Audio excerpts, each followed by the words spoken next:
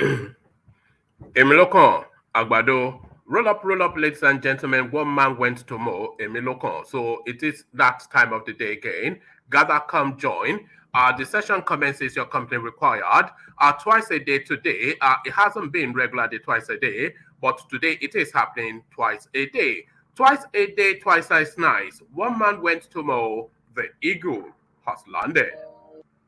Another Savior. Holy, holy, holy, holy, Adimebujuku. Another Savior. Another Savior. Holy, holy, holy, holy, Adimebujuku.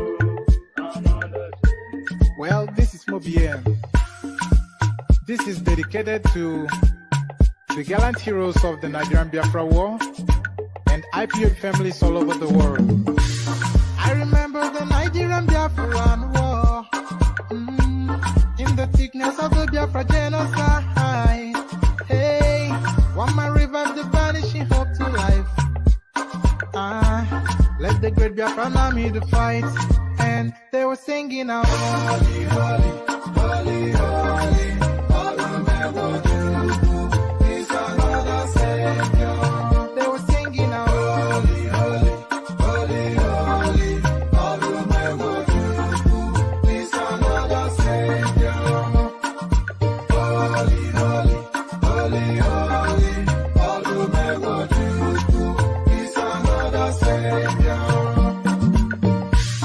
Many years after the genocide, whoa, yet another great leader has risen up now. Oh, and he's leading the Biafrans to victory. In your Madika, Yabika Kokwanam Noah. Hey, Anamekele Mazuche Mefo. One memo. It's an honor having you on board. When I'm singing along. Holy, holy, holy, holy. Namdekano is another Savior. Just sing along. Holy, holy, holy, holy. Namdekano is another Savior. When I sing along. Holy, holy, holy, holy, holy, holy, holy, holy. Is another Savior. Getting moving right and getting moving faster now. Holy, holy, holy, holy. Is another Savior. Holy, holy, getting moving right, moving faster. Never freedom. Is another Savior. Never freedom. Holy, holy, holy, holy. Namdekano is another Savior. Another Savior. Holy, holy, holy, holy, Adimebujuku. Another Savior. Another Savior. Holy, holy, holy, holy, Adimebujuku.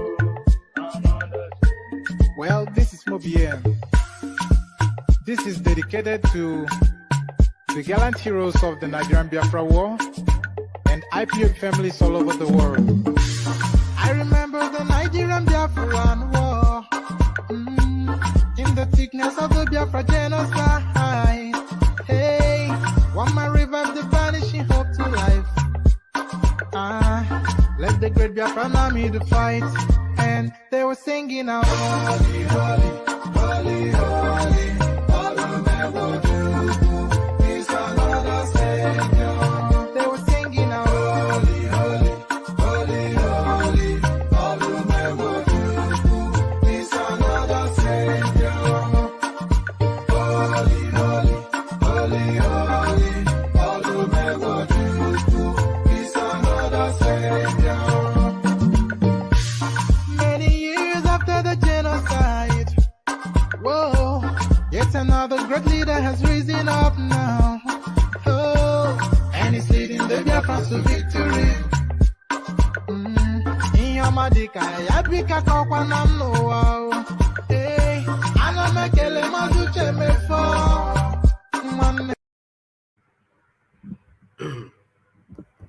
And there it is right there, the Holy Holy song from the Easterners. The Holy Holy song from the Easterners. So now this is a story submitted by one of the subscribers, Alexander Kashe. It says senators across parties threaten to impeach Buhari over insecurity. So the story is submitted by Alexander Kashe, as I said, but the story really, the headline in all of the news cycles today, really. So that's the thing, the threat now to impeach Buhari. But what are we making of it? Senators across our parties threaten to impeach Buhari over insecurity. So a lot of time will be spent in that space. Senator give Buhari 6 weeks to address insecurity or face impeachment. Same headline, same story, different headline. Buhari should resign. Enough is enough. Northern Elders Forum back up the senators. So it looks as though they're circling right around him somewhat.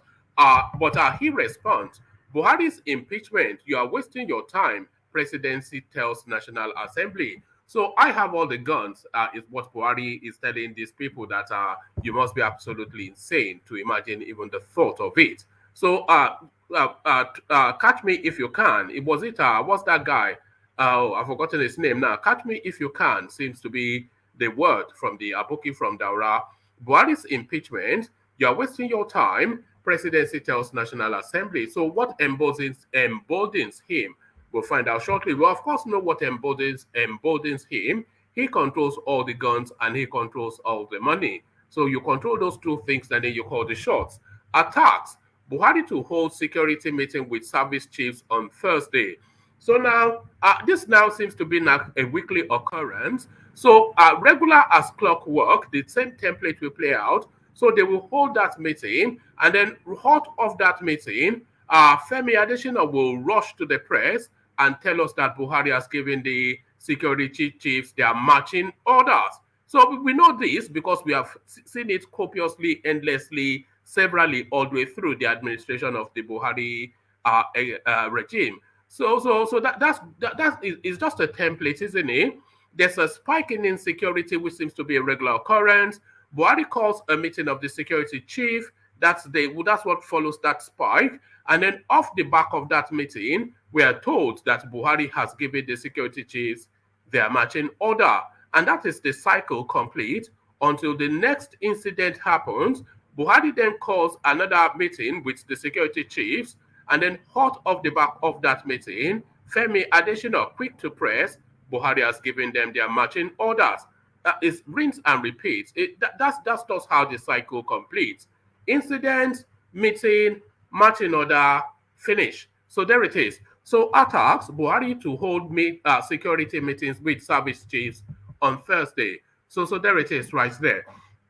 So this is a story we covered somewhat earlier, and it looks as though error and acknowledgement that should really be followed by forgiveness. So error, acknowledgement, but is that followed by forgiveness?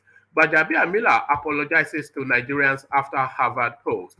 So a lot of you, of course, Madam Obi Ezekwesili was the first to come out to criticize. Femi Bajabi Amila now making it known that he's in Harvard, taking some sort of like a course there in leadership. This off the back of the students in Nigeria not being able to take a course in anything. And to compound it, he sits at the top of the Nigerian space as the number 4 citizen of that country. So whilst he's in John F. Kennedy School of Governance, expanding on his knowledge, the Nigerian student is at home feeding fat on their mother's pots. Bajabi Amila apologizes to Nigerians after Harvard post. So is that crime and punishment then sufficient enough to douse that space? We'll find out shortly. Senate over somersaulting forex scarcity. So it looks as though the Senate now they've called. Actually, I'll take the story once, but from this space, from this headline instead. Nigerian Senate to invite Central Bank of Nigeria Governor Emefiele over rising inflation, Naira devaluation. So since this guy now, I won't say since he took over the space, but then really since he took over the space, as far back as Goodluck Jonathan's space, this guy has been hemorrhaging and destroying the Nigerian economy to the point now that he almost seems to have completely collapsed it. Within the period of 3 years, the currency of the country has devalued by 300 to 500%. So just imagine that over the period of about 6-7 years, the currency has devalued by nearly 500%. Just pause for a moment and reflect on that. So that is not an economy that is propelling towards the future. That is an economy that is hurtling regressively towards their base. Nigerian Senate to invite Central Bank Governor Emefiele over rising inflation, Naira devaluation. So they will invite him. He will go there and hoo-ha and brouhaha and tell them it's the global something and the other. And they will just say, okay, just put some dollars in our account. And then the public showing that the Senate has told him off, and the Naira will continue to hemorrhage. So I only say that because we've seen it happen severally. So don't expect anything meaningful from anybody that's able to effect meaning within Nigerian space. So this is a deviation from politics. This was a storyline that Alexander Gomez highlighted earlier on, and it's one that I've been tracking. But when he brought it up, so I thought to bring it up then, so that to see what the platform is making of it.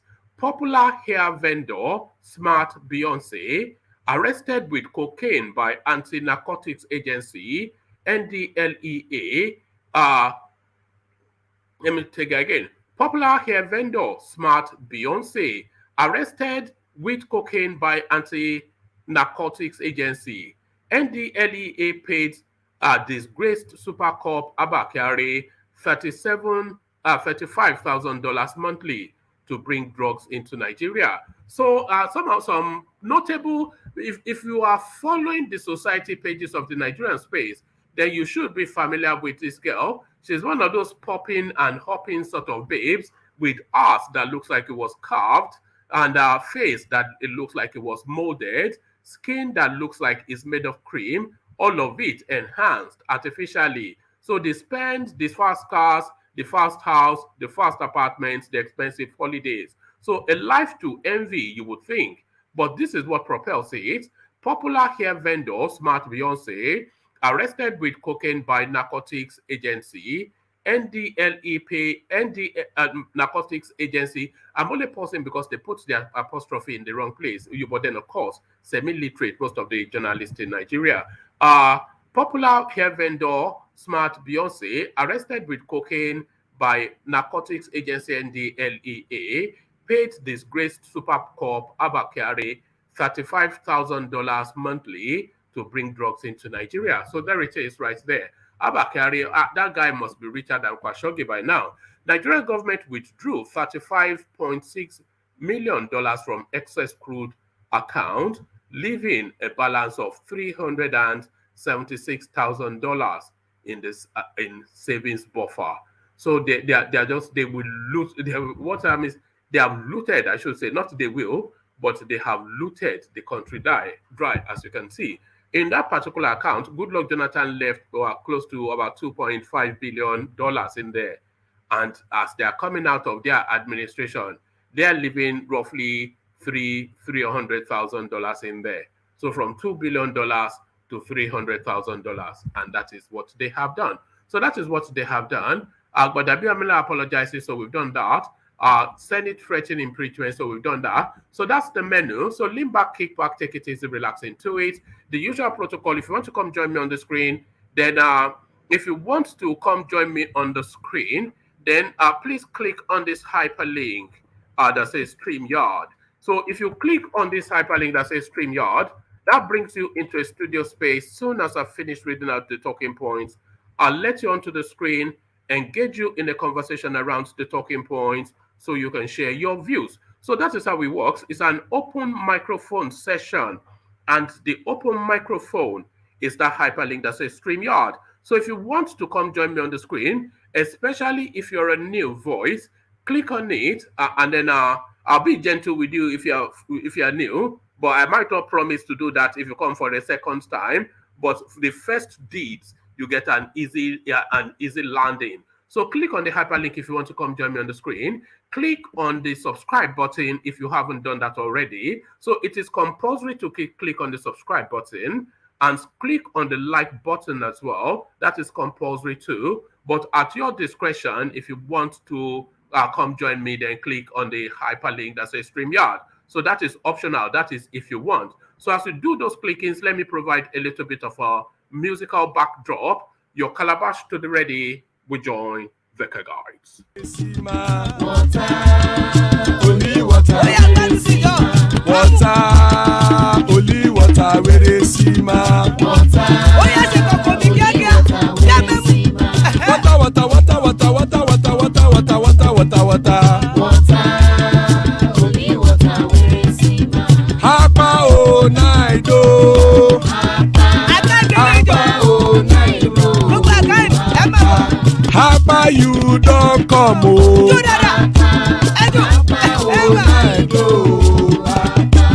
Hapa o naido.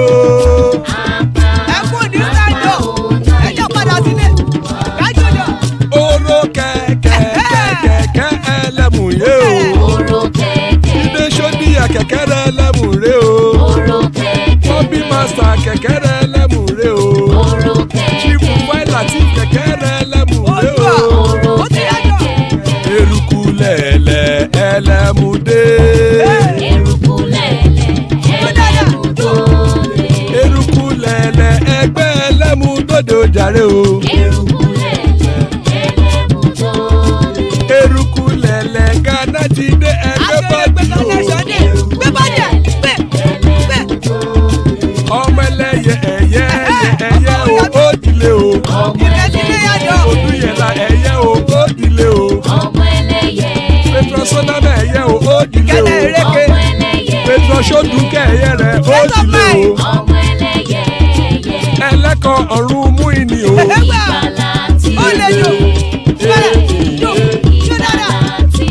Àkùkọ ọ̀run mẹ́kọ.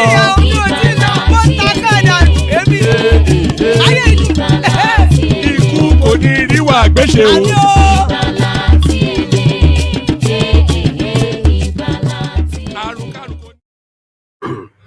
And there it is right there. Ikuko ni riwa agbeshe. May death have nothing to do with us.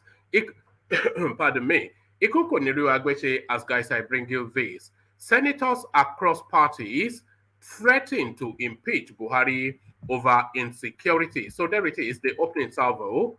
Are terribly dissatisfied with the manner the security situation, terribly dissatisfied with the manner the security situation in the country has turned out. Senators across political parties on Wednesday gave President Muhammad Buhari a 6 weeks ultimatum to properly address worsening insecurity or face immediate impeachment. They tried to raise the motion to that effect on the Senate floor, but were frustrated by Senate President Ahmed Lawan.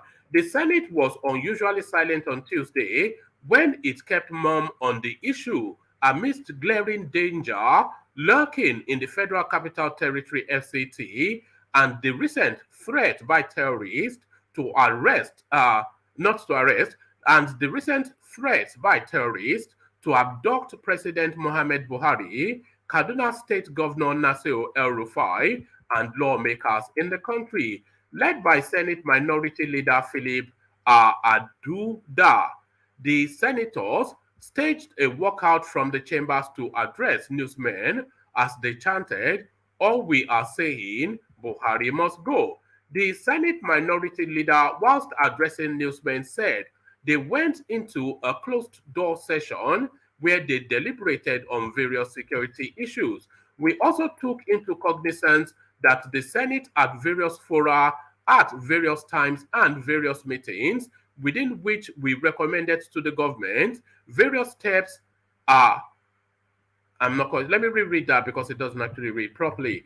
We also took into cognizance that the Senate at various fora, at various times and various meetings, within which we recommended to the government, various steps have been suggested aimed at curbing this issue of insecurity, but we have realized that even Abuja is no longer safe, Duda said. So, at the closed session, we agreed that we will give the president an ultimatum, failing which we will move to give an impeachment notice. This was our agreement at the executive session.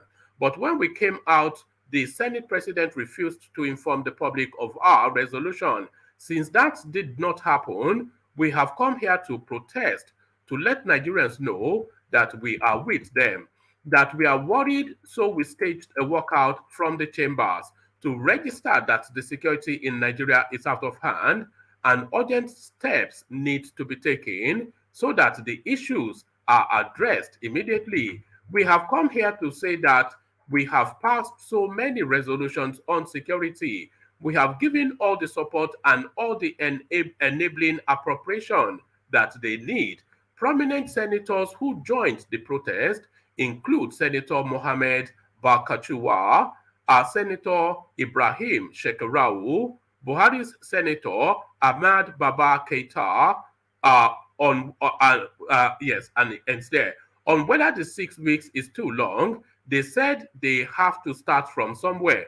So the 6 weeks is somewhat a bit of a nonsense.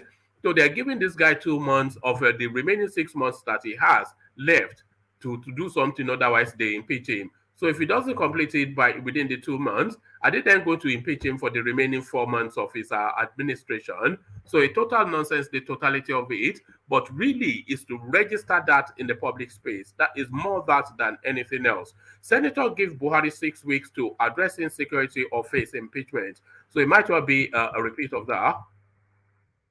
Some senators have issued an ultimatum to President Mohammed Buhari, giving the former military leader 6 weeks to address multiple security breaches in the country or face impeachment.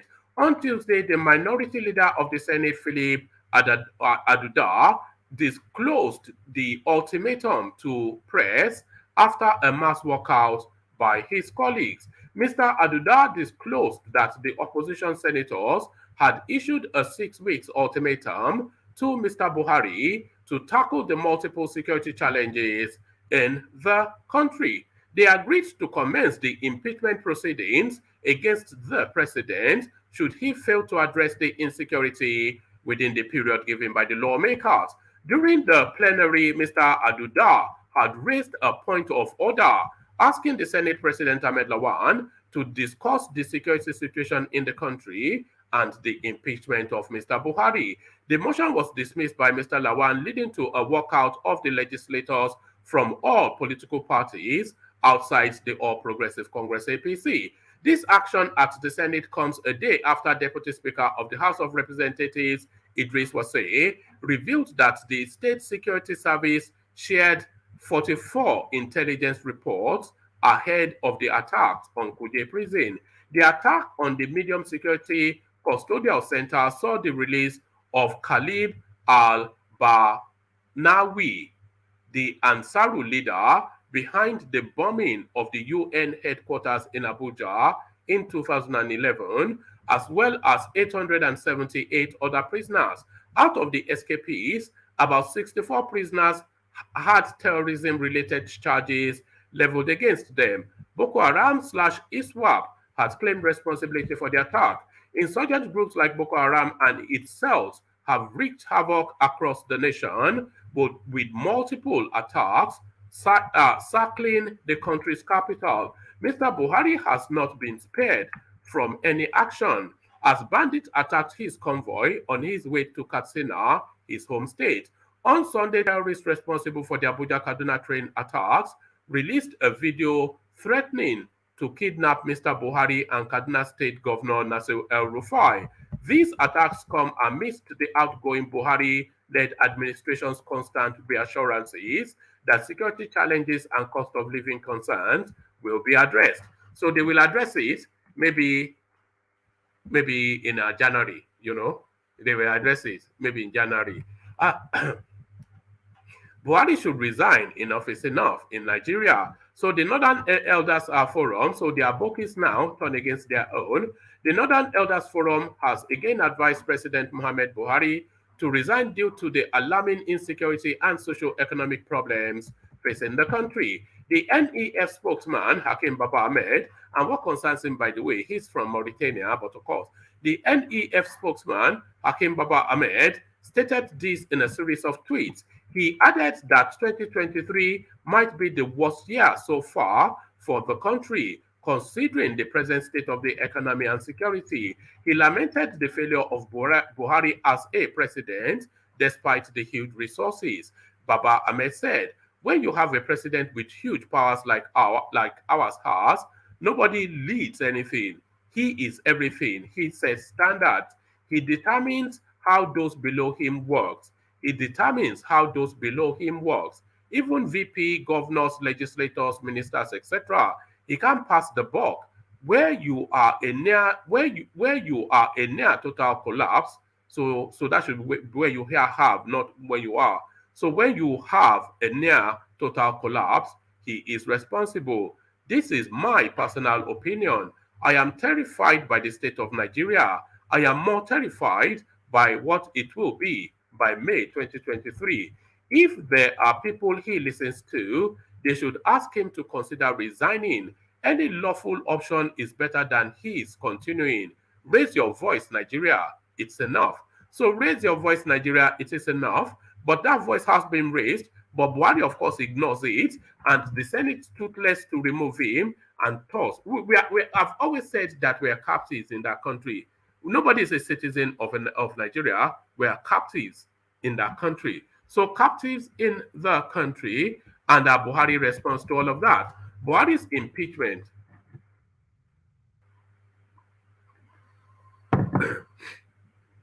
So Buhari responds to all of that. Buhari's impeachment. You are wasting your time, presidency tells National Assembly. The presidency on Wednesday said federal lawmakers who threatened to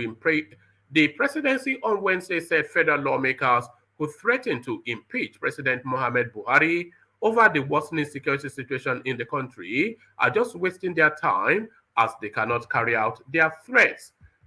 Senators across political parties on Wednesday gave President Muhammad Buhari a 6 weeks ultimatum to properly address worsening insecurity or face immediate impeachment. However, speaking on Channels Television's Politics Today, monitored by correspondents, Femi Adesina, special advisor to the president on media and publicity, described the lawmakers' threats as empty, saying they are just wasting the time of Nigerians. He said, the truth is that the minorities will have their say, whilst the majority will always have their way. If you know the configuration of the National Assembly and the Senate, those who spoke today are minority of minorities.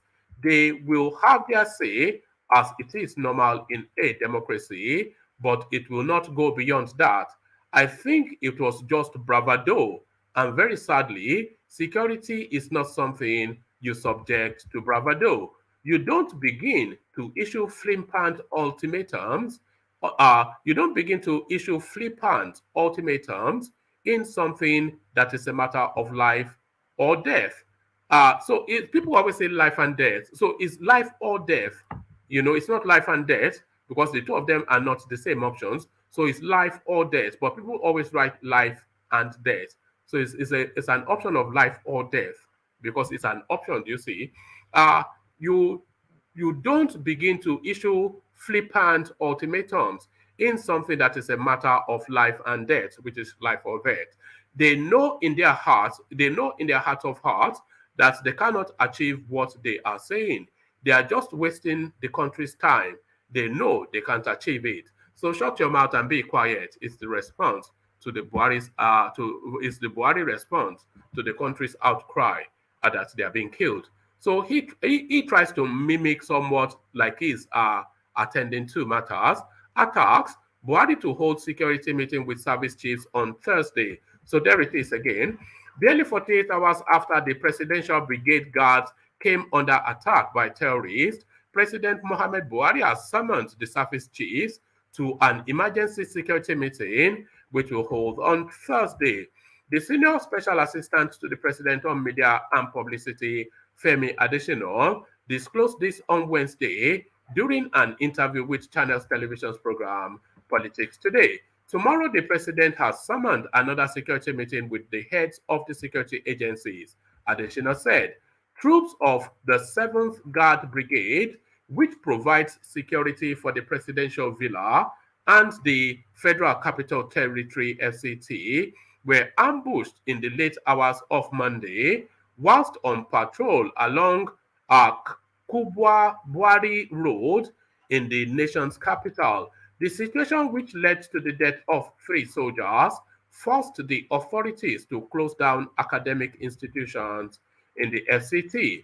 2 days after the incident, senators from the opposition party issued a 6-week ultimatum to President Buhari to tackle the security challenges bedeviling the country. Briefing reporters after plenary on Wednesday, Senate Minority Leader Senator Philip Aduda also threatened to commence impeachment proceedings against the president should he fail to address the insecurity within the period given by the lawmakers. Reacting to the impeachment threat, the presidential spokesman was of the opinion that the opposition lawmakers were merely playing to the gallery, adding that, sorry,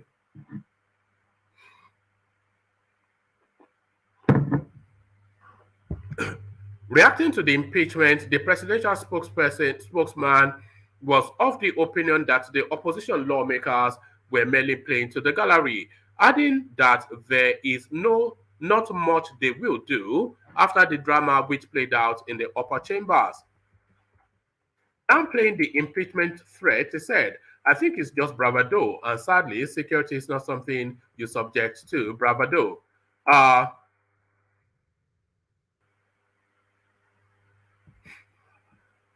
But the presidential spokesman admitted that gunshots were heard. He further averred that those who spoke today are the minority of minorities. They will have their say, as is needful in democracy, but not go beyond that. The presidential spokesman admitted that gunshots were heard in the area, but no one should conclude that the shots were heard from the terrorists. Those expected to attend. So which area though? Did I skip through something that is? All right. Those expected at the meeting includes the Chief of Staff to the President, Ibrahim Gambari, and the National Security Advisor, Major General Babagana Mongono, the Chief of Army Staff, Lieutenant General Farouk Yahaya, Chief of Naval Staff, Vice Admiral Awal Gambo, and the Chief of Air Staff, Air Marshal Ishaq Amo. So that tells you, so that's the security of Nigeria, by the way. So that is the security of Nigeria. That is to secure you in Oyo Alafin, to secure you in Ugeli, to secure you in Abakaliki, and these are the people that have been charged. So here they are, Ibrahim Gambari. Stop me when you hear a name that sounds close to yours. Ibrahim Gambari, Babagana Mongono, Farouk Yahaya, Awal Gambo, Marshal Ishaku, Marshal Isaka Oladayo. So that may sound like you. Lucky Irabo, that may sound like you. But does Alkali Baba Usman sound like you? Does Yusuf Bichi sound like you? Or does Ahmed Rufai Abubakar, does it sound like you? So there it is right there. To secure the entire country is a Fulani class of security personnel. So that is to secure from Lagos to Borno. So, anyway, this is just the thing. So embedded in all of the problems we have is just that list of names. Not at all fit for purpose, skewed to what they think is their advantage, but now not only to their disadvantage, but to the disadvantage of all of us. But Jabir Miller apologizes to Nigerians after Harvard Post. Speaker of the House of Representatives Femi Gbajabiamila has apologized following the backlash that trailed a tweet in which he shared photos of himself attending a leadership course at Harvard University in the United States of America. Gbajabiamila suffered backlash from Nigerians who accused him of being insensitive to the plight of Nigerian students currently suffering from the shutdown of academic activities in public universities due to the ongoing strike action by the Academic Staff Union of Universities and other unions. Apologizing via his Twitter account, the House of Representatives Speaker admitted that sharing the tweet is insensitive. He went on to list some of his efforts to ensure the face-off between the lecturers and the federal government is resolved. Yesterday, I posted a picture of myself at Harvard Kennedy School undergoing a course. That post was not sensitive to the present feelings of fellow citizens, especially parents and students who are presently bearing the brunt of the ongoing closure of public universities owing to the unresolved issues between the Academic Staff Union of Universities and the federal government of Nigeria. I apologize for the post at this time, and I hope you will understand that it was not my intention to cause this affection. As Speaker of the House of Representatives, I have made multiple interventions within the powers of the legislature to avert the ongoing strike. I had direct engagements with ASU, relevant government agencies. The House of Representatives is still keenly involved in seeking a resolution to the issues so our students can return to school. We all await the outcome of the 2-week ultimatum given for the conclusion of negotiations with ASU. I have long been a champion of public education in Nigeria, and I have consistently advocated programs, policies, and investments to improve the quality of public education in the country. In my constituency and beyond, I have attracted a new international student hostel in Unilag, facilitated access to free internet Wi-Fi, pardon me,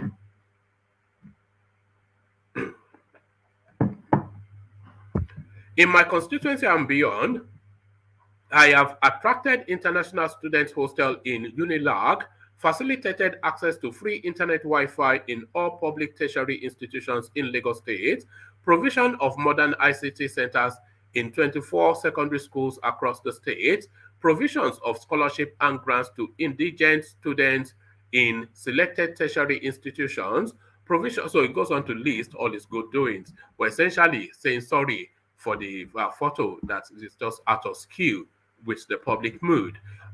Nigerian Senate to invite Central Bank Governor Emefiele over rising inflation, Naira devaluation. The Nigerian Senate on Wednesday said it would invite the governor of the Central Bank of Nigeria, Godwin Emefiele, over rising inflation and Naira devaluation, which have made lives difficult for Nigerians. The Senate lamented that the exchange rate of the dollar to the Naira had now risen to 700 Naira, which was described as very sad. They therefore called for immediate action. Devaluation is an official reduction of the value of a domestic currency to the value of the foreign currency, particularly those currencies accepted internationally for transaction, like the US dollars. Devaluation is a deliberate action of the monetary authority. It can be reversed to appreciation through the same market forces when an economy improves. A major issue of concern and challenge for most individuals and companies is the widespread surge in prices of goods and services due to this devaluation. So there it is right there. It's just But what is Emefiele? What is the Senate going to say to Emefiele that will affect anything? So this is just like, to borrow Femi Adesina's word, this is just bravado. This is just grandstanding. It's just a grandstand. And also the threats and the walkouts, etc. That's just grandstanding. What are they going to eat? That is even if Emefiele turns up, because in some instances, these ministers and heads of agencies, they don't even have any regard for the Senate and they just ignore them out of hand. Popular hair vendor Smart Beyonce, arrested with cocaine by narcotics agency NDLEA, paid disgraced Super Cop Abakari $35,000 monthly to bring drugs into Nigeria.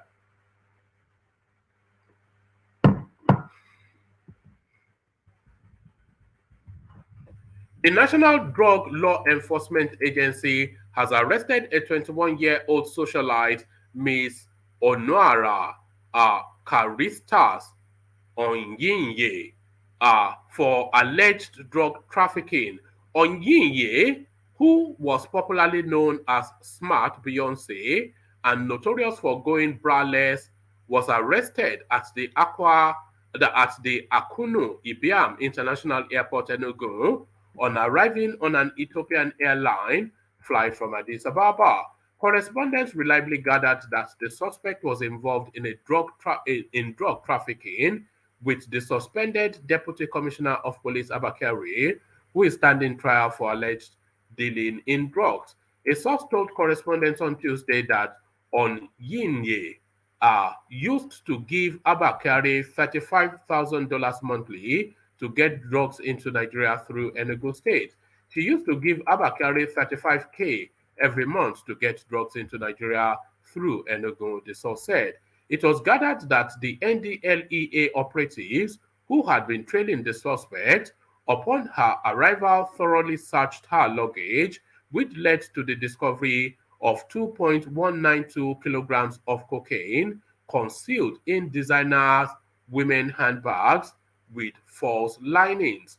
Correspondents also learned that she got involved in drug trafficking after her friends took her abroad and showed her how to make illegal money. An NDLEA operative who confirms the arrest to correspondents under condition of anonymity said she had yet to name her sponsors. Efforts by correspondents to get the official reaction of the NDLEA were unsuccessful as the head of media and publicity, Femi Babafemi, did not answer his calls as his phone rang out. Correspondents reported that Deputy Commissioner of Police Kyari and Commander of the Intelligence Response Team was arrested in February following his involvement in a drug cartel. He has since been suspended but is yet to be dismissed from the force. He was subsequently arraigned before an Abuja High Court and remanded in Kuje Correctional Center in Abuja. Kyari was first declared wanted by NDLEA for selling cocaine consignments seized by IRT operatives from drug barons at the Enugu airport in January this year. His involvement in the deal had raised questions in many quarters, considering that he was under suspension last year because of his alleged involvement in fraudulent activities with Rahman Abbas, aka Hush Puppy, who has already pleaded guilty to money laundering in the United States. So that is just to document somewhat that socialite and what her fame is predicated upon. Nigerian government withdraws $35.6 million from excess crude account. $376,655 remains in savings buffer. The federal government has again depleted the country's excess crude account after withdrawing $35.377 million in May this year. With this development, only $376,000 is left in the ECA, a savings buffer meant to steady the government's revenue and serve as a bailout for the economy in dire times. The director in charge of information in the Office of the Accountant General of the Federation, Henshaw Ogubike, disclosed this in a communique issued at the end of the monthly Federal Account Allocation Committee meeting on Tuesday in Abuja. The communique revealed that a total of 1.012 trillion naira was realized as revenue last month, but only $802,407,000,000 and naira was shared after deductions. It added that 26.117 billion naira was withdrawn from the ECA as derivation refund. Another 280 billion naira was withdrawn from the account as savings and refund of 20% of the amount due to states withdrawing from the ECA, and they cover it also in all sorts of essentially they've stolen everything. So that's the upshot of that. So they have stolen everything, but they have stolen everything. So this is Alexander Gomez is saying typical landers, but unfortunately I can't recall what I said at that point because I was on another screen.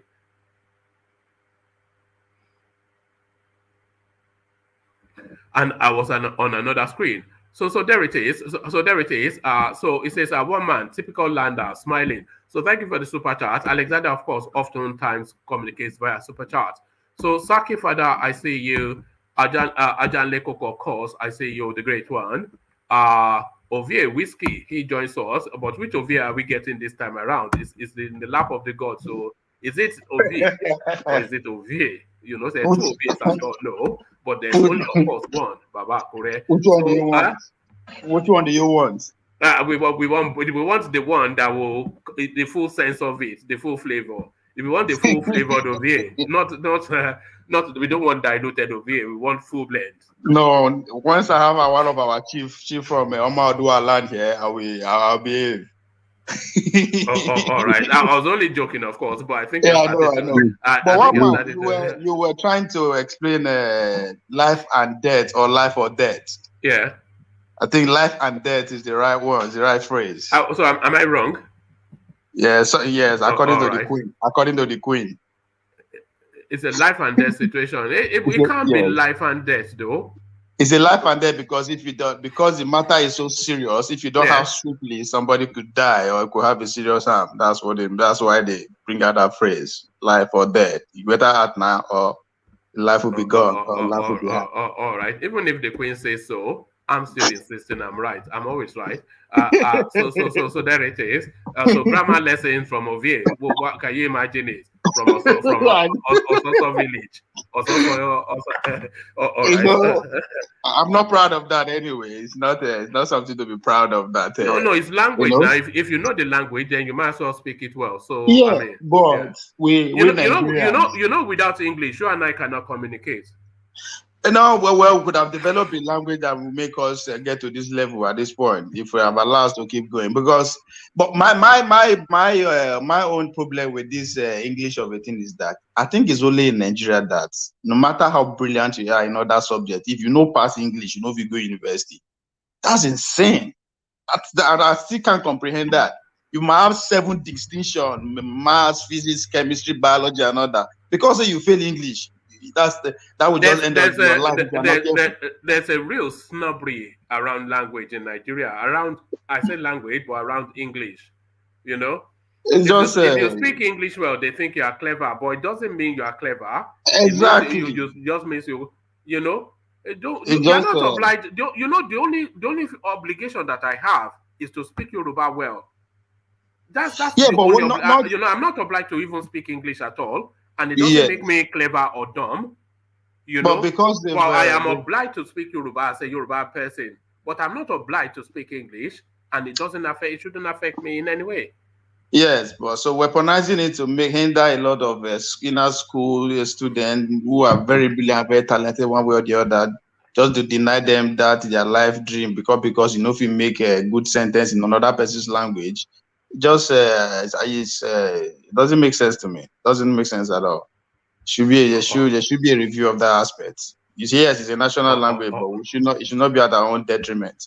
And even though I never stayed for my village, let's assume I never stayed for my village before. Naturally, it will come to me to speak my mother's tongue naturally without it being taught. You know, but unfortunately, it's a weapon against us. That's how smart we are. But the thing is, for reasons of trade and expansion, you will still have to speak a language that is foreign and alien to you. Whether it's a black language or a European language, it'll certainly be a language that is foreign to you. It should be. If we're all speaking Swahili in Africa, for instance, I, as a Yoruba man, I'll still have the same issue as I have with the English language because it's a foreign language to me. Yeah, yes, for the sake of commerce, relatability, and all that, they should, but it should not be compulsory that if you don't master it, you can't move to the next level in your life. Nigeria, but you can't now. How can you? If you don't master English,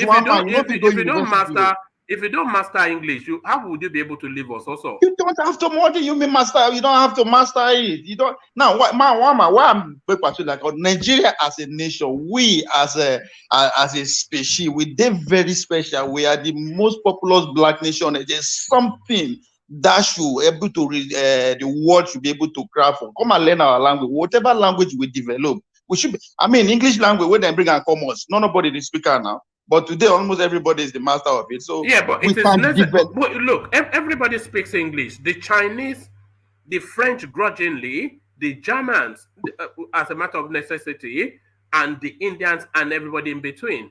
We have to have one common language of commerce, and that is English, French, and Spanish. In Chinese, yeah. In China, it is not compulsory that if you know pass them, you cannot excel in life. You know, if you go school, that's pretty much what it is. Yes, no other country do like that. But to expand beyond the boundaries of your country, you have to have mastery of English.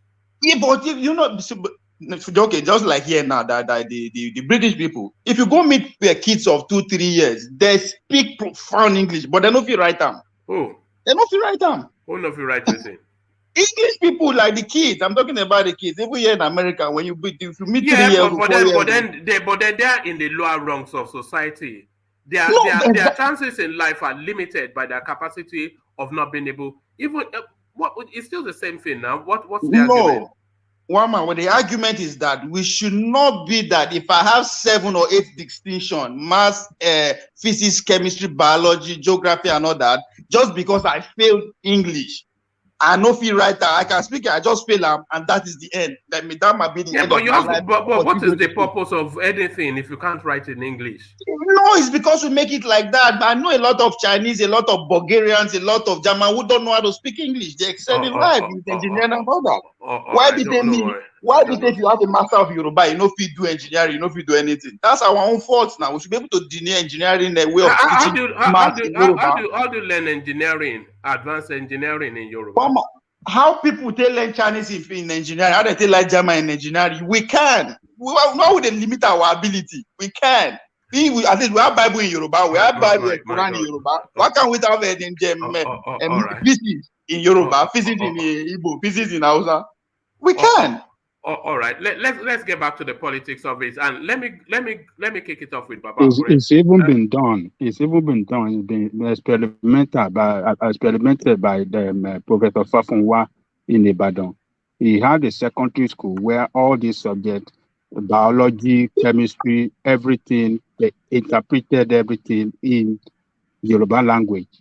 And those students, when they did their exam in this WAEC, the students that were taught in Yoruba language, in physics, in maths, in everything, they come out, they perform better in their WAEC examination than those that were taught in English, that went through English classes. They perform like 90% of them pass the WAEC than those ones that went through English. That will be at a rudimentary level. That's at a rudimentary level. What do you mean by rudimentary? What do you mean by rudimentary level? They can't pass anything. Other than basic something. It's just basic something. English was they just taught them English. They have English class too, but was just a subject, but not a compulsory. They didn't make it compulsory to teach them in physics, in biology. They didn't make it compulsory to teach them in English. They didn't make English as a way of teaching them biology and this. And they were taught in biology in Yoruba language. They were taught in physics in Yoruba language, and they came out be the best. They came out. What are you talking about? We have Russians. The Russians have their own scientists. Why are they not teaching in? Hold on. The Russian language, the German language, the Chinese language, even the Indian language, they have a history in science. None of the African languages. We have history in science too. Exactly. We have history in science too. It's just colonization that destroys everything. Go and read your history. We don't have a history in science. Let's not. We are a conquered race. That's it. They don't conquer us. That's what we are. That's the effect we are seeing. So you have sufficient enough of a history in science. for you to learn yeah, through Yoruba and sit O-level physics, O-level chemistry and biology. You can't now. So At you any be level, you rudimentary can stuff. code. You can code in any Don't worry language. now. At any Don't level, worry. it's done. No, I would wish it to be that too, but that sounds like wishful thinking. That's wishful No, it's thinking. not weak. We are Okay. just a conquered race. That's it. One man. All Oh right. man, Quran day for Yoruba, Quran day for Hausa and Igbo, where Bible All day right. in all those language. No, there are no people know they struggle with that now. They are doing excellently well. All right, let's get to the politics of it. Let's get to Babakure. So a difference of opinion, but I don't agree with any of that. But let me acknowledge Alexander Gomez's super chat before I come to Babakure.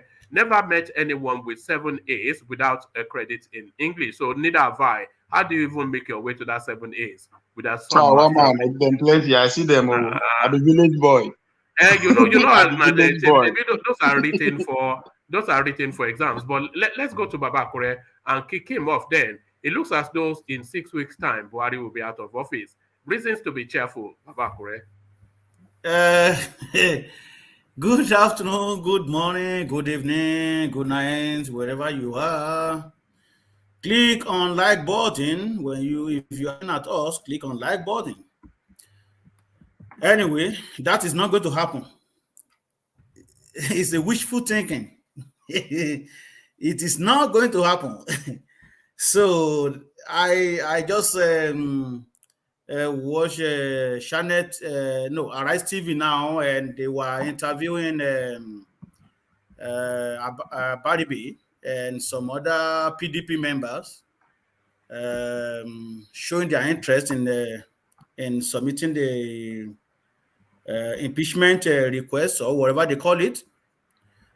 And it is good for them to show that Nigeria is angry. I mean, Nigerians are angry, but believing that Buhari is going to be impeached, it is just a wishful thinking. It's not going to happen.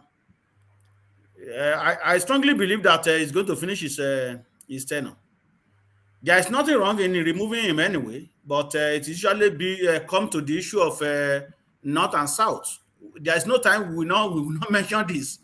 It's always come to the issue of North and South, that Southern they did their own, nobody impeached them, and it is our own turn. They have to finish it.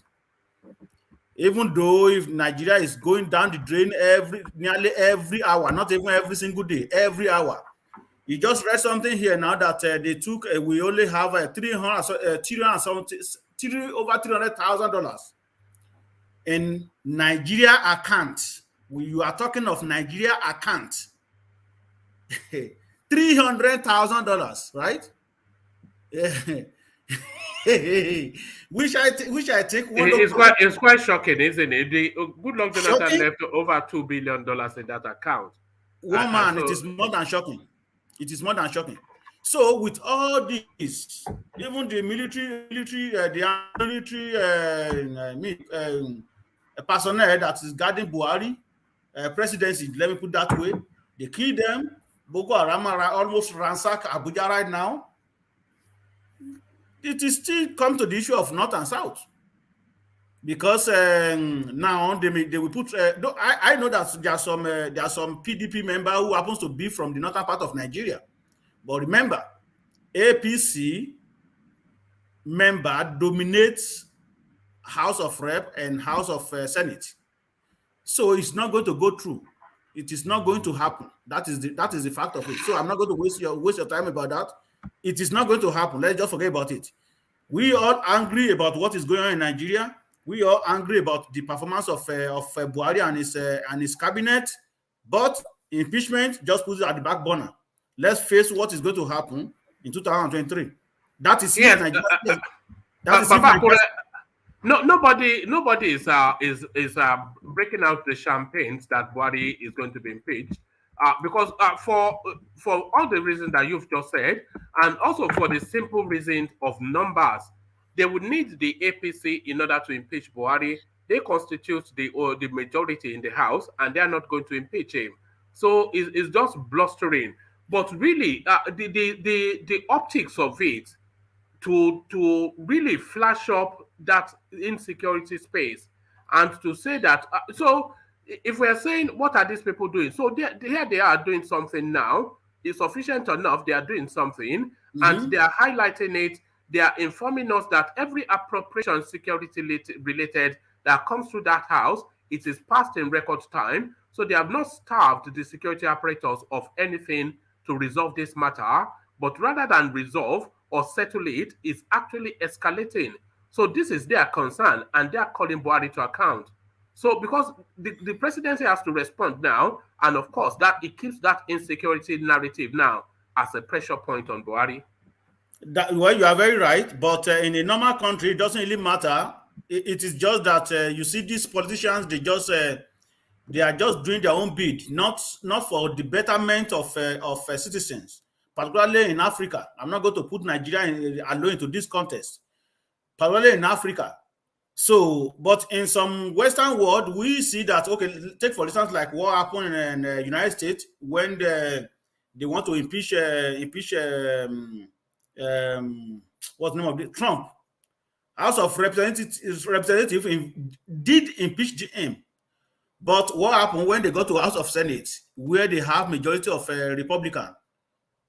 They didn't pass it because they want to defend their party, not the country. It happens also in a normal way, where we put party aside and our legislators believe that they're responsible for the welfare and well-being of citizens. There is nothing wrong. They swear to the oath of Nigeria, not the oath of presidency, not the oath to Buhari, not allegiance to Buhari, but to Nigerians. So in this case, for them to impeach him, regardless of which party has majority, I think it is the right thing to do. But it's not going to happen. In Nigeria that we are right now, it's not going to happen. Because this, like I said, we always mentioning it. It's going to be, they will say, oh, well, when Satana did it, nobody impeached him. That is what is going to be the argument. So it's not going to happen, one man. Let's just move on. Sorry, I'm here. Yeah. No, I was going to say, Baba Akure, I think we all know that it's not going to happen. So I don't think that's news to anybody. But really, the threat of it is the real thing that it is used as a threat. Just wait until when this taking out what's the name of this man, the Minister for Information, and this guy Adesina and Addition has already started to respond. But exactly. We don't expect it to lead to the impeachment of Buhari. so nobody has that expectation. So Buhari is not going to be out of office. So the point is that it is you think that it is going to be frightening. It's going to be do this. It's going to be do that. No, it's not going to be frightening. Let me give you Additional's response. So to tell you that they've dismissed it out of hand. I think I read this earlier, but where is it? So Additional has responded, and this is what Additional said. It says, Buhari's impeachment, you are wasting your time, presidency tells assembly. The presidency on Wednesday said federal lawmakers who threatened to impeach President Buhari over the worsening security situation in the country are just wasting their time as they cannot carry out the threat. Senators across political parties on Wednesday gave Buhari a 6 weeks ultimatum to properly address worsening insecurity or face immediate impeachment. However, speaking on Channels Television program Politics Today, monitored by correspondents, Femi Adesina, special advisor to the president on media and publicity, described the lawmakers' threats as empty, saying they are just wasting the time of Nigerians. He said, the truth is that the minority will always have their say, whilst the majority will always have their way. If you know the configuration of the National Assembly and the Senate, those who spoke today are the minority of the minorities. They will have their say, as is normal in a democracy, but it will not go beyond that. I think it's just bravado. And very sadly, security is nothing you subject to bravado. So we know that Buhari is not going to be frightened by it, We know that Buhari is not going to be impeached, but by the very act of it, to signal that this is how seriously they take it, that mounts additional pressure on that narrative is essentially what it is. So nobody is expecting that Buhari is packing his bags off the back of that threat. Where you can see it as mounting pressure. I'm still not going to agree with you, one man. Mm-hmm. Because these people don't feel it is you feel that, oh, they feel something. They don't feel anything. If this man feels something, they kill the army that two or three of your army. The same day you get out of the country. Look at what happened when they broke into Kuje prison. What happened? The man jetted out of the country. So it is we. Even we spoke about Bajabi Amila this morning. These people don't feel anything because they are in their comfort zone in Abuja. But I really think that if they've already kidnapped Adeshina that is talking right now, they already kidnapped one of his daughter, maybe in that among the victim of the train Kaduna Abuja, is it Abuja Kaduna train attack? Had they been they kidnap one of his daughter or is one of his children, he will not be saying that. He will not be saying that. It is the right thing to do. Our legislator did not swear allegiance to Buhari, but to Nigerians. It doesn't, regardless of the number of party that has majority in the house. It doesn't really matter. They are there to work for Nigeria, not for president. That is the fact. So to me, I disagree with you. They don't. It's not. It is we think that okay, it's going to mount prayer on them. There is no prayer. If it is prayer, well, it is mounting pressure somewhat because they have come out to they've come out to respond to the legislation. Is this the first time is this the first time they give him ultimatum to address the issue of insecurity? Is this the first time? Well, whether it's the first time or not, it is something that is being done. All right. If you believe so. Sorry, what is your cynicism? Are you saying they are wrong to do it? What is your position? Or I'm not saying that they are. I'm not saying that they are wrong to do that. It is. Hear me well. I said it is the right thing to do, but it is not going to happen. And you said Adeshina came out and already making noise, and because they feel prayer that because presidency is feeling prayer. But I'm telling you that I do not agree with that. But that they are not feeling any prayer.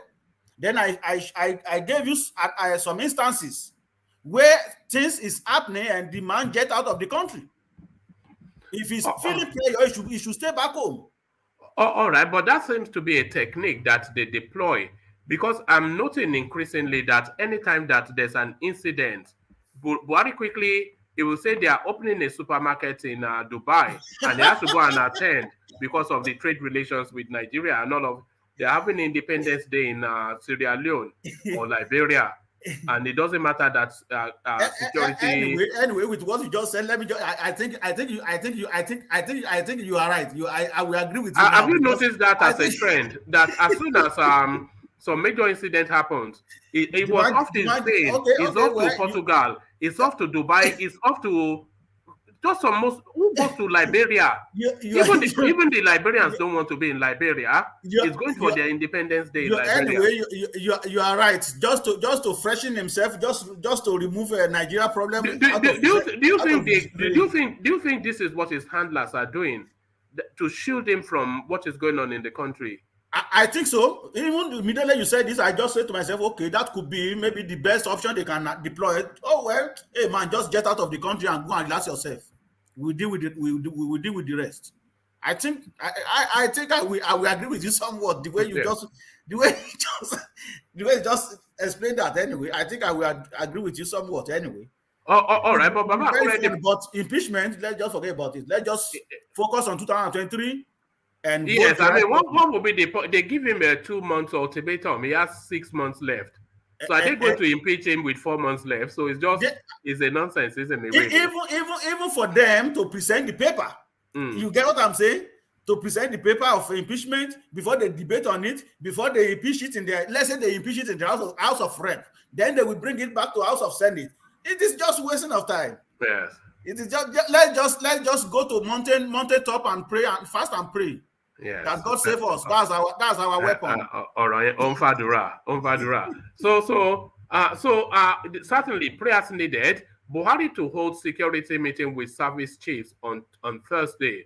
So here it is again. So there's a pattern that has been perfected by this administration.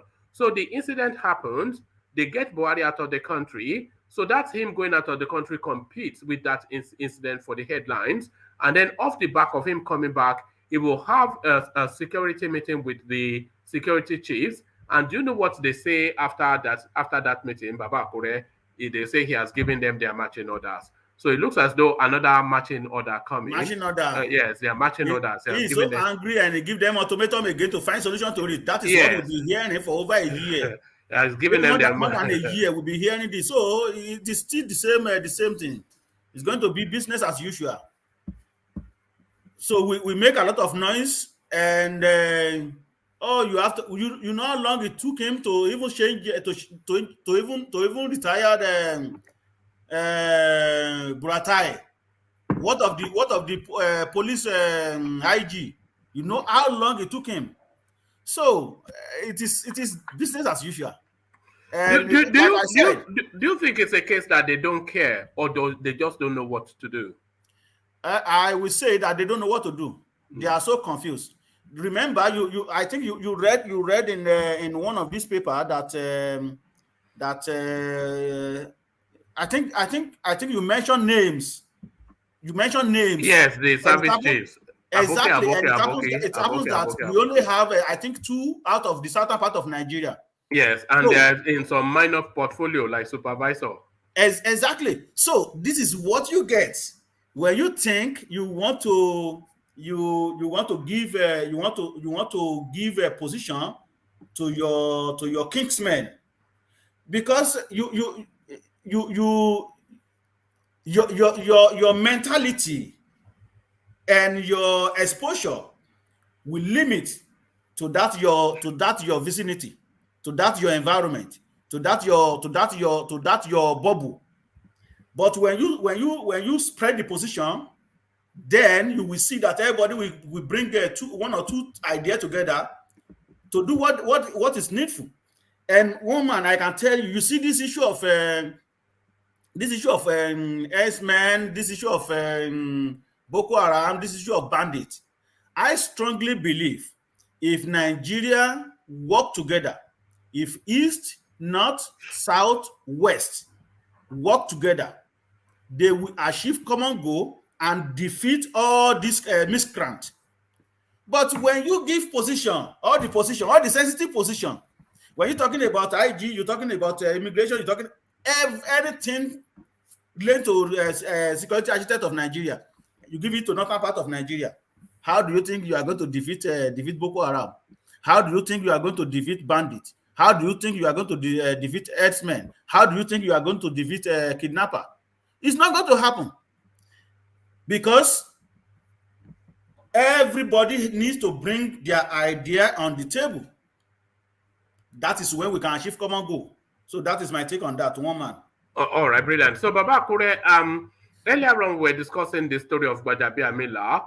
He going to America, to Harvard, and showing off himself attending lectures, whilst the students in Nigeria don't have that same opportunity of going to their ramshackle school to show up attending lectures. So the space has been somewhat a backlash, and he very quick to apologize, to say that, yes, that was insensitive, and then he goes on to list how he has tried to resolve the ASU federal government crisis. So is that sufficient enough then to douse the criticism of this wayward man?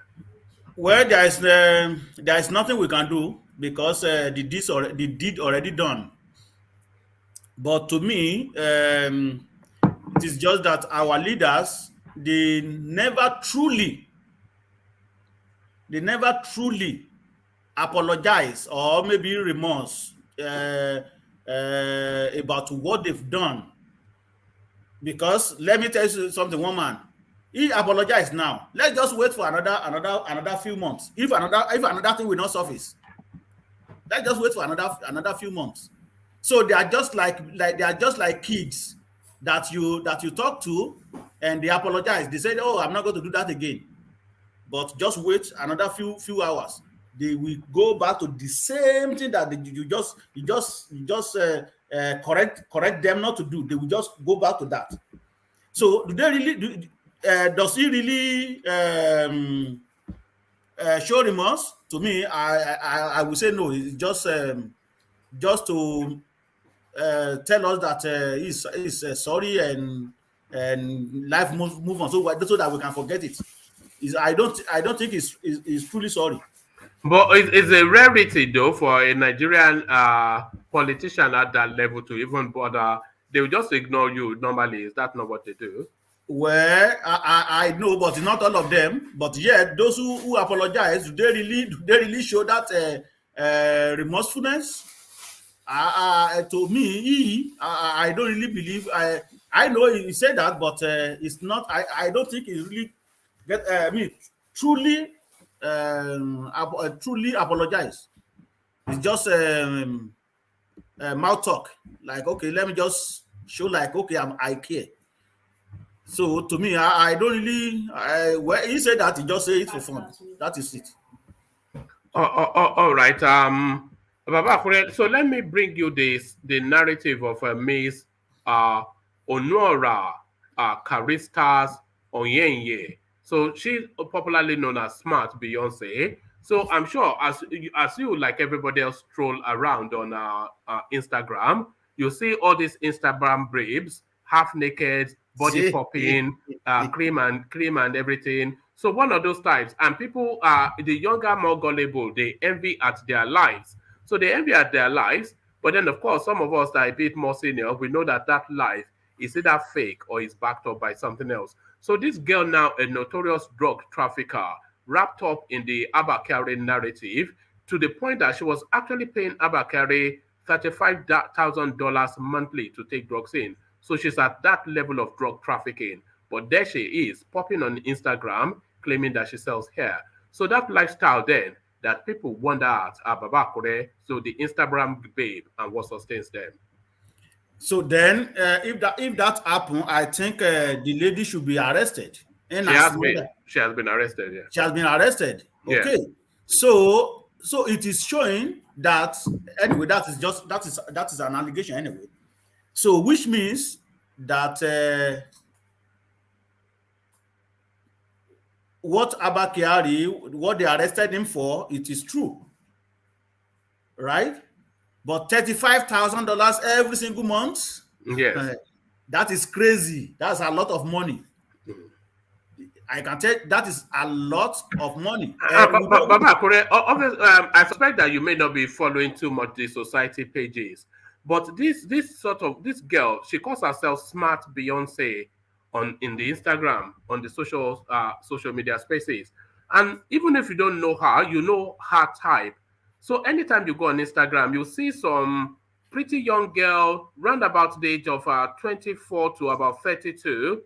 So she's dressed in designer gears, shutting the door of a Mercedes, music in the background as she walks into this expensive Lekki apartment, and she's saying, "No, doing it for myself.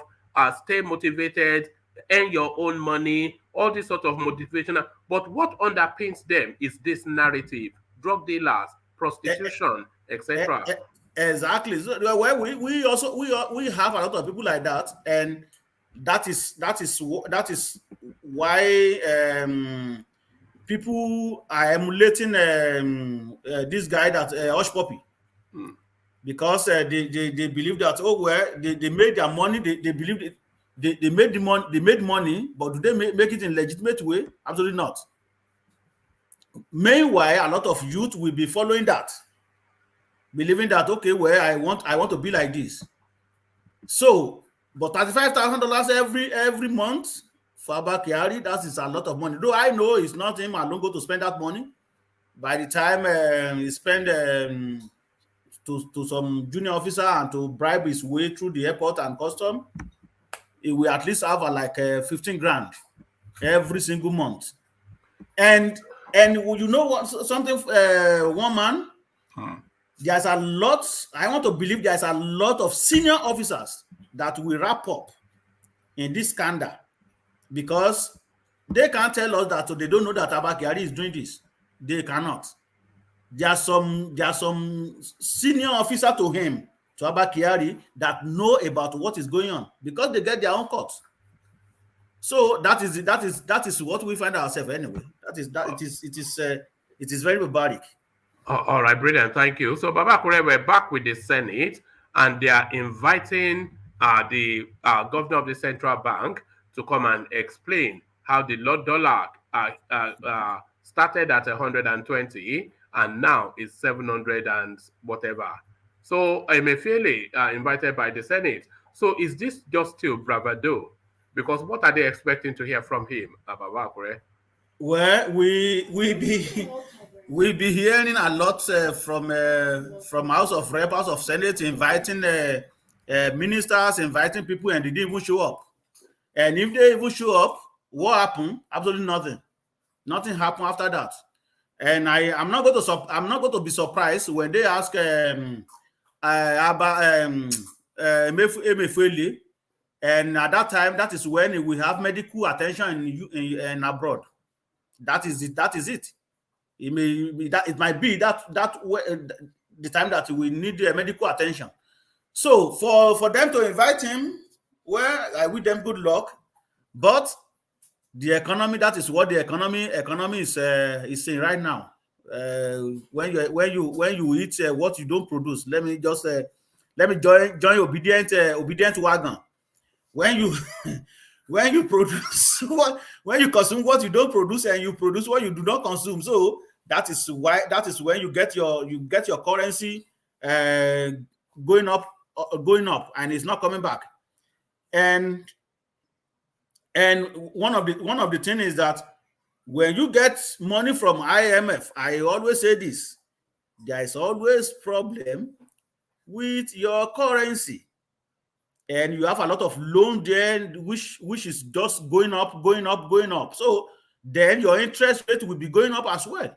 So I think that is one of the things that is affecting our currency. But Emefiele also has no clue to what he can do. So the whole system of government is they are all confused. They don't know what to do about Nigeria. I think they are just waiting for new government to just come in. I think they're all tired about what is going on in Nigeria. Sorry, I muted myself. I was just saying it's such a shame, Baba Kure, because they came in not knowing what they were doing, and they spent 6 months telling us that they know what they are doing. And then when they presented their ministers, we realized they don't know what they are doing. Mm-hmm. And 7.5 years later, they still don't know what they are doing. The point is that I see that they just give position to their friends. That's the problem right there. That is what I see. They just use the position to compensate. You let's just talk about this issue. The finance minister. What does she know? What does she has in her head? Absolutely nothing, because I don't know what she has and what she know about finance. Emefiele, I think he is paddy with some with presidency. That is why they have not sat, because it's supposed to have gone home long time. But they left him there. Just wasting Nigeria resources. It is where God will save us. Go ahead. No. I was going to say on that Emefiele, when he came in, when Buhari came in, he told us he was coming to clean up the looting of Goodluck Jonathan, and the governor of the central bank under Goodluck Jonathan was Emefiele. So if you are saying this guy presided over the most corrupt regime, that it was because of that corruption you got power, but then you kept him there. So what improvement were you expecting from somebody that you had already condemned as corrupt? And one man, that is how he was able to buy 100 million ticket for presidency. And as a matter of fact, that is why his name is one of the richest man in the world. I think, am I wrong or right? Yeah, it's one of the richest, I'm sure. Okay. Where did he get the money from? Where did he get the money from? So presiding over the Apex Bank in Nigeria for three regime right now. Then you in fact, he already finished Nigeria with the government. So they are all party. So that is why. And I don't expect anything better coming about Naira. I'm very sorry to say it. Because even you one man, you've already prophesied last year that or maybe early this year that you hope the way you are seeing things, you want to start packing pound sterling somewhere so that you can. No, I told you now. You have to, and I have been doing that, by the way. I've been progressively buying the Naira as it's been depreciating, because I know that by February it would have hit about but I know by the first or second quarter of next year it will bounce back. It will come back to, it will hit like over 1,000, and then it'll come back. And so there's I know what what's the difference between you and Buhari change? Well, I'm just trying. You know, See, you are using Fulani style. You are using Fulani style. I'm just using Buhari damaging the country to say. So one man, I strongly believe right now, pound sterling will be around 800 plus. In as much that US dollar is 670 or 680. Yes. Right now. So it seems your prophecy will come to pass. Even before December. I don't see how Naira is not going to, how 1 Naira is not going to go to 1,000, 1 pound is not going to go to 1,000. I don't see that, because remember December time, when you go to December, dollar always expensive. So that is it. Anyway, let me give you the CV of this Minister of Education, Minister of Finance, since you brought her name up. So Zainab Shamsuna Ahmed. So born 1960, is a Nigerian accountant who has been serving as Minister of Finance, Budget and National Planning since 2019. At the time, President Buhari brought 2 ministers under her as one, making her the de facto Minister of the Economy. An accountant by profession with a Bachelor of Science degree in accounting from Abu Zaria and a master's from Abu Zaria, Ahmed was appointed Minister of Finance upon the resignation of previous Minister of Finance, Kemi Adeosun. So there she is. She was born in Kaduna, secondary school, Queen Amina School, and then we know after which she proceeded to Olabisi Onabanjo University for her MBA. So political career.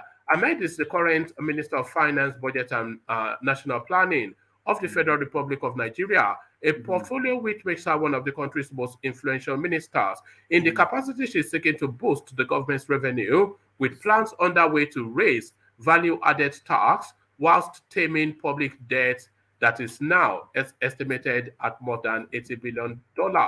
So her immediate past, she was the immediate, so yes, her CV is what I was looking for.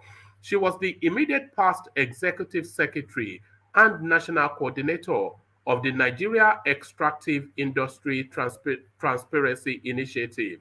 She was also a member of the last 2 boards, having worked for the NEITI and Global so for the extractive industry. Upon graduation, she was employed in 1982 as an accountant 2 in the main accounts of Ministry of Finance in Kaduna State, and was promoted to accountant 1 in March 1984, but resigned in 1985 to join NITEL.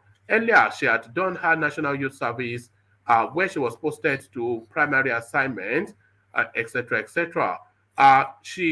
Ahmed has served the Nigerian public in various high-ranking positions, including managing director of Kaduna State of Nigeria's investment company and also chief finance officer of Nigeria Mobile Telecommunications. So not an impressive. There's nothing in the CV that essentially well, I just wanted to finish anyway. Yeah. So that's just the total of it. Just our qualifications is Fulani. That's the qualification. Ngozi Wela that has been working with World Bank, try all what he could. Anyway, she tried anyway, but she could not even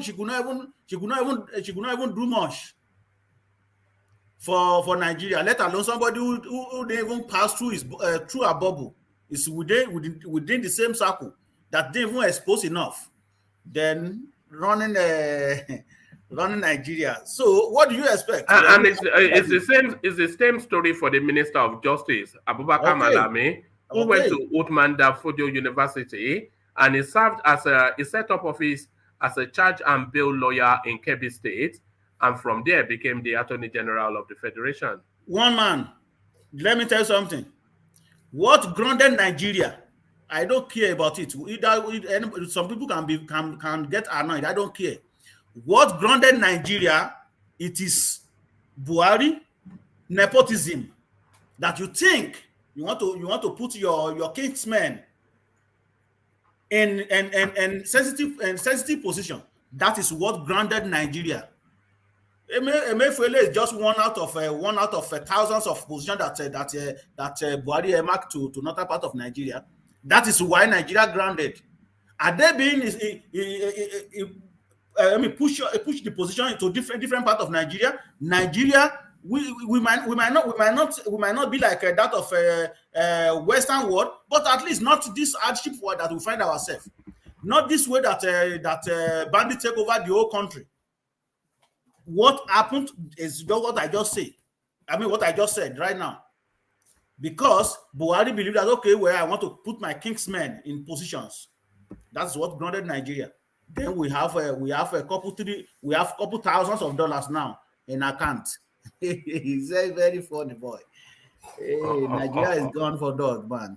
All right, thank you, Babakure. So thank you, Babakure. So Babakure, for reasons of time, let me go on from you and let me go to Saki, who hopefully is ready. So Saki, are you ready to go?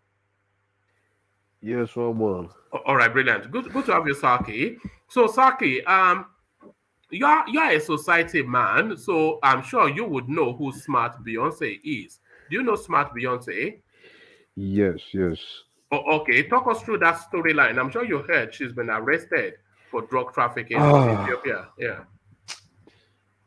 Every day we hear depressing news from Nigeria or about Nigerians. Our country is doomed. It is quite depressing, and it's a thing to worry about. But the list is still coming out. A lot of people, just like Baba Kure said, a lot of people will be indicted in this process of Abakiyari, whatever. So do you know the lady from the social media pages? Yes. And she was a girl about town, happening girl. Yes. Impunity is now being rewarded, and the Nigerian society feels it is now a new normal. People do anything now to make money, and it is quite bad to hear. These things are not projecting good images for Nigerians. So I don't know. This Abakiyari's case, you will still hear more. You will still hear more.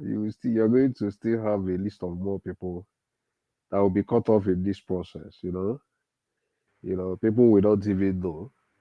Don't be surprised that a lot of these politicians are still, one way or the other, are still in this lineup of these Abakiyari things. So that is what I would say in that space. All right. and to the threats to impeach Buhari off the back of the rising insecurity in Nigeria. it So will if they not were intending to impeach him, why now? Why not all those years ago? Yeah. it will not hold water.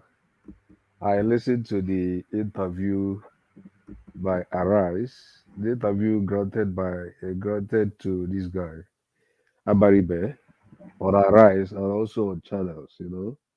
It would hold water. It will never happen. It is like they are just making noise. But as you said, I like the fact that they are mounting the pressure. But I know it's not going to lead to anywhere. But let it be on record that so and so senators have risen up to say this, to talk about impeaching the president, on this matter, because this security matter is no longer trivial. We shouldn't trivialize it. Everywhere in Nigeria is hot. Nigeria is overheated.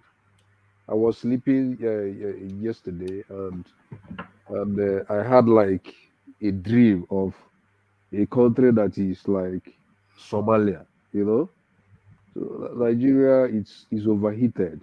It's really overheated, and we should not trivialize it. Are you a prophet now, Saki? What's all No, this no, no, dreaming? no, no, no, no, Prophet no. Prophet Saki. No, it was like a dream, not like Uh, it was like in a dream. I was like seeing like is Nigeria is a Somalian situation. So everywhere is hotting. I called a friend yesterday in Nigeria. I felt so bad. I called a friend yesterday in Nigeria who came somewhere in Abuja. And he said that he just entered Abuja yesterday and he said he went out to find something to eat. Lo and behold, he saw people in his presence. Those people were shooting sporadically, and they were everybody. They were just shooting with with every sense of confidence. Publicly. That it's no longer something to actually trivialize. You know, the country is captured. It's going down day by day. And I don't know why at every provocation, Buhari will just travel and go to all these places. I think they said are you starting to notice that as a pattern? yes, Yes. yes, yes. When you when you try to analyze it, I saw reason in that analysis. It is possible that is what they have been trying to do. The analysis you gave was quite apt and perfect on that. So it's really a worrisome situation. It's really a worrisome situation. All right, it is Yeah. a worrisome situation, Saki, and worrisome enough for Buhari to call a meeting of the security chiefs, which will take place on Thursday, which I think is tomorrow. So now, what are you expecting the outcome then of the meeting with the security chiefs to be? Um, this is not the first time he's calling security meeting with security chiefs. So it's just a waste of time. They will call meeting and meeting and meeting and meeting. I don't know why Nigeria is always they always at slightest provocation they will say they are calling security meetings.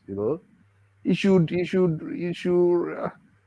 I think why can't he just I mean sack those people, those security chiefs, and bring in another like breed of people, and see how there could be changes. At this point, just like we were saying yesterday, at this point, I think the country really needs mercenaries, to actually fight this battle. Is beyond them. It's beyond them, I must say. Do you think it is time for the country to audit the accounts of the security space? Of Because course, of course, traditionally they don't. They give them billions and billions of dollars, of but course, of then the course. soldiers on the ground, they tell us they are ill-equipped. So in between, there's a chasm between those two spaces. Every money they ask for, they give them, but the soldiers tell us they are ill-equipped. So how can those two statements exist in parallel? So is it because traditionally they don't audit security accounts for reasons of sensitivity? But it is that sensitivity that they don't audit it because of, that really leads to just the endless. Remember when they busted the house of the last chief of army staff, and Yes, stacks of dollars and euros and G wagons yes, yes. and expensive jewelries? He's been on a salary all of his life. How did they come about this vast wealth? But the soldiers are telling us they are not equipped. Is it time to audit? Yeah, I think it's time to do that. It's time to do that, because a lot of people are actually benefiting in this process. The money the presidency or Nigeria has really pumped into this sector. We shouldn't be at this level we are talking about the massive devastation we're experiencing now in Nigeria. So I think it is time to actually do that. They should they should they shouldn't like take it as business as usual. So they should do that. I don't even know why they are saying that they cannot like audit it for reasons of for security reasons. I don't really I don't really know why that is what it should be. I think it is time they should do that, and whatever they should do to secure this country. It is getting too much. It's getting too much. Every day you hear one thing When or the the new other. chief of army staff came, he said he couldn't find all of the equipments that they said they bought. And there was a lot of noise in the papers about that, and it just died. They just buried it. So he was so enraged that all of this money, where is it now? Where is either the money or what it was used to buy? He couldn't find either. And quite unusually, breaking with what is the normal protocol, he actually came out in the papers to tell us that, I can't find the money, or I can't find what they spent it on. And we thought, here we go, somebody is about to end up in handcuffs. And that was the last we heard of it. Uh, they, Omar, they, they, go- yeah, you wanted to. Somebody is trying to interject. Yeah, that's yeah, me. yeah, Yeah. yeah. One man, there is nothing to account for. There is nothing whatsoever to account for. Don't be surprised that these monies, this huge sum of monies that they are mentioning, that were, given to the military, to the defense. Don't be surprised that it is out of 100% of the money they claim that was given out to the defense. Don't be surprised that out of that 100%, 20% did not even get to the defense. They shared it among themselves. And this is the reason why, when all these things are happening, you cannot hold anybody responsible. You can't hold anybody responsible. We are shouting on this thing. So much amount of money has been given for the security of Nigeria. So much has been given to the Ministry of Defense to secure Nigeria, to acquire weapons. We can produce, yes. DIC, Defense Industry Corporation, before in Kaduna, was producing, armaments, weapons, ammunitions for the country. But today, it has been reduced to furniture, let me say, furniture production. They no longer produce weapons that they used to produce when we were there in Kaduna, DIC. Don't be surprised that these monies that you see here, they've been quoting 20% of it might not be, channeling to procure arms that can secure Nigeria. That is exactly what is happening. And the reason why you see everybody, when you speak about it, nobody will be, prosecuted or arrested, or else cannot rule, is because they have shared that money within All among themselves. all right, Thank you, thank sir. you, Vin. Saki, let me read you a list of names. So the national security advisor is General Babagana Mongono. The chief of army staff is Lieutenant General Farouk Yahaya. The chief of naval staff is Anwar Gambo. The chief of air staff is Ishaka Oladayo. And then it goes on. The chief of defense staff is Lucky Rabo. So you have to understand that the Chief of Defense Staff is essentially an administrative staff position. He has no troops, he has no power, but that's Lucky Rabo. The Inspector General of Police, Alkali Baba Usman, so that's the Inspector General of Police. The Director of State Services, DSS, is Yusuf Bichi, and the Director General of National Intelligence Agency is Ahmed Rufai Abubakar. So what does that tell you? Oh, that is One the, man, sorry, they are all from different zones from the north now. They are not from one zone. but they are not Who others. cares? They're northerners. They're malas. They They're are all malas. not others. And most of them are full Oh of my these, right? God. Are they not malas? Most of them are full of these, right? But I suspect all of them are. God, man. No, that's that not is- fair. That's not how to read it, though. So that is a very Anyway. that is a very important problem, you know. How can you come from one Imagine, sorry, Saki. Imagine when they are having an emergency meeting to discuss ESN. Who is the expert in that meeting? Who is the expert on the who is the expert? yes. Konkoso warn you guys and offer una hand of fellowship, una turn am down. So I hope say when he become president, that narrative will stop because we try. Is it Yusuf Bichi from Borno that will give them the local information about the IPOB narrative, the ESN narrative, or is it Yahaya Mukhtar from Kebbi that will give them the information, the local information on Abakaliki? They don't. This is why we just see them. They just go there and start shooting now because they don't know anything about the space. That's the major problem with this administration. You know, competence is not rewarded. What they just reward is Kingsman and the statistic like posture of a kind of administration. You know, it is highly a fractured system. So I don't really know. I think it's a very big Zaki, problem. can I please interject and ask one man, even Vin, both of you, what does it mean to declare a state of emergency on security? What will it change? What will it bring on the table? Thank you. Well, I'm no expert, but I don't know. Maybe Vin can tell Can I us. come in?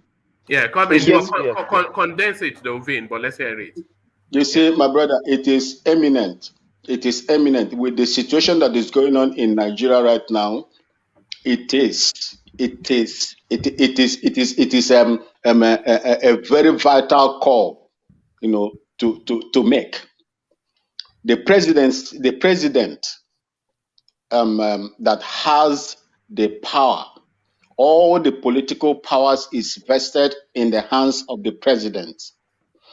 If he didn't see, if he doesn't see anything necessary to call for a state of emergency on defense, then nothing will happen. Nothing will happen. Nothing will ever happen. But it is necessary. But does he care? All right. Sorry, Vin. Let me attempt to take on Thomas's question because it's quite pointed. So Thomas, when a state of emergency is declared, that is to say the constitution is suspended in order to regain control of the country. So if they declare a state of emergency on insecurity, and this is just me off the back of my understanding of state of emergency. If they declare a state of emergency on insecurity, then that will set aside both the Nigerian Constitution and also all the international conventions that they are signatory to, in order to give them a free hand to attack it in the most brutish of fashion in order to end it. So by suspending the constitution, they can also remove a state governor in a state that has a high incidence of insecurity to put who they feel best fits to address that situation. So probably a temporary military administrator. So it's all wrapped around that sort of a space. No, one man. You see, the Ministry of Defense is under the purview of the president, Right. not state now. The president himself, with the occurrence of insecurity in Nigeria, can declare a state of emergency on insecurity. Thereby, all the appointees heading that department will be removed automatically, and he will be in charge of it. Because if you are declaring a state of emergency in states are arms of different. They are executive. They are under they are executives of. You cannot declare a state of emergency without the approval of the Senate for a state. But in that particular department which the president controls, he can declare state of emergency and set aside every let me say every all the people that he appointed to oversee the security of that nation aside and appoint people that he feel that can take charge of it with support of the Senate, because he has the power of hire and fire. All right, brilliant. So that clears it up, hopefully. So Saki, round off your thoughts, and then I want to go on to Ajanle Koko with a new and breaking news. But Ajanle, Saki, back to you. Yeah, I think I saw someone that is writing on the comment section about Water again. Yeah, that's what I wanted to bring true? to. Well, I'm just searching it now as we speak. Right. That country is gone. That country is gone. Let me not delay you. You can go to Ajanle Koko. All right, stay with us because that our space that you opened up. Ajanle Koko, are you there? All right. If Ajanle Koko is not there, then you stay with the space then. I'm here. All right. Ajanle Koko, I want to share with you now a news that is just coming through, and it's coming from a reputable platform. So somewhat we can place some faith in it. It's from the Nigerian Tribune, which, as you know, is a newspaper that is nested within Ibadan. So this is from the Nigerian Tribune, and that's the screen being shared with you. So it says, breaking again, gunmen attack over Ondo State, scores injured. So this is breaking as it's coming in. It says, there were gunshots recorded on Wednesday evening at a construction company in Ondo State, the same town where gunmen attacked a Catholic church. The gunshots were said to have occurred at a Cranberg construction company, Owo, with policemen confirming that some people were injured during the attack. The State Police Command confirmed the development in a tweet on its Twitter handle on Wednesday evening. According to the tweet, tonight there was a shooting incident at Cranberg Construction Company, Owo. Policemen are currently at the scene. Victims have been taken to hospital and they are in a stable condition. So details to follow. So that is the story as it's coming in. So now, so shootings in Owo, that firstly reasons for concern, but they've not given us the attribution as to who is carrying out the shooting. So is it gangland activity? Is it banditry? Is it criminality? Or is it, as we dread, banditry? So Owo, they strike again. Ajanle Koko, what says you? Yeah, thank you, one man. And good morning, afternoon, evening to you, wherever you are around the world. As you are listening to us, please click on the like button, share, and subscribe if you have not done so. One man, that report is not detailed. It's not telling us. Yeah, it's breaking news. So yeah. Yeah, it's not telling us if that attack was carried out by terrorists or maybe armed robbery or whatsoever. It's not clear enough for us to really know what's really happened. So, but the fact of the matter is that the country, the security situation of that country is alarming right now. Nowhere that is safe in that country. everywhere. Every part of that country is confronting security problem in one form or the other. It's either by, terrorist attack or banditry attack, or it's just the security is not looking good for Nigeria at all, everywhere. So that report is not detailed. We cannot really know. We don't really know what really happened. Maybe we have to give ourselves more time for more clarification on it, and then we can then talk better on it. Yes. Like you said, it is breaking news, and it's literally just 3-4 paragraphs.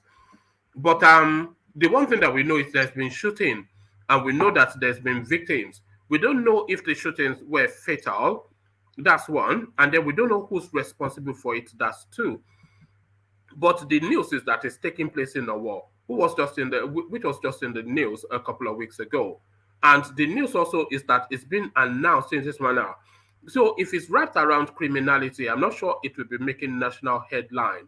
But like you said, the details are still sketchy, and we'll continue to monitor that space. But what we do know is that there's been a shooting incident in Owo. There has been victims. We don't know if there's been casualties in terms of lost lives, but we do know that there have been victims. The police tell us that officers were there. They are in a hospital recovering from injuries, but details to follow. So details to follow. We continue to monitor that space and see how it evolves.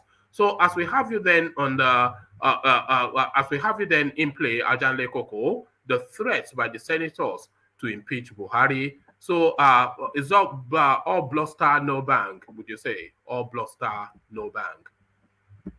Well, one man, I think the senators, or let me say the entire National Assembly, have to do something. They have to rise up to the occasion. They constitute the backbone of democracy in that country. If they don't act fast, and if they don't act fast, they are putting democracy in jeopardy in that country. They have done everything to support this administration, even though some of us does not even like the way they turn themselves to rubber stamp. But they have supported, they have given this administration everything that they needed to succeed, particularly on the issue of insecurity. But this administration has failed. And now it is getting clearer that Nigeria is incapable. It's getting clearer that this administration is incapable of securing the state. What we had during the time of Jonathan, the attack on Abuja was an attack by people that are afraid of the security network. I'm talking of Boko Haram. So Boko Haram was afraid of Nigerian security network during the Jonathan time. They were carrying out bombing, hit and run away. But now they are coming frontally to face, to attack, to launch attack on the security forces inside the seat of power. They came and attacked prison, released all their men in prison, parted away till today, nowhere to be found. They attacked the military convoy of the president in Katsina. They attack the military. They attack the is it the elite guard you called them yesterday? Yeah, the brigade guards. The brigade of guards. The Yes, brigade of guards. They're the brigade elite guard. team in charge of the presidency security. Those people constitute the last line of defense. It's like the Marines in America or something. Yes, Similar to they what you have. constitute the last line of defense of the state, last line of defense of the president, of the National Assemblyman, of the authority of that country. So you can see the boldness in these people. They are now attacking the elite guard of the state. Ajale Koke even threatening to kidnap the president himself. Yes. And that threat should not be taken casually, by the way. And they're signaling that they are serious. If they are attacking the brigade of guards, then they're telling you that they are coming. So these people are on the offensive. Nigeria is playing defense. Nigeria is on the defensive. Nigeria is running back. They are attacking Nigeria. They are stronger than Nigerian state. This is what all this indicates, that they are stronger than Nigerian state. They are coming into the heart of the power, the heartland of Nigerian state power, to attack the military forces there. And then they took military officers. Do you know what it means to take military officers into captivity? And a captain among them? I mean, that nation has lost it. We have lost it completely. Look, these people are stronger and they are winning this war. And they have said, they are so emboldened that they are telling it to our face that they're going to kidnap our president and they will sell him off to slavery. They said they will kidnap him and sell him off to slavery. I want that to be done. Let them kidnap them and then let them come and feel the pains that those ordinary men in their villages, in Samfara, in Borno, in Sokoto, those poor people, and the Chibok girl that were taken away for how many years now, that have not been seen, they have not been back to their family, they have been sold off to slavery and married off. So look, it was a child play during the Jonathan time. Like I said, these people were just playing guerrilla attack then. They were not capable of facing the military, but now they are showing their strong capability of defeating Nigerian army, and they are creeping in little by little, and they are getting stronger every day. Look, this assembly have approved about $16 billion for defense since 2016, 2015 and 16 that this administration came in. They have given $16 billion. That's not a chicken money. And nothing to show, nothing to commiserate in terms of performance to what has been given to them.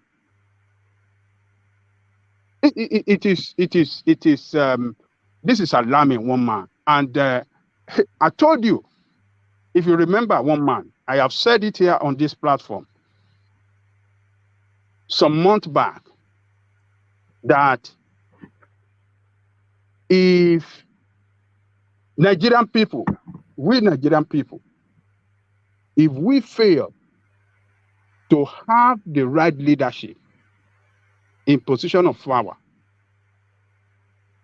these politicians we have in position of power will run that country down, and we'll be left with no option. We will find ourselves in a situation, rather, when the military will come in and take over power in Nigeria. It is driving to that end. The military will come and take over power. And I've told you before, and I'm going to tell you again, Nigerian people all over Nigeria will jubilate, will jump up from Sokoto to Abakaliki, I will be with Lagos. them. I will Yeah. be with that jubilation. So it is we are driving because towards we're that. not going anywhere. We're not going. Where are we? We're not going anywhere now, are we? We're not. Yes. Yes. So this administration has shown incapability. The worst we've ever experienced by a clear. The worst ever in the About 10 history. times better. The worst ever in the history of that country. Everything that country, every progress have been reversed 40 years backward. So is it not the same military that cannot defend Nigeria? No. Oh, hold on, Thomas. Let me just give you this, Ajanle Koko. That our space is fast evolving. So the speculation is that there was a bomb blast, but then the police are denying that there was a bomb blast. So it says Ondo State Police spokesperson Funmilayo Odun Lami denied reports of bomb explosion in Owo, but said there was a shooting incident that left 3 persons injured. So it's fast evolving and the truth fast coming out. So bomb blast or no bomb blast. But if there was a bomb blast, then we are getting nearer to where the attribution is.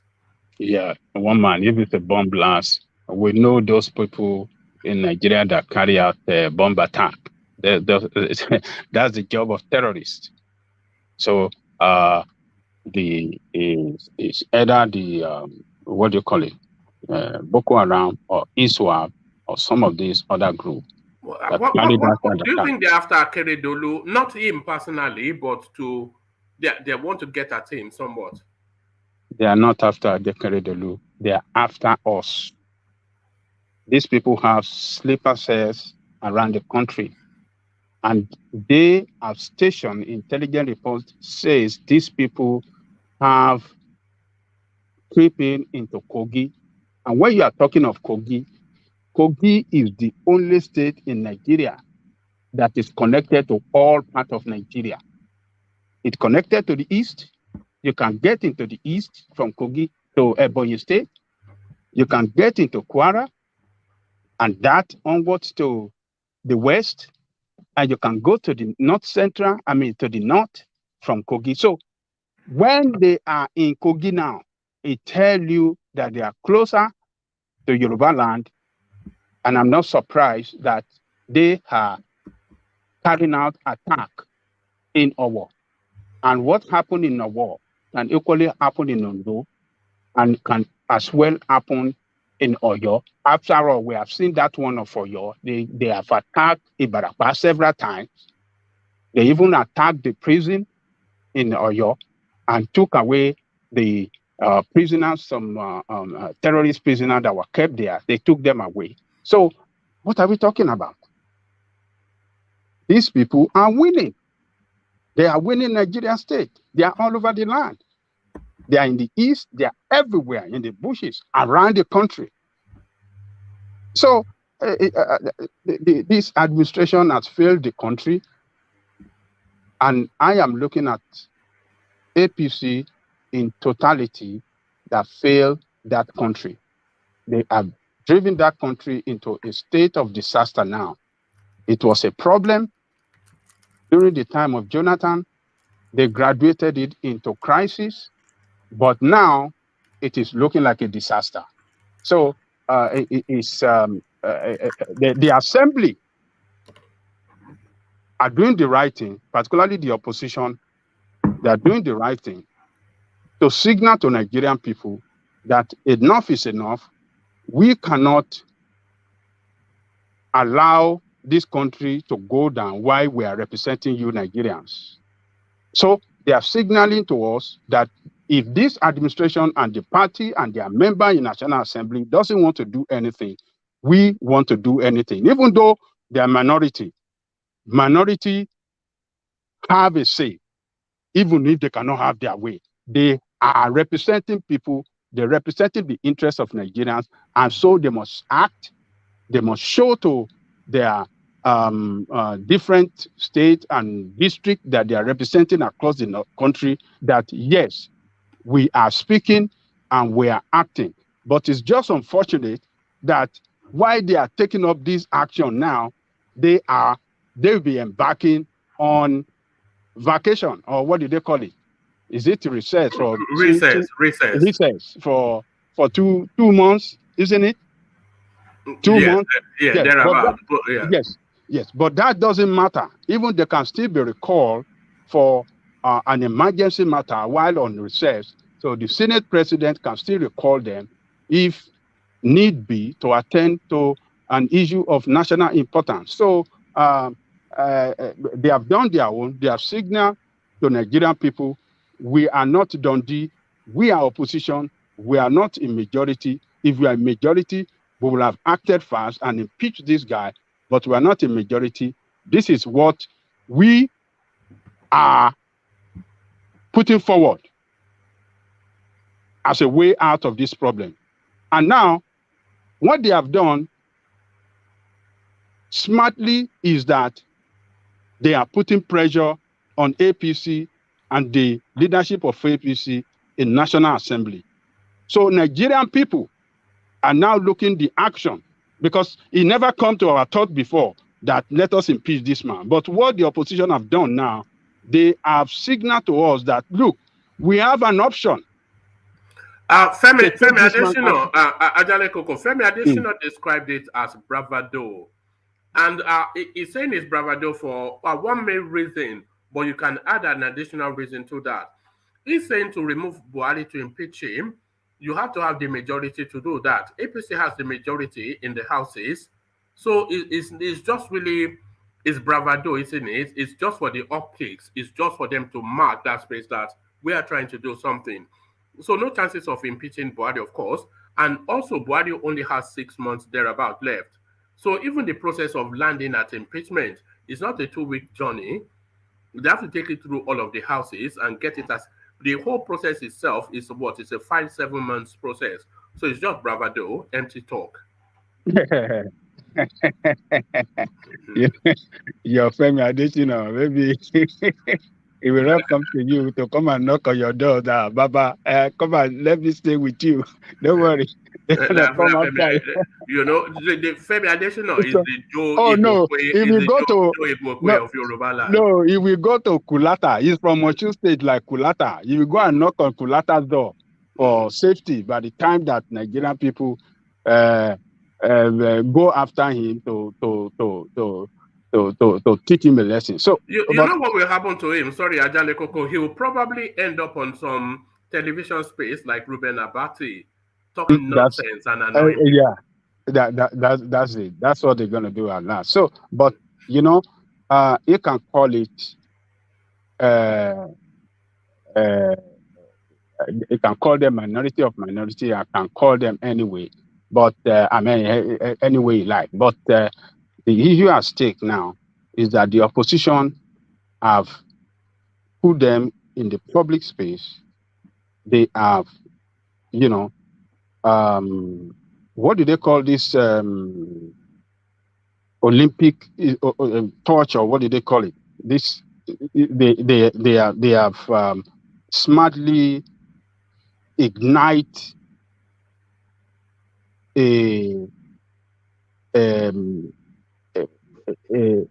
an option for Nigeria to start debating and to start putting pressure on this ineffective administration. That is what the opposition have done. And they be feeling the heat. But Baba says it will amount to nothing. But they are feeling the heat. It's not amount to nothing. It's just talking.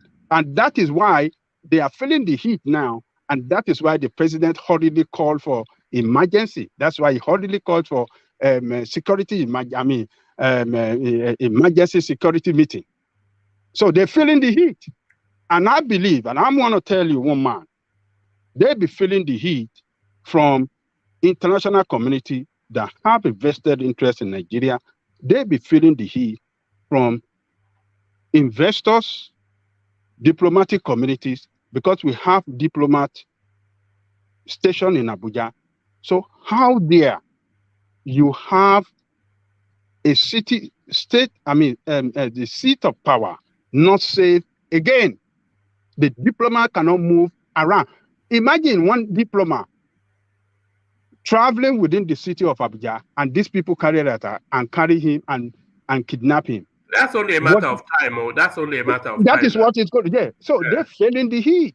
They're feeling the heat. Like today, they imagine for a announced, moment. Sorry, Ajale Koko. Imagine for a moment if ISWAP got hold of the American ambassador to Nigeria. That be the end. That be the end of it. Buhari will leave that office that second day. All these APC senators, all of them will start immediately jump to say, okay, let us vote this man out because this man is bringing big problem on that country. Because of this insecurity problem, one man, they have declared that all schools in Abuja should remain closed. All schools in Abuja should remain closed indefinitely. It is not safe. I think Nasarawa has taken the same position. Nasarawa. Oh, yeah, Nasarawa is closer to there too. It's not far from Abuja. I think so. I might be wrong, but I think Niger State, Nasarawa, I think they are not too far. So yeah, Nasarawa is not too far from Abuja. Akwanga, it's not too far. Okay. Yes. So they're feeling the heat. Your, Kulata brother from Osun State can talk blah blah blah the way he likes, but they're feeling the heat, and that is a country that, this insecurity problem will surely and definitely affect the economy of that country. The image of the country now to outside world is that Nigeria is not safe. If the seat of power is not safe, the outside world will look at that country as a country that is unsafe, as a country that is worthy not to go and invest in, as a country that is worthy not to go for a vacation or anything. It's a very scary situation. And it's unfortunate this man has brought this country to where we are today. And APC, as a party in charge of the administration in the country. All right, brilliant. Ajale Koko. So let me acknowledge Alexander Gomez's super chat, and then I'll take you to the next talking point. It says, it is too late. ISWAP has taken over the capital city with huge sleeper cells in the country. How art the mighty falling? It is heartbreaking. So it is heartbreaking. Thank you for the super chat, Alexander. It is heartbreaking. It is just heartbreaking. It's just so sad. This is not the Nigeria that anybody anticipated they'll be talking about in 2022. Not in a 10, 20 years ago, this was not the Nigeria that anybody anticipated. We were anticipating a Nigeria that was punching with the United Kingdom, the United States, and all of the leading countries, but that would have gotten it together. Nobody anticipated that in 2022, we'll be talking about Fulani people lurking in the bushes, and we are afraid to leave our houses. But there it is. It says that it is too late. ISWAP has taken over the capital city with huge sleeper cells in the country. How art the mighty falling? It is heartbreaking. So thank you for the super chatter, Alexander. Ajale Koko, let me take you to this space, but Dabia Miller. But one man. I think the breaking news that we're analyzing, I think we are overreaching at this point. The news is our police department that broke in. There was a gun shootout at the Cranborg construction company in that area. 2 people were injured, have been taken to hospital.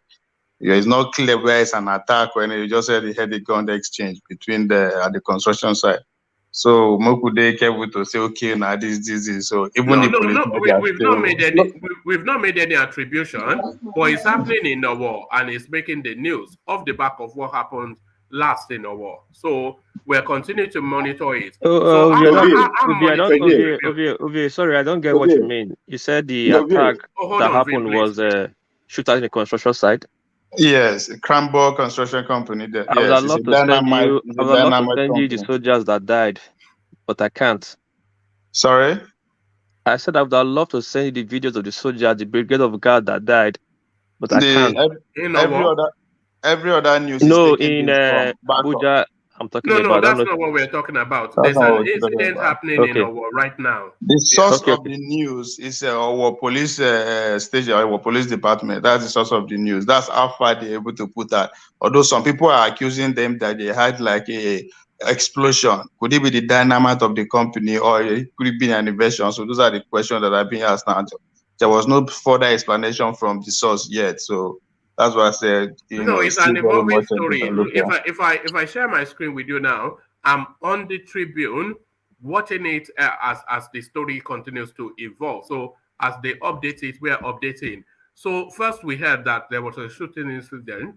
Sorry, I'm using some means to clear my Yeah, voice. it was a tweet that they put that the police department put out from Owo that every other newspaper, every other major news is clicking to and just giving a different explanation. So if you just go straight to the Horse's Mouth, which is the Owo Police Department Twitter account, you will see exactly what they said there. No, don't But worry. again, as I said, people are also accusing them. I won't be going with that over here because they No, will give you. again, Yeah, I will be again, going with. people said from the source that they had. I'll be going with a mix of the news items, monitoring our Twitter, speaking to local residents, and giving us a fuller picture. Because the police will always give That's what I wanted to. That's what I'm going. That's what I wanted to say. That some people are actually accusing that police department of omitting the explosion. Could it be the dynamite from the company, or could it be an invasion? Those are the questions the local residents, because they also heard the sound. So that's why I said they will not be able to actually address those such questions yet. So and the account that the Tribune is reporting is 3 injured. 3, not 2. Yeah. So why the police said 2? Yeah. Okay. All right. So we watch it as it continues to evolve. So we watch it as it continues to evolve. As I take Ajanle Koko to Gbajabiamila.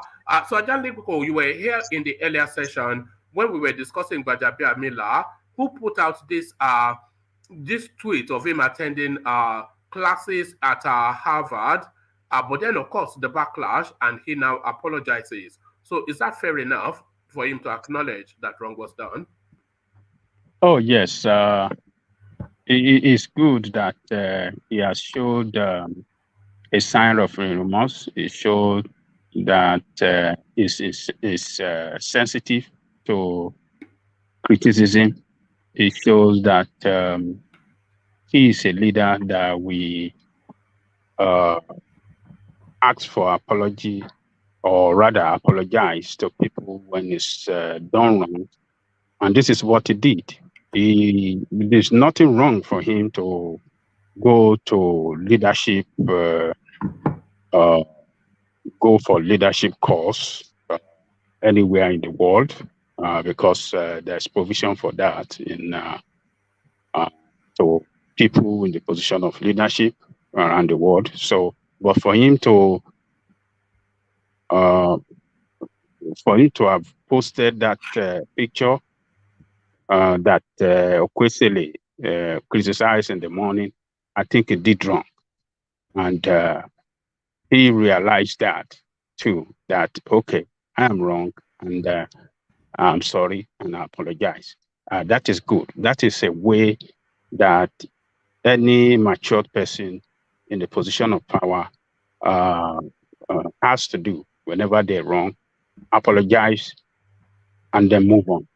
And just don't be silent over it, or don't kick back against criticism. He took that criticism and he did the right thing by apologizing. That is good of him. So I salute his courage in throwing away his big manism and ask for apology. So it's good. It's good of him. And the Senate inviting Emefiele to come and account for why the Naira is hemorrhaging so heavily. An exercise in futility, would you say, a total waste of time? What are they expected to hear from him? Will he even attend? Because they do have the habit of just ignoring the Senate at hand. Oh man, Senate is just grandstanding. They should start from their own, from that National Assembly. They should start what I can call sacrifice to the nation from there by giving up some of their pay, by cutting down a lot of what they earn. They should cut it down. And that is when we will know that they are serious and they really want to put Emefiele on the right track. They cannot be earning so much than any other senators around the world and telling us that they want to call Emefiele to order.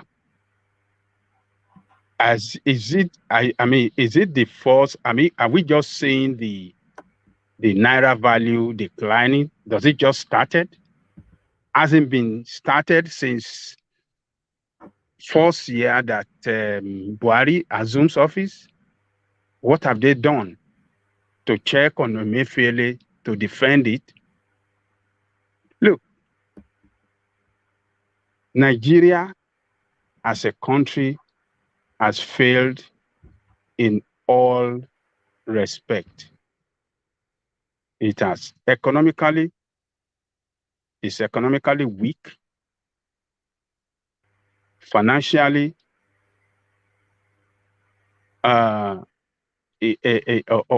unstable, or let me say financially incapable to pay our bills. Nigeria rely on loans, foreign loans, to function. And what is that functioning? Not for production, but for consumption, to pay salary. Ajali Koko, even money, remittances from diaspora. Remittances from diaspora. So your Nigeria, money. So Nigeria cannot pay our bills. Nigeria rely on loans to function, to pay salary of workers. So militarily. Would you say the Naira is finding its true value now? Because it's always been somewhat of a subsidized currency, but is this the free market now identifying the true value of the Naira? One man. Nigeria is a mono economy. Yeah. It's an economy that exports rely hugely on one product to earn a foreign reserve, which is oil. Oil, our exportation, oil export constitute about 85% of our export. And that in turn gave us revenue. The revenue that we make from that exportation of oil constitute about 55% of our revenue. Now, the revenue is dwindling. We are not even meeting our full capacity to export, our full capacity on that major product that we export. We don't have the full capacity to export what has been allocated to us by OPEC. OPEC allocated to us about 1.8 or maybe 2 million barrels per day. How much do we produce a day? We produce about 1 million or 1.2. The rest, where does it go? A lot of oil theft is going on in that industry. a lot of corruption is going on in that industry, that oil industry. And from this oil industry, we pay, what do you call it? Subsidy on importation of oil, importation of petrol to the country. At the beginning of this year, it was 4 trillion we are paying, but now it has increased to 6 trillion. They don't even know the accurate amount of petrol that we consume. So we have a country that corruption has eaten so deep and eaten it to death. So Emefiele, there's nothing Emefiele can do. We don't export. We don't have enough foreign exchange to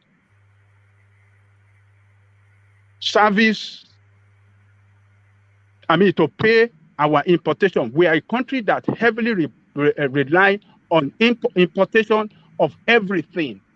Importation of gas, of oil, of petrol, importation of goods, and importation of everything that make that country work as a country. And we don't have enough. So the little dollar that you have large amount of Naira pursuing it to buy it, because we don't, and we are depleting our revenue.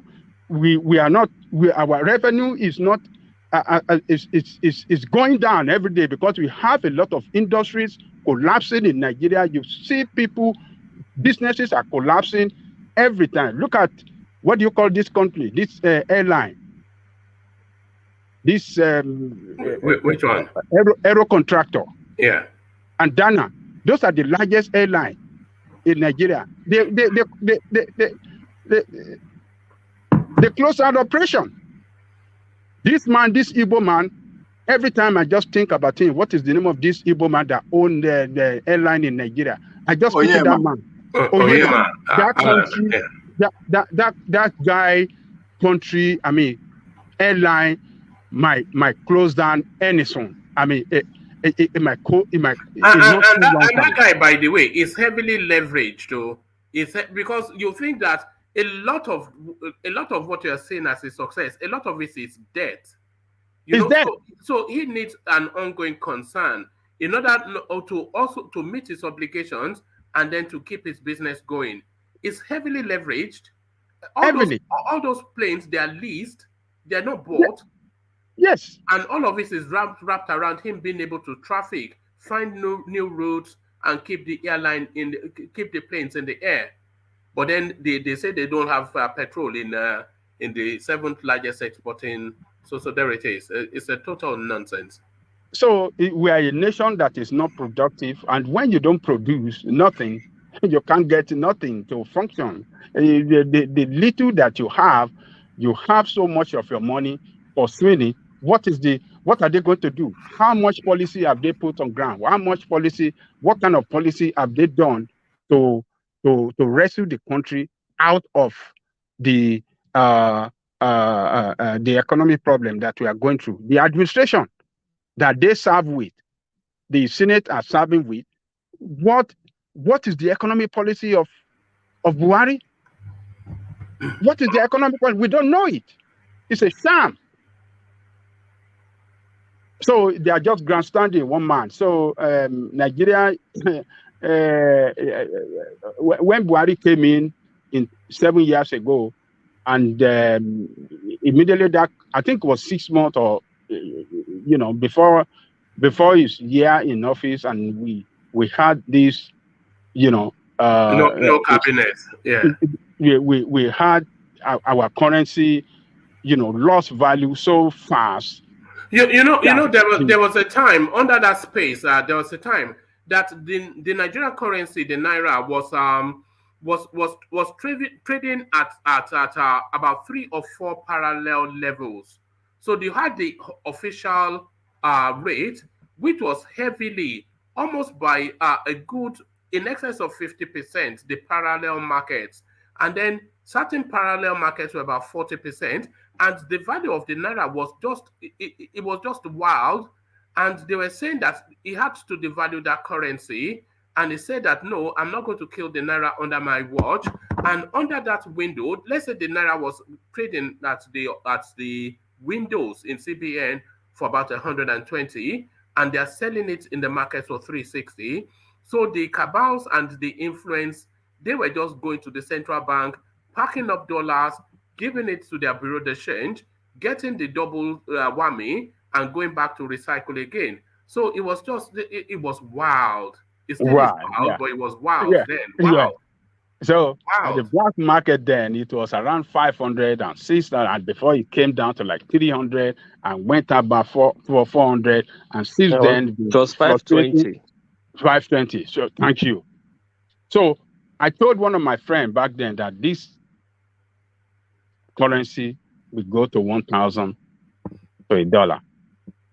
He said, no, it can never happen. Recently, he called me. He said, look, it looks like you are a prophet. Or what you said is we are getting there gradually. I said, oh, wait, we are going to get there because I've seen this administration as an administration that have no economic policy to take Nigeria out of this economic problem that we are going through. So, Senate, they are just grandstanding. There's nothing they could do for Emefiele. They don't tackle the problem. They just show to the press as if they are working. They are not. They are the same. And a country that does not produce anything, it cannot progress economically. And that country will continue to lose the value of the currency every day. Because the value of your currency tie to your production. It tie to what you export. So if you don't export anything, then you become an economy that rely on dollar dominance. And when dollar dominate your economy, your currency will suffer. So, and that suffering is the devaluation of our currency. There's no other way to it. As long as we rely on the dollarization of our economy, our currency can never get better. It will continue to die every day, in and out. One man. That's the way I see it. All right, brilliant. Well put. So thank you, Ajanle Koko. Let me go from you, Ajanle Koko, to Ovie, who hopefully is still with us. Ovie, are you still there? All right, I think we temporarily have Ovie going to do attend to matter. So let's go from Ovie. Let's go to. Go past you are there. Do you want to give you a moment to finish your meal? I'm good. Let's go.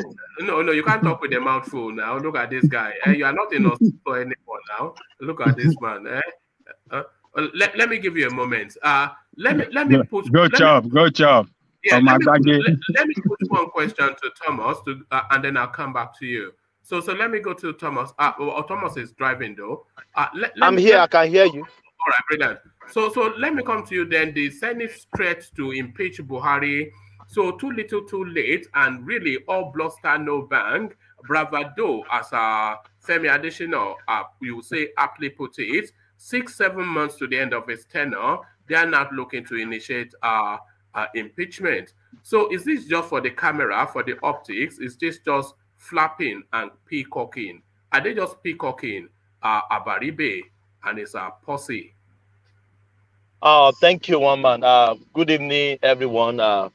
In the spirit of Ajanle Koko, let's like the section, thumb up, share, and subscribe. God bless. One man, to me, sometimes our Senate, they make some statements. They take us like a fool every time. Everybody know that no one can impeach Buhari. But they are making this statement. I don't know, maybe they are taking Nigeria for a fool. Everyone know the process of impeaching a president. Firstly, you must have the majority in the House, which the opposition party, they don't have the majority. So if they are saying they want to impeach Buhari, they are just talking gibberish. One man, it's only when the APC themselves they come out of their cowardness. That is when anything can be done. And I give it to Smart Adeyemi. Some people said the comment he made some times ago, he is just grandstanding. But even if they say it's grandstanding, is he saying the truth? Yes. The man wept in the House of the Senate.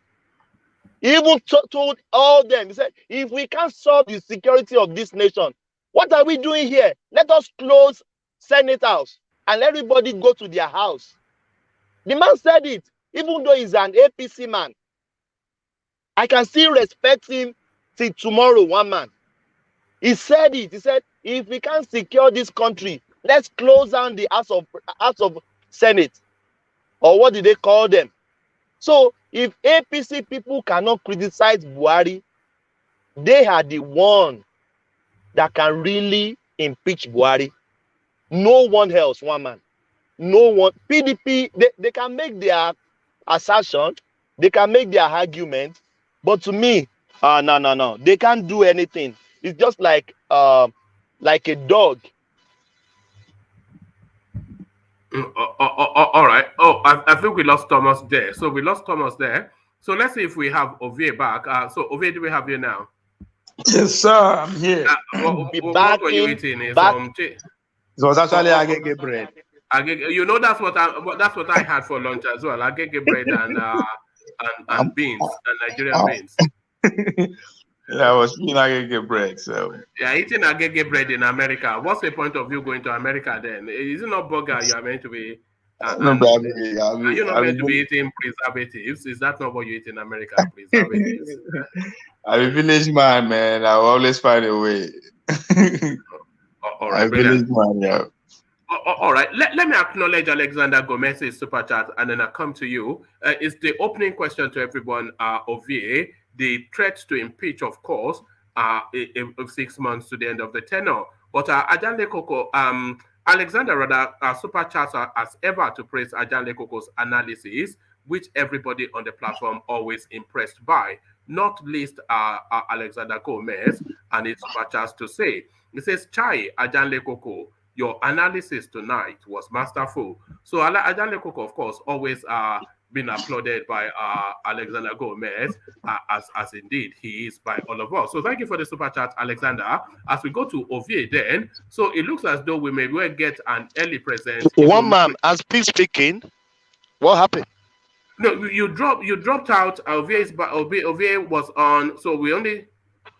Oh, I'm still speaking. I don't know. I dropped out. I'm here. All right. Round off your thoughts then on that space. You were talking on the what was it? The impeachment.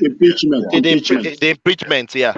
So for me, one man, I don't know. Maybe we have any law aside from this Senate. I don't think we have that. If one man, he will come to a stage. Maybe Nigerian government, Nigerian people themselves, I mean the citizen, if we have any law that the citizen themselves can impeach the government, I think that is when we will impeach the president. And I don't even think any African government, any other country has ever impeached their president, because African president, they are very, very powerful.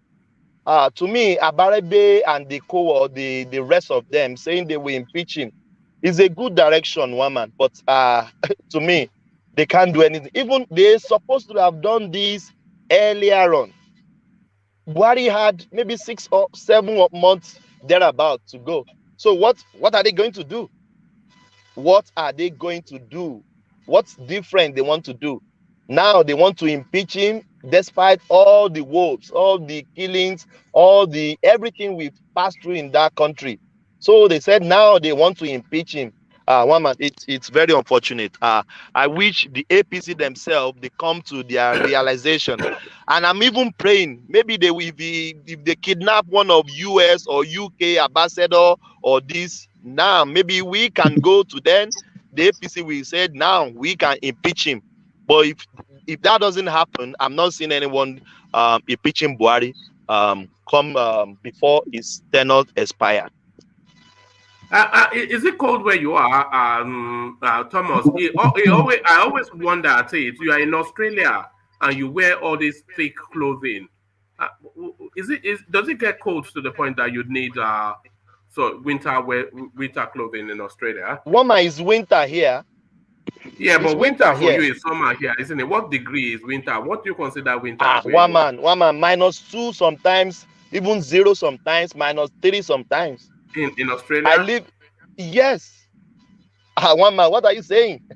Winter is not like a desert sort of a place? No. Even desert is the one that we promote winter most because we have a vast of lands, one man, that is not occupied. So the winter is very crazy here, one man. Even some like 3 hours to where I'm living. I'm in Melbourne, Victoria State. The capital is Melbourne. I'm in the capital city.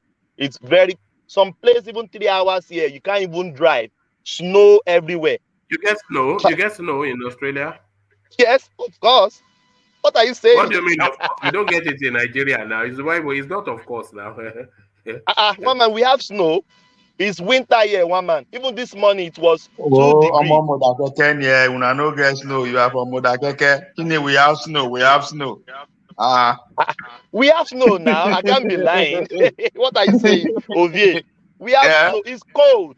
You are from Modakeke. You are from Modakeke. There's no snow in Modakeke. Now you sabi. One man, it's because I'm in the car now. Put the heater on. The car is very hot now. If I get out now, you have to wear another jumper. Look. Do you wear a woolly hat? You wear a woolly hat? Yes, of course. This is another jumper. I have like 3 jumper here. It's cold here. Like masquerade. Who said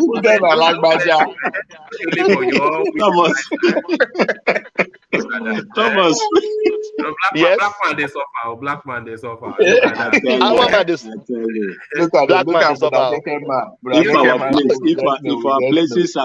If our places are good, who will ever run to all these places? Thomas is in Oceanic. That's why they call you people, right? Yes, Oceanic, yeah. You know what they are wearing? You know what they are wearing in Kaduna now, Thomas? T-shirts, singlets, T-shirts, singlets. And one man complaining that it's too hot. No, one man. If you go to Jos now, it's very cold though in Jos. If there is a place where snow will fall in Nigeria, it's in Jos. But they say nobody this time of the year. Jos right now is cold. It's very cold. That's why. No, you look close towards December period. Yes, not now. This is July. This July going to everywhere is hot now in Nigeria. Everywhere is hot in Nigeria right now. Everywhere, even where in the fall. No, bro. You see, say I've been in Jos before from January down to. I stayed there for 1 year. Do my course there for 1 year. There is no place. That is the only place you see white people. They like to stay that place because it just looks like it's a replica of their own place. You see, Jos is very cold. It's always cold. One man, black man, they suffer. If Nigeria is working, there is no point coming. There's no point leaving Nigeria. One man. There was a time in the United Kingdom because they said global warming. It is real. There was a time in the United Kingdom that you are coming home. And to put your key in the door, it's a struggle because your hands are almost frozen. Layers of snow. Alexander Gomez will tell you layers of snow that will be about 3 foot deep. You'll be climbing over snow. Like you are accentuating the lift of your leg to. We don't have that anymore now, but no. And then you get to your door. If we are wearing a glove, and your hands are like that, and you are. And then you go and put your hand on radiator when you get in. Oh God, man. One man, can you see smoking coming out of my mouth? smoke coming out of my mouth. So one man, I think I heard recently that in your area there, the temperature rose to 40 degrees Celsius. Is it true? Yeah, it was the hottest in the history of the country. My goodness. I was just saying to Alexander Gomez that it was so hot that we couldn't sleep in the rooms. We had to come to the living room and then spread duvet on the floor to sleep. It was that hot, you know. So no fan could do anything, no air conditioner could do anything, you know. So we huddled up on the floor to sleep. But thank you. So Thomas, let me go to Ovie. I was actually going to him before I came to you, but he was in the middle of a meal, so I just thought I'll give him the moment to finish that meal. So let me now come to Ovie and have Ovie then talk us through his take of possibly Buhari being out of government within the next 6 weeks. I do have a different view to it, or a different perspective, as you say. But I want to agree with what the Zifemi, the spokesperson to Mr. President, what he said. Additional. Yes, the minority will always have their say, but the majority will carry the vote at the end of the day. But most importantly, I want to also agree with the obedience led by. I thought we were going to escape obedience today. Are we not escaping obedience today? No, I know it's sarcastically him and Pastor Chris Okoje. They are sarcastically saying that this our democracy is pretty much a theater. But he's right. But if he's just realizing it, then that means it's too late to the game. This is what is built to, for it to do. The presidential democracy we are practicing is Hollywood production, and this is a part whereby the attention is being shifted from the kings, which are the presidential aspirants, to one of the most important segments of the whole democracy process, which is the parliament. People who actually have the power. The people have the power, but they represent the people to actually impeach the president. But as we all know it, our media will find a way to still turn it around again, back to the shift the attention back to the kings. I won't be surprised tomorrow if I see Rufai, they ask the Labour Party or NNPP or Atiku, what are you going to do if you actually become the president and you appear to be the minority in the House, blah, blah? And Nigerians go to hell and say Rufai is a good journalist. No, bring the incoming senators, 7 senators, may they come and actually express their role to the average Nigerian to know that people's power that Obi Ezekwel is, preaching about. Now we actually get that. What is our role? This is a time for us to actually hold the people who are coming to represent us come 2023 in that house. Who are we actually voting for? Because now they don't get power. Nobody can impeach Buhari. So for the Shehu, what is his name, the spokesperson to come out and be boldly saying that, yes, minority will have their votes. How many people actually understand that? How many people actually understand that we can actually hold our representatives to contempt, that they will actually go forward with this? How many people know how much they come into our constituency that is being come through this man, that is added they spend that? Those are the things that the media should force us to pay attention to it now and debate about it and scrutinize those people are coming. But no, they go find a way, spin on to them will be again, and the whole thing continue and continue and continue. So yes, it's a theater, and I keep saying that we are in for a long game. The media are not helping us, and we know why, and we are not even ready. Well, would you like to see Buhari impeached? Would I like to see him impeached? What is the point of wishing when I know that it cannot go feel happen? Yeah, no, you know that it can't happen, but if it could happen, it means it will strengthen the process. It actually put the process in check, but now them they run the game, now then they set the rule by themselves. So that's why I thought what is the point of waiting? If they impeach him, even if it's 2 days to the end of his tenure, that means it leaves that office in disgrace. So of course, yes. That is what people like Obasanjo and co will want, but it ain't gonna happen. So, but if it happens, it's a way to say, okay, our democracy is working, contrary to how they want it to work, because as it is now, it's working well. in a theater, and I will just shenanigan they go just do, as if they're actually working. Or no, they're all one, but that is because we that they use our head. Who would accuse the Yahoo boys and Balawo? These men, they use our head. These are our representative. They use our head. Use our head collect money. Use our head collect community project. Use our head vote. Use our head do everything.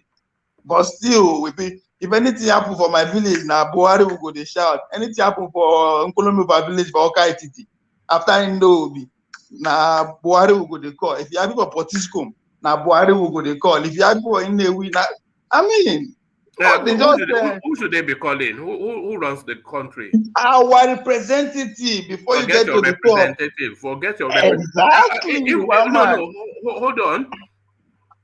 Even in one of the commentaries that I was reading, I think it was actually from because the Northern Elders Forum are also inviting Buhari to resign. That enough is enough.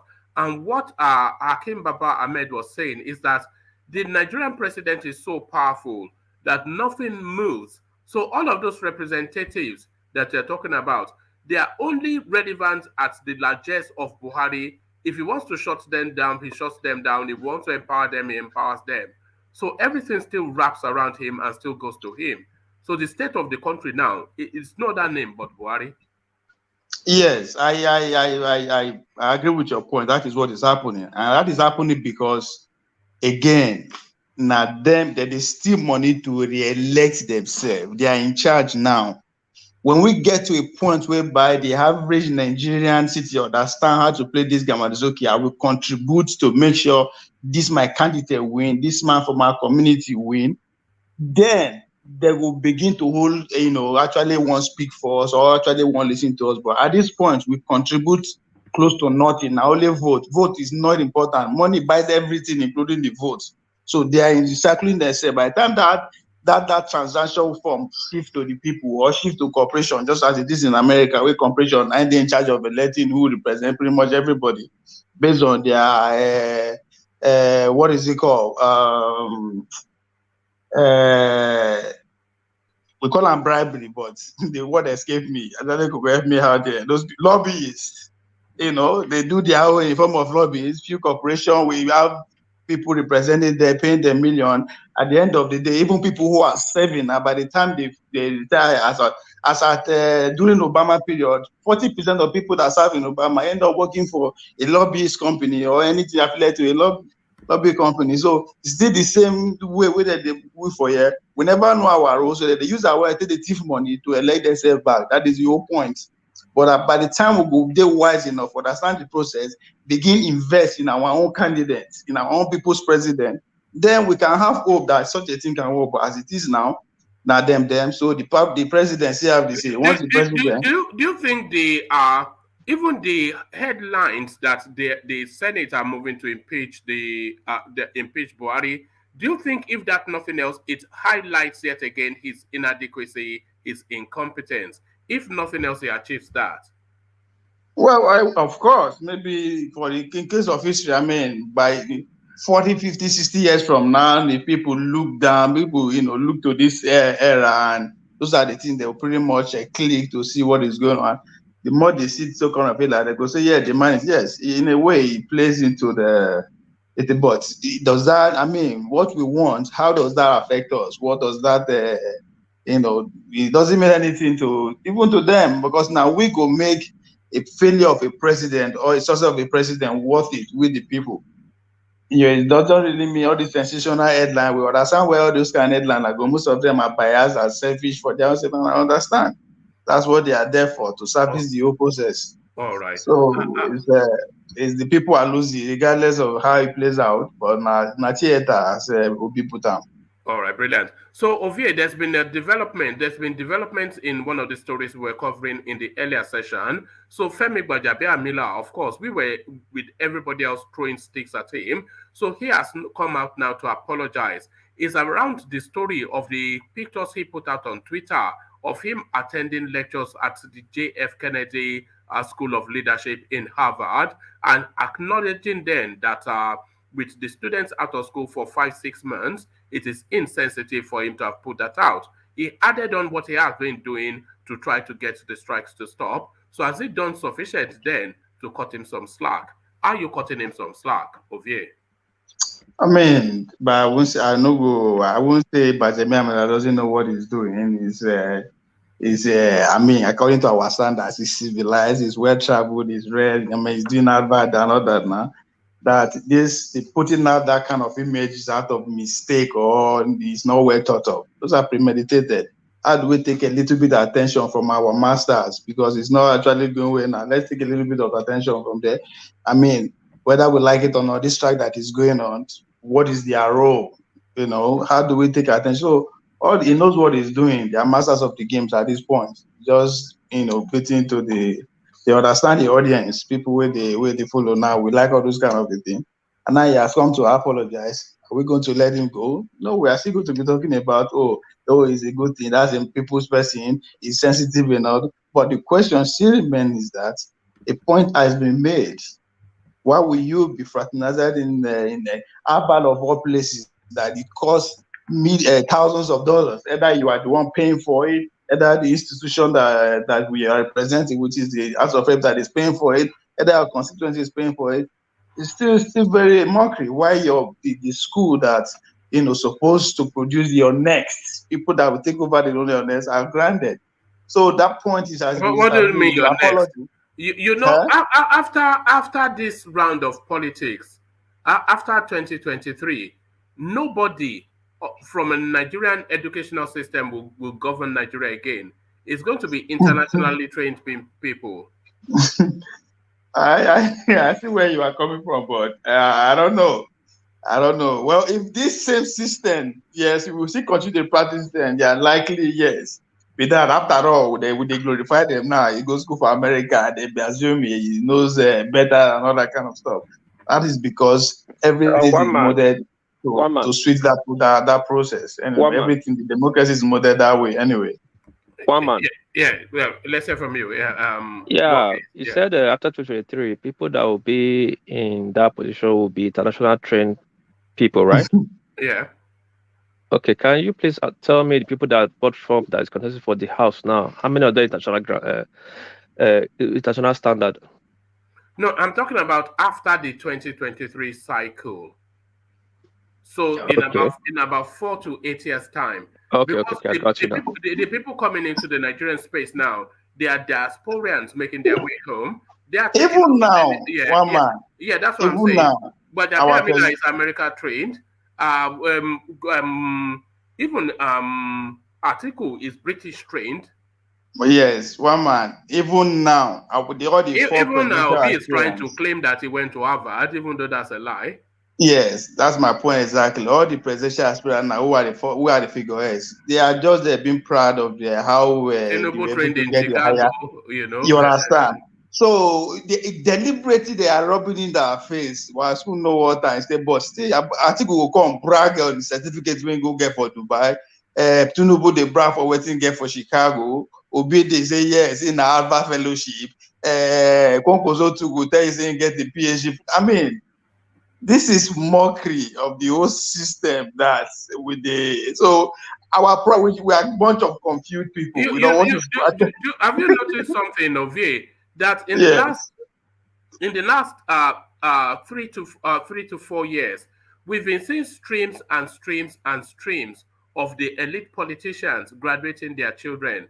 We saw it Bukola Saraki, we saw it Wike, we saw everybody, we saw Buhari, everybody graduating their children. So we're seeing that. So they're not graduating their children to come and sit in their mansion in Abuja to be eating to watching cafe, though.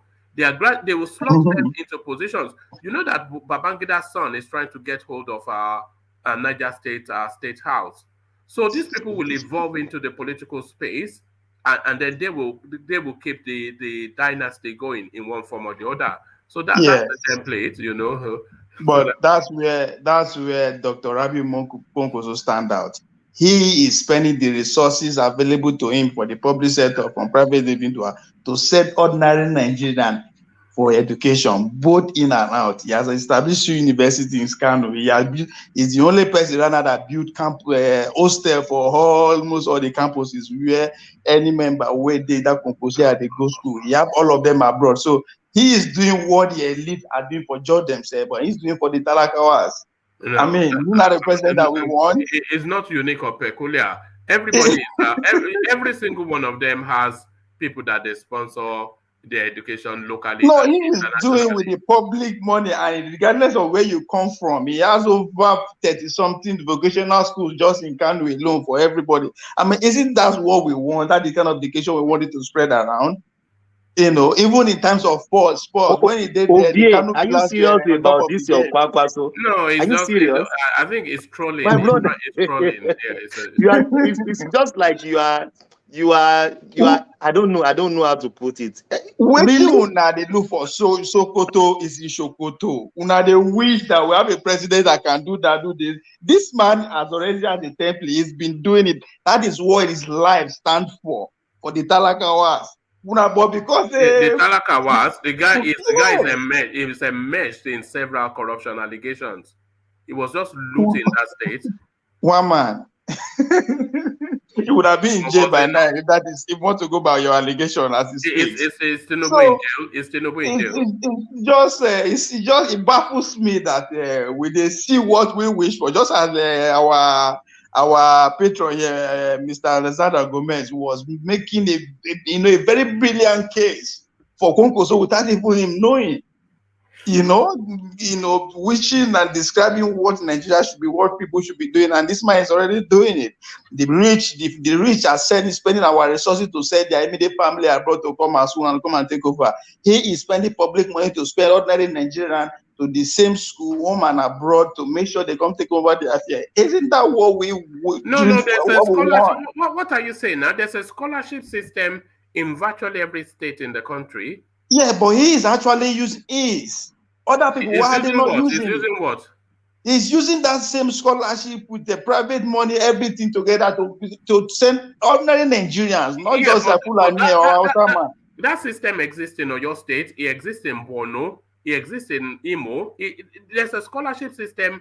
How many of them? One man, I do see what you are saying, but how many of them can come out and boast they are sent 30,000 Nigerians from every nook and corner of Nigeria, my God, on that same system? Yes, the man Rabi Kokoso, go verify. Go verify.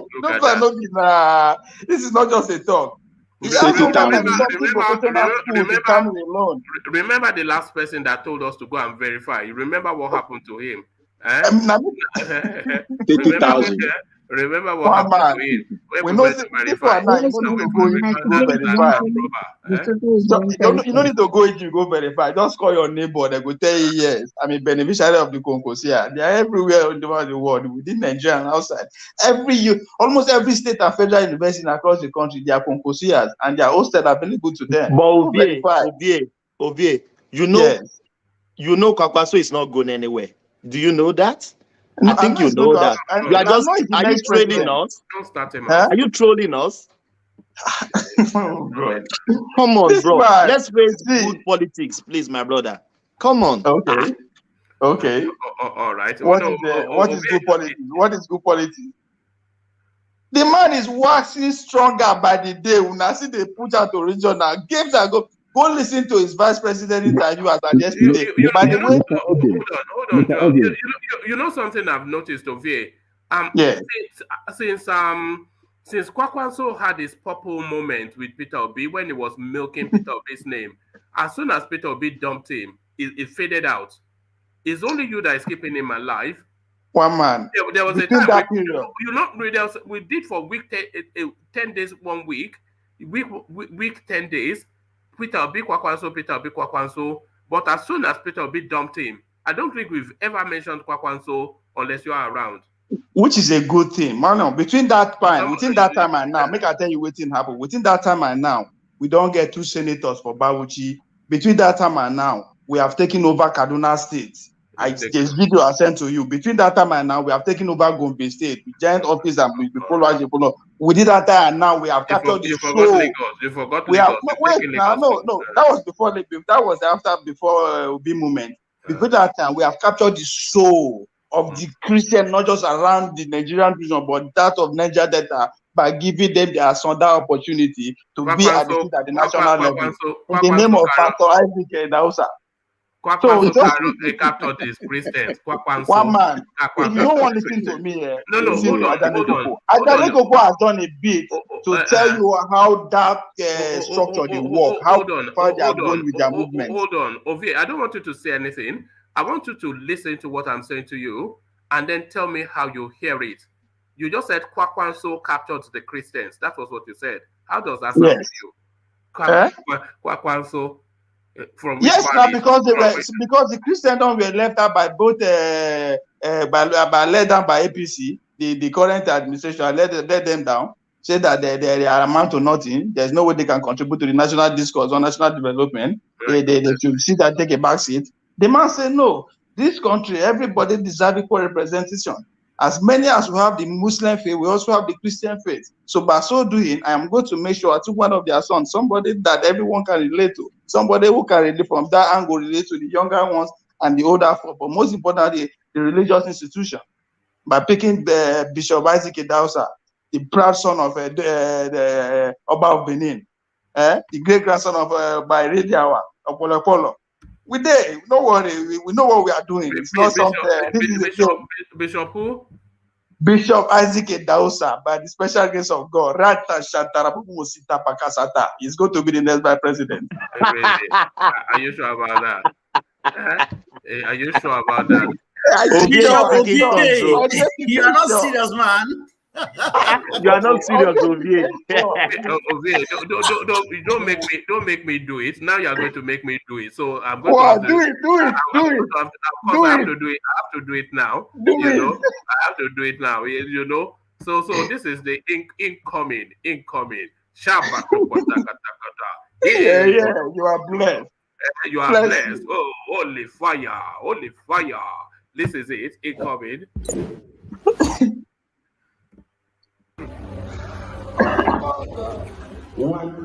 One touch. One touch will dismiss APC. No, just a blow of praise will throw PDP out. The next one is for the obedience. That's how we go. Roll the obedience out of the street.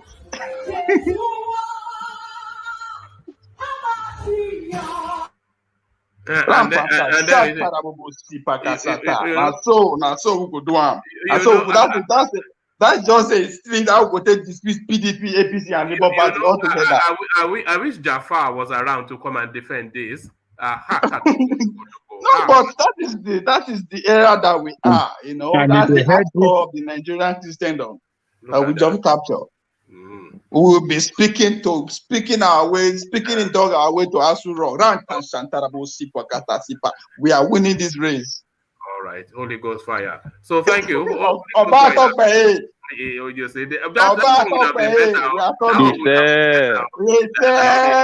will be the new greeting. Come 2023 around Asu Rock. We are going that far. Good evening, sirs. All right. Thank you, Vay. So good to meet you, Jay. So Jay, stay with us. Yes. Let me go to Kulata first and take the conversation in that direction. So Kulata, are you ready? Okay. No, we don't have Kulata. He's doing homework. Or do you want me to come back to you? Well, I'm ready, but it's going to be a short session. I just have some ton of work right now that I need to go through. All right, let's go. All right. So swiftly to it then. It looks as though dreams answered. Buhari 6 more weeks and we escape the clutches of the mad Mallam from Daura. The Senate impeachment. Kulata. The Senate impeachment is symbolic, but is necessary because no one seems to be able to get to this man. Because is either Buhari is very, very obtuse, or nothing can seem to get to him. So if all the Senate can do is make noise of impeachment, I think it's a good way to just send that symbolic message. It's been a failure. So how are we gonna send the judgment that yes, you're an abject failure? So going through this impeachment process is very, very necessary. Even though it's going to fail, but is symbolic and is very necessary. And they should try and rally around the country in as much as possible, because I mean the opposition is PDP and some minority parties. I don't know the percentage of what they have in the Senate and the House, but they have enough numbers to make significant noise, and they should drag his name through the mud. The man, Buhari's 2 times in government, has represented the worst time Nigeria has been. In 1984, he destroyed our economy. In 2015 to 2022, he has destroyed it all over again. So this man should be erased from our history. It's the worst. It's the worst. They should go ahead with it. I support it 100%. Would it not be a real achievement if they were actually able to get him impeached? Even if it's a week from him departing, the symbolism of it, him leaving that office in disgrace, that would be a real marker for that space. We can only hope, but certainly something I would delight in. I will significant delight in it, because I mean we did it for Donald Trump in his last week. So why can't we do it for Buhari in his last month or his last 6 months? It's gonna be like delightful, because Can I interject 1 minute, Kulata? Me too, okay, go ahead. Just 1 minute. Just 1 minute. Go ahead. I just want to disagree with you that in 1984, Buhari destroyed our economy. Buhari destroyed the economy. No, that's not true. I can get to it. It is true. If you want me to get to it. True. That's not true. It is true. It is true. He destroyed Ajakuta. He destroyed Ajakuta in 1985. It is true. Please. We've not even recovered from what he did. Remember, we were doing trade by barter with Brazil.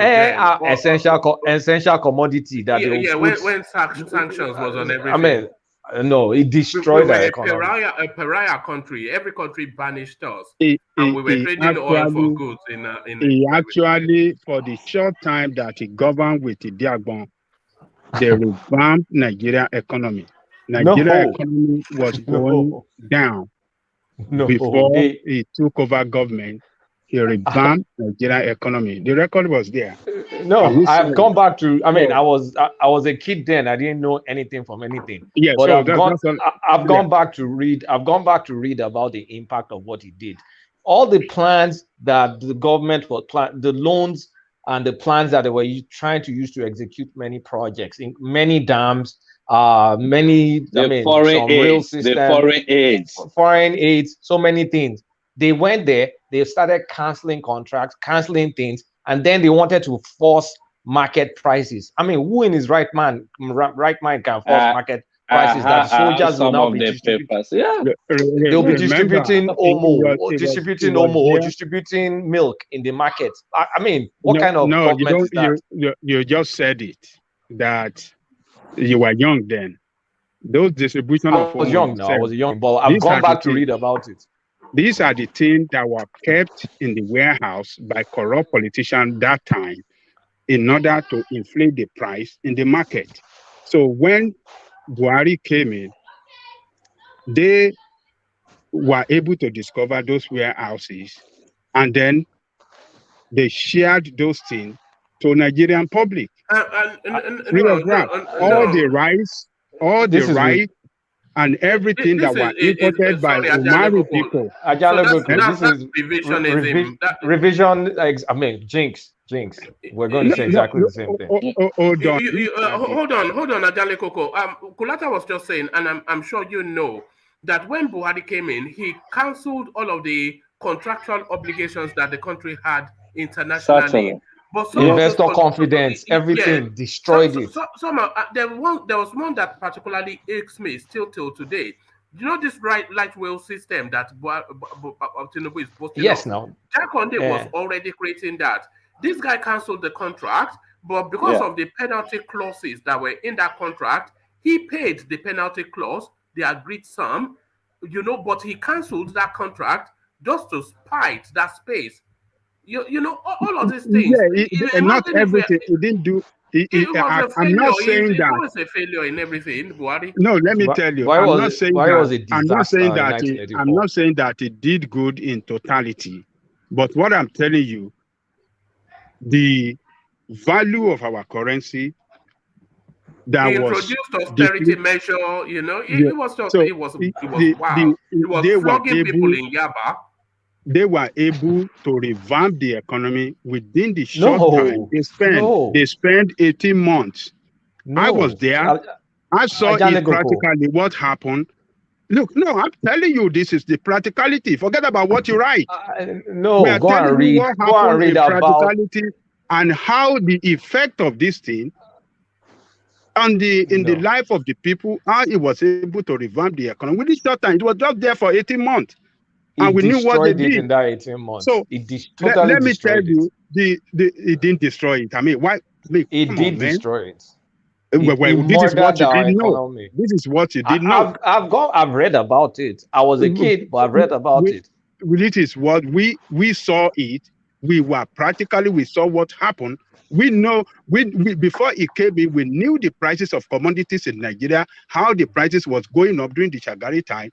And the measure they took when they came in, because we had industries working in Nigeria, they blocked all these things, the border, they didn't allow everything to go out. So we were able to have surplus and the prices of commodity came down. Surplus what? Surplus waiting? Surplus of goods, of products in Nigeria. Products that we manufactured in Nigeria. You are looking at it you're looking at it from different spaces. You are looking at it at a micro level, but Skulata is speaking to it at a macro level. The economy is shrunk. So badly. You're talking about a specific thing of busting warehouses. The economy was stronger under the Buhari administration than the civilians. That's what we are telling you. You guys go and read about this. It is Babangida that destroyed your economy with a structural adjustment program. Actually, I mean, what are you people saying? We are matured enough. I know what was on the ground then. You guys go and read about it. I don't have to say more. All right, a difference of opinion. But back to the difference of opinion. Back to the impeachment of Buhari. And that is why, let me tell you, because of what he did back then, that is why a lot of people believe that if this man, when he came back in 2015, that, what this man did, the way he fought corruption, the way he was able to recover our stolen money and everything. No, sir, that was not the issue. Hold on. That is why a lot of let's agree to disagree. That wasn't why. Why people voted for Buhari was because it's war against indiscipline. It's war against indiscipline. That's why they voted. Not only that, not only war against indiscipline. Not only because of war against indiscipline. Yes, war against indiscipline worked, but the economy was better. In the practical sense of it, the economy was better under him within the short period of time, compared to the time of the civilian, compared to the time of Buhari. The same thing that politicians are doing now, buying jets and living lavish life, the same thing that Shagari's people were doing. You see, at the federal level. The mistake we're making. The mistake we're making is Buhari wanted to use that 1984 mentality when he entered in 2015. That's why he imposed this draconian thing of thinking he can force the currency, he can force holds on the currency. That's why the first 6 months was a disaster with the currency, and we've not even recovered. It's that same thing he tried to do in 1984. After Babangida took over, they had to implement structural adjustment program that helped it to some aspect, but just kind of like they just destroyed the gains that were made. You guys can go back and read about all these things, like thorough reading. It's stated.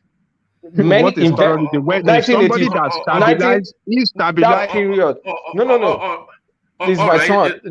That period was the first time we had a flight of investors leave Nigeria.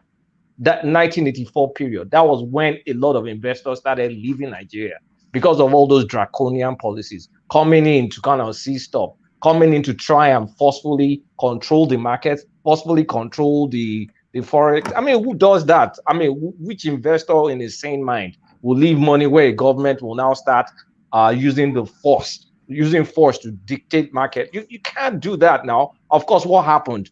There was we started to ration because nobody was, goods weren't coming in the country. Then they started to ration it. Then you had soldiers distributing rationing. They were imposing economic sanctions on Nigeria. On Nigeria because we couldn't import anything.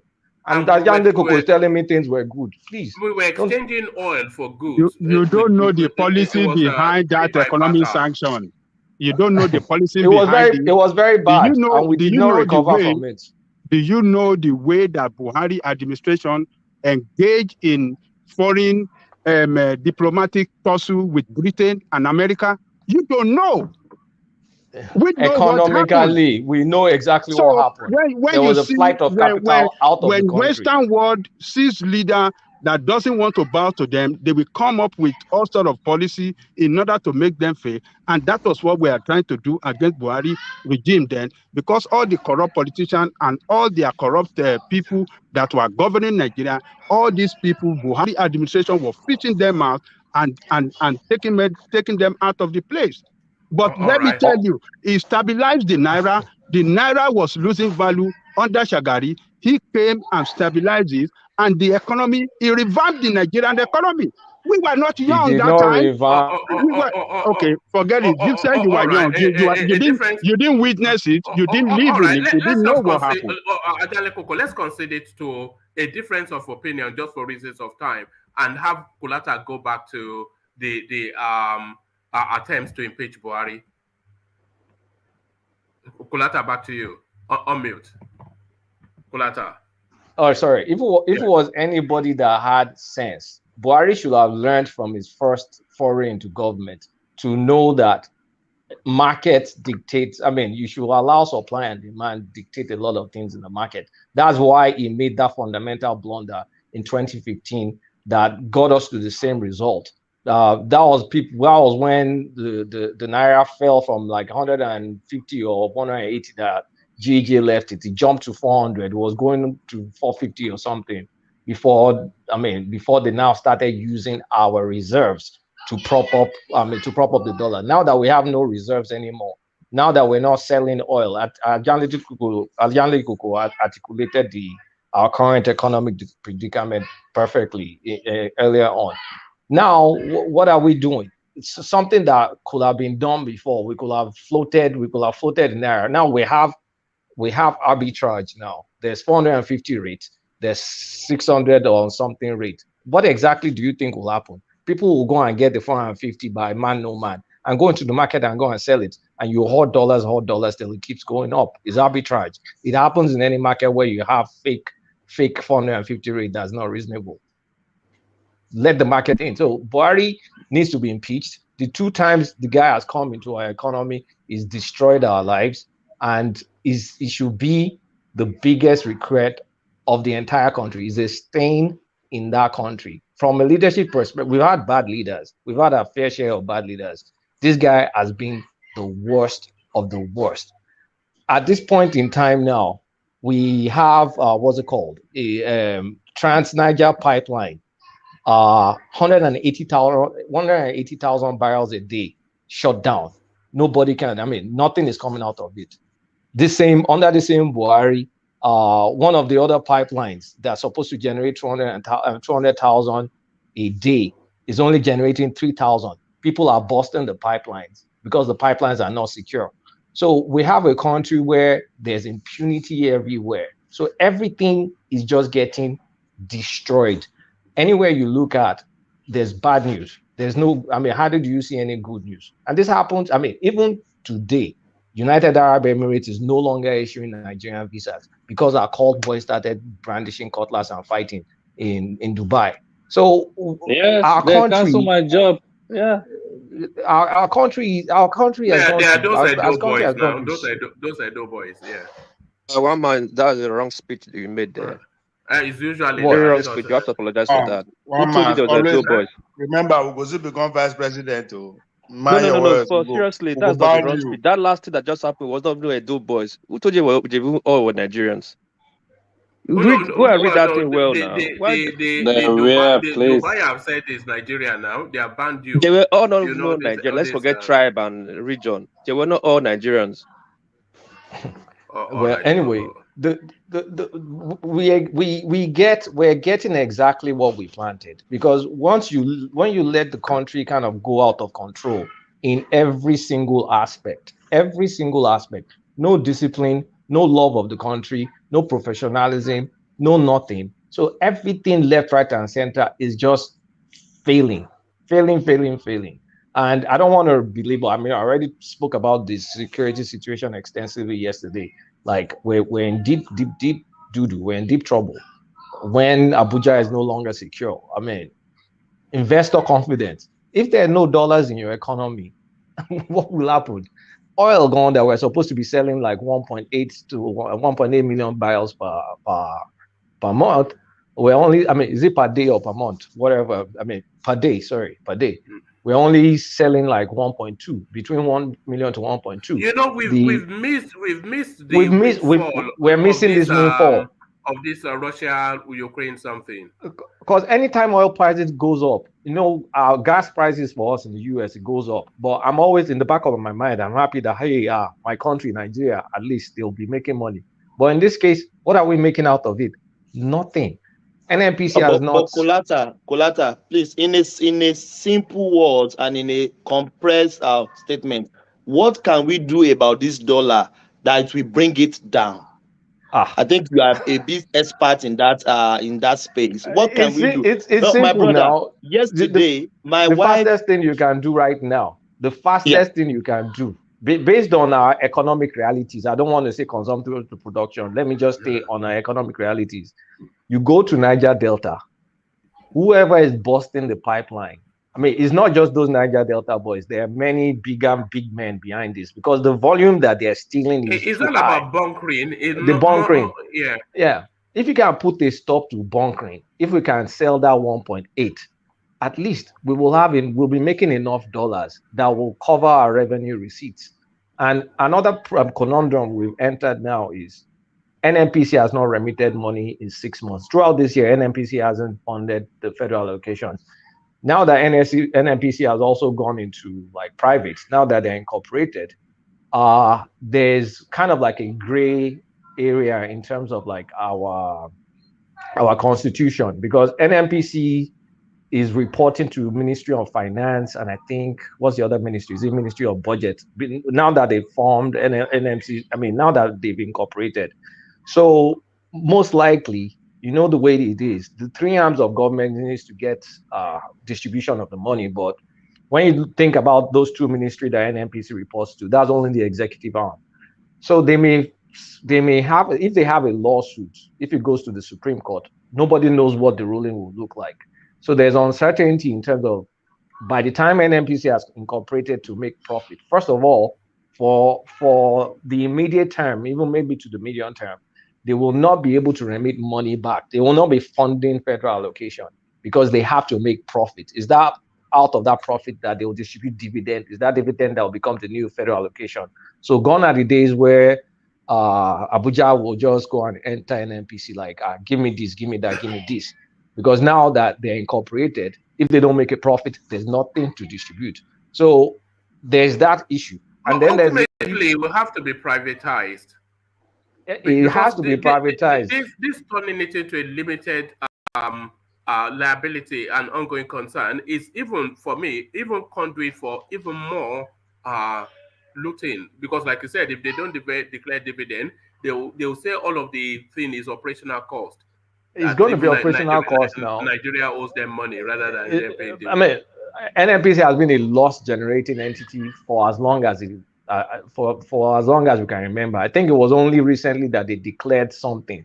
But now that it's private now, they need to operate under corporate laws. So corporate laws, financial statements every 3 months, they need to work towards profitability. And if they don't make profit, then we don't get any money back. If we don't get money back, where are we going to how Naira will keep skyrocketing, and LNNG is not giving us enough.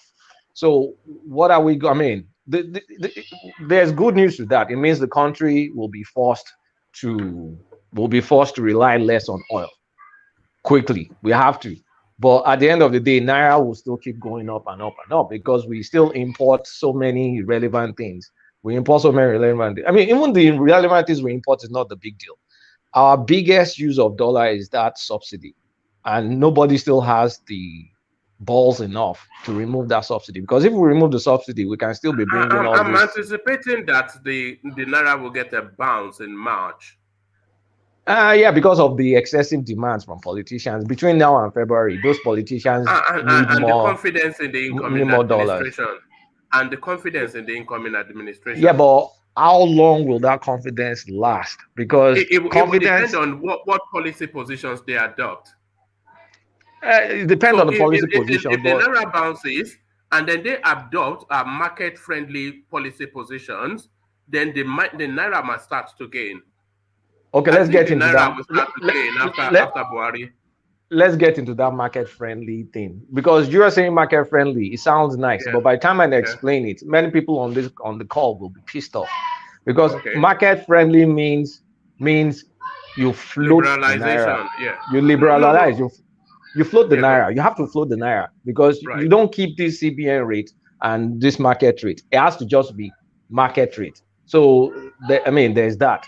Number one. Number two, you have to remove subsidy or phase it out. Maybe you can't remove it immediately because of the inflation spike, because it will create like an immediate inflation spike. So you have to phase the subsidy out. So when you think about all these things, means cost of transportation, cost of everything will go up. If you float the Naira, dollar will keep going up until it gets to like where it naturally belongs.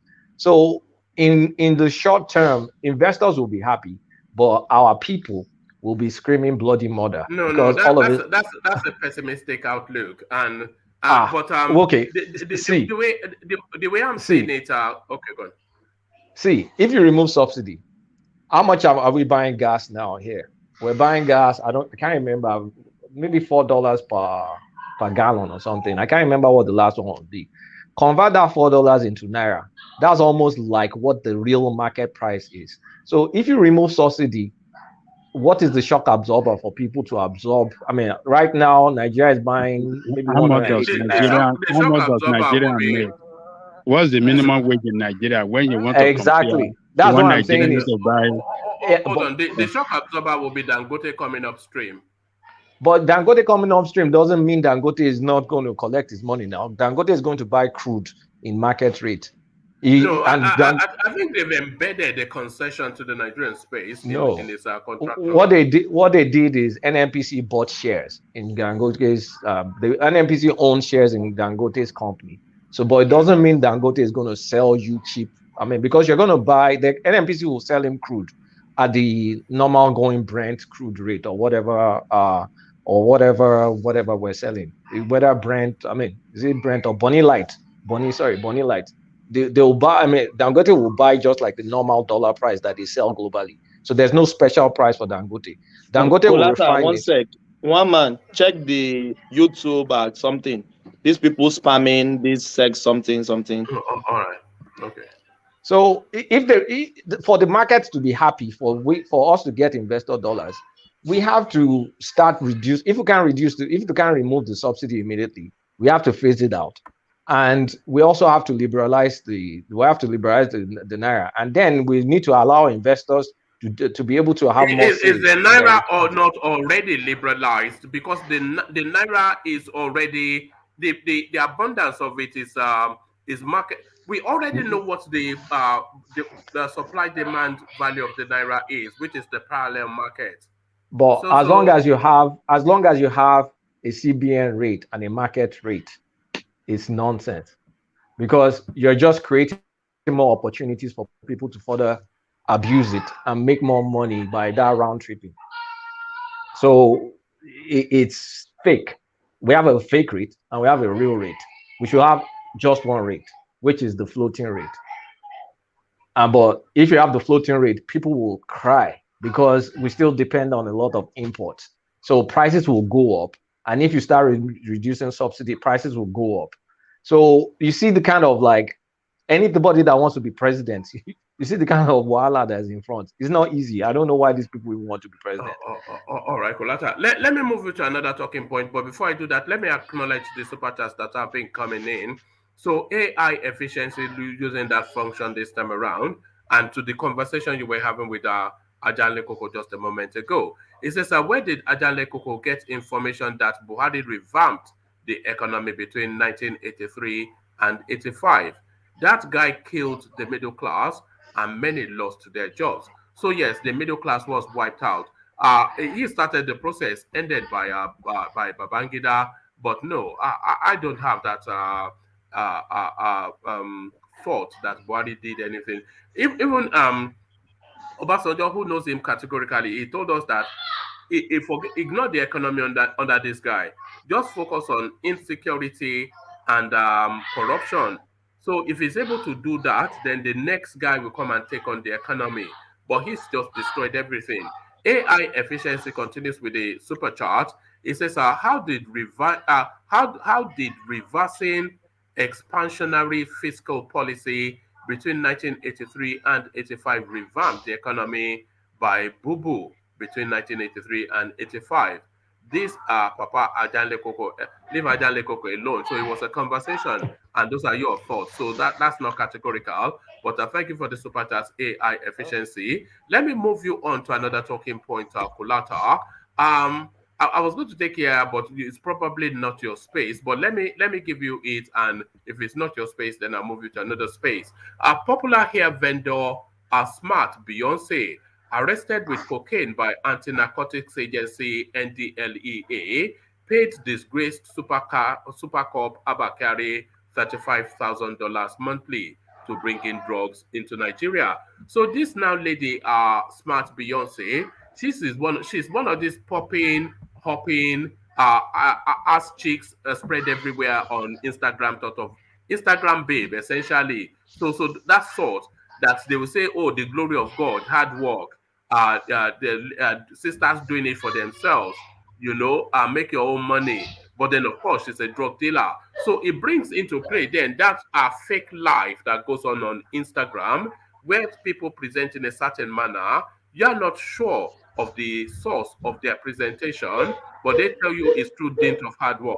But often instances, it's either prostitution or something like this. So do you have any thoughts on that space, Kulata?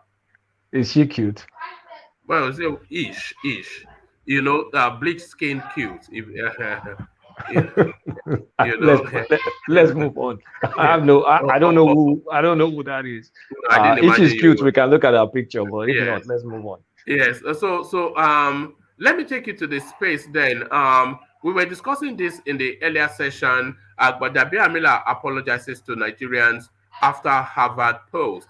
So he posted, of course, photographs of him attending lecture at the John F. Kennedy School of Leadership in Harvard. But then, of course, with the ongoings in Nigeria now, a lot of people latched on, led by Madam Obieze-Kwesele, that the insensitivity of it, you meant to be in charge, abandoning ship to them both from beyond. So he apologizes, but is that sufficient enough to douse the palaver? But I mean, is it that much of a sin to begin with? I mean, it seems insensitive because he's like what's it called? Is the majority leader in the House, and he went to just do one of those short-term courses in Harvard, those 3 months leadership courses. So I mean, he has a life, he has a private life. But off the backdrop of students being out of school for 5 months in Nigeria, he being the number 4 citizen. So are you telling me Bajami Amila will not be able to afford that, assuming it was? No, he can afford it, but it's the optics. It didn't look good. Even Falana is on the streets demonstrating for students, and he's boasting from Harvard that is getting an education. But Femi Falana is like a human rights kind of lawyer, so they play different roles. So I mean, I don't see it too much. Like if he took it in his own personal Instagram or something, I don't see anything wrong with that. Kulata, if it's his personal space. Kulata. Bajabila is not just an ordinary person. It's the fourth person, the fourth citizen in Nigeria. I know now. I know. No. That's wrong now. This is wrong. That's why I asked one question: is can he afford that? No, forget. There's nothing like can he. There's nothing like can he. He does not own his space right now. Wait. So someone cannot live his life based on his own. He cannot live his life. No, he cannot. He's not just ordinary person. He's the fourth most powerful person in Nigeria. He owned the Nigerian people explanation. Explanation on what? That I went for a course? Yes. He cannot. This school, just like now we are saying there's an What are we attack in talking Nigeria. about? Buhari is traveling. And you, Yeah, you say so Buhari can afford to travel, can buy the ticket, can travel. We can say it appeared tone deaf because we have 1 million or maybe 2 million kids. You know, he's attending that course at the expense of the state. Is it at the dime? No, I don't know. I don't know that. Is it at if it's at the dime? If it's at the dime of the government, then I have a problem with it. But if it's his own personal dime, I don't have a problem. No, you don't know that as a fact. Wait.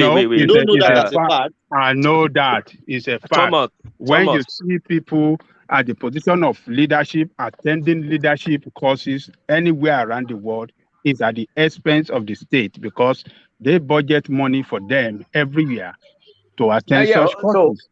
So if it's the government paying for it, then it was tone deaf. No, even if government is not paying for it, are you saying it's right? When it's his money now. How will I tell someone how to spend his money? Let me make this example to you.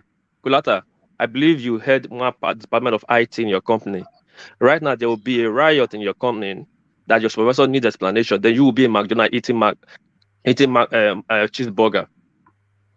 So if I'm gonna bad me, make a job. That happen. No. Sometimes we try to pick and choose what we like. It's not pick and choose though. Like I personally don't have a problem for a you're supposed to have a problem spending his own money. But if it's government money, it's a different story. Hold on now. If he doesn't have a problem with it, he doesn't have a problem with it. No, one man. You are too intelligent to say this now. You are in London now. It's not intelligence. You are in London. Hold on. You are in London. Let's say things where it is. We are all educated here, and we are letting people back home. Position of leadership, and he must show discipline. He must show that leadership. Yes, he must be in a position of leadership. He must show that. Yeah, he must show to us that he's a disciplined person. He's a person that have empathy. It's how do I say it? Is the problem that is empathy and is in tune with the situation in the country. He must show that as a leader, I'm in tune with the situation in the country, and but not showing up. Let me use this analogy, Akulata, to make the point. So there are starving children sitting on the floor, and then you go and prepare a feast, and then you set a table in front of those starving children, and you're feasting away. So you can afford the feast, of course, but the optics of that is the optics of it. So let me qualify my statement properly so people don't get me wrong. If it's the government money, they should have actually canceled the course. If it was government money they're using for the course. And if it's too late to cancel it, yes, it's tone deaf, sharing selfie of, oh, look at me in Harvard doing this 3-month leadership course. Why did you make that statement that if it's a government money, they will have canceled that course? I think it should have. Let it is my opinion. But if it's his own personal money that he made with his own sweat, I do not care. He can do whatever he likes if it's the money he made by himself. But if it's government funding it, then it should be, it should be more in tune of the sensitivities in the country. But I'm not gonna tell someone that made his money. I'm not gonna tell someone that made his money how to spend his money. If you made your money by yourself, it's your money. Do you see the position that that guy is occupying as like a form of customer service in a broader that it's a representative?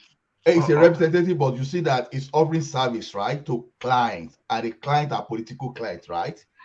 But that's why I said if it's government money, if it's government money, is different. If your customer bring a problem to you, even if you are not the cause of the problem, you pretend to have empathy. You empathize. You put yourself in position that this thing happens to me. What will I do? Your company is on fire. All right, I want to move from that space. Power is being approached, and yet you have comfort. You are so comfortable to attend a course. To do what? To run a country that is on fire.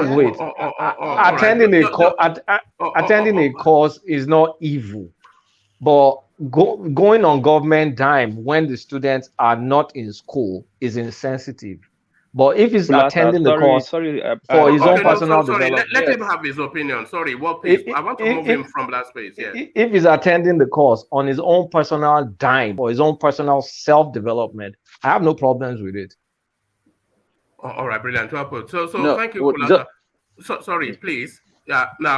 Let me move you from that space, Kulata, to the space of the Senate inviting Emefiele to come and account for why the Naira is hemorrhaging so heavily. So when they said they were going to impeach Buhari, Femi Adesina described it as bravado. Is this just another bravado or bluster, no bang? It's all optics now. I mean, if Naira is hemorrhaging, they need to try and point to a scapegoat. Emefiele, I mean, there are tricks you can pull or you can attempt to pull, but the fundamentals are the fundamentals now. We're not selling that much. We're not earning that much dollar. Supply and demand. If we're not earning that much dollar, the market, there's no reserves. Again, there are two things. We don't have reserves. Normally before, they will have reserves to back up the exchange rate. So the exchange rate will not fluctuate that much. But now they claim they've used the reserves, like 1 billion of excess crude oil ECA, that they used it for defense. We can't see any evidence of the defense. So Emefiele doesn't have much tools to defend the Naira. And I mean, what more? I don't know. I mean, I'm not an expert in CBN, but I just think if we're not selling that much crude, we're not earning so much forex. How many gimmicks is within Emefiele's, like, I mean, within his realm to be able to control the drop? So before we had reserves that we could use to back it up, but if there are no reserves, what more? But at the same time, Emefiele will be doing a lot of nefarious activities. There's a lot of corruption in CBN. Too much corruption in CBN. I think is from what this Buhari government. The first time I lost hope in Buhari government was because initially, me too, I thought, oh, that war against indiscipline, one thing. There was some chap that one way or the other found himself in favors with the CBN, and when everybody was crying that the Naira was going up, the guy was tearing back big time. All he had to do was just get forex round trip, and imagine this now Yoruba guy. Or imagine how much Fulanis that control all those bureau de change. Imagine how much they will be making. So that was the first time I knew that this Buhari is a sham in terms of even the corruption that we thought he would be able to do. So them calling Emefiele is for them to be able to go back to their home states and their constituencies to explain that maybe we called Emefiele when Naira was going. It's not our fault, though. It's Emefiele's fault, though. It's just optics. I don't think Emefiele has enough tools within his power to control the fundamentals. I don't think he has. All right, brilliant. So thank you, Kulata. So that is Kulata, very controversial today. So that is Kulata, somewhat disagreeing with everything without being disagreeable. So that is what we like. So let me go on from your Kulata and take on Jay, who is a new voice to the space. Hopefully we still have you. Jay, are you still there? Yes, I'm here, right here. Oh, all right, brilliant. Good to have you, Jay. Yes. Thank you, sir. So Jay, to the talking points, the Senate threatening to remove Buhari, which I think all of us would give anything to see happen. But then, of course, it's a toothless bulldog, as they always say. All bluster, no bang. But the bluster itself, is it a currency, Jay? It's such a pity. I'm talking to you from Lagos, Nigeria. It's such a pity that Adesina, who is learned enough, we always come up to say all sorts of rubbish from his mouth. It is a good move that the Senate took. Yes, it is an applause, but with the little understanding I have in the Nigerian politics, I think at the end of the day, just like Adesina have said, nothing will be done because a lot of these guys also, they always talk. They can't go further just because they're in the opposition party at the moment. It has been the same saying that they have been saying all over all the time. But I'm not going to talk about your topic tonight. I'm just going through the YouTube this night before I came across you. But I just want to let you people know it's so disheartening in this country. Please, if you can allow me, let me say one or two things regarding Nigeria. Please. Carry on. First, I'm going to talk about the security in Nigeria. Just few days ago, some soldiers were ambushed on their way to Buhari in Abuja. They were killed.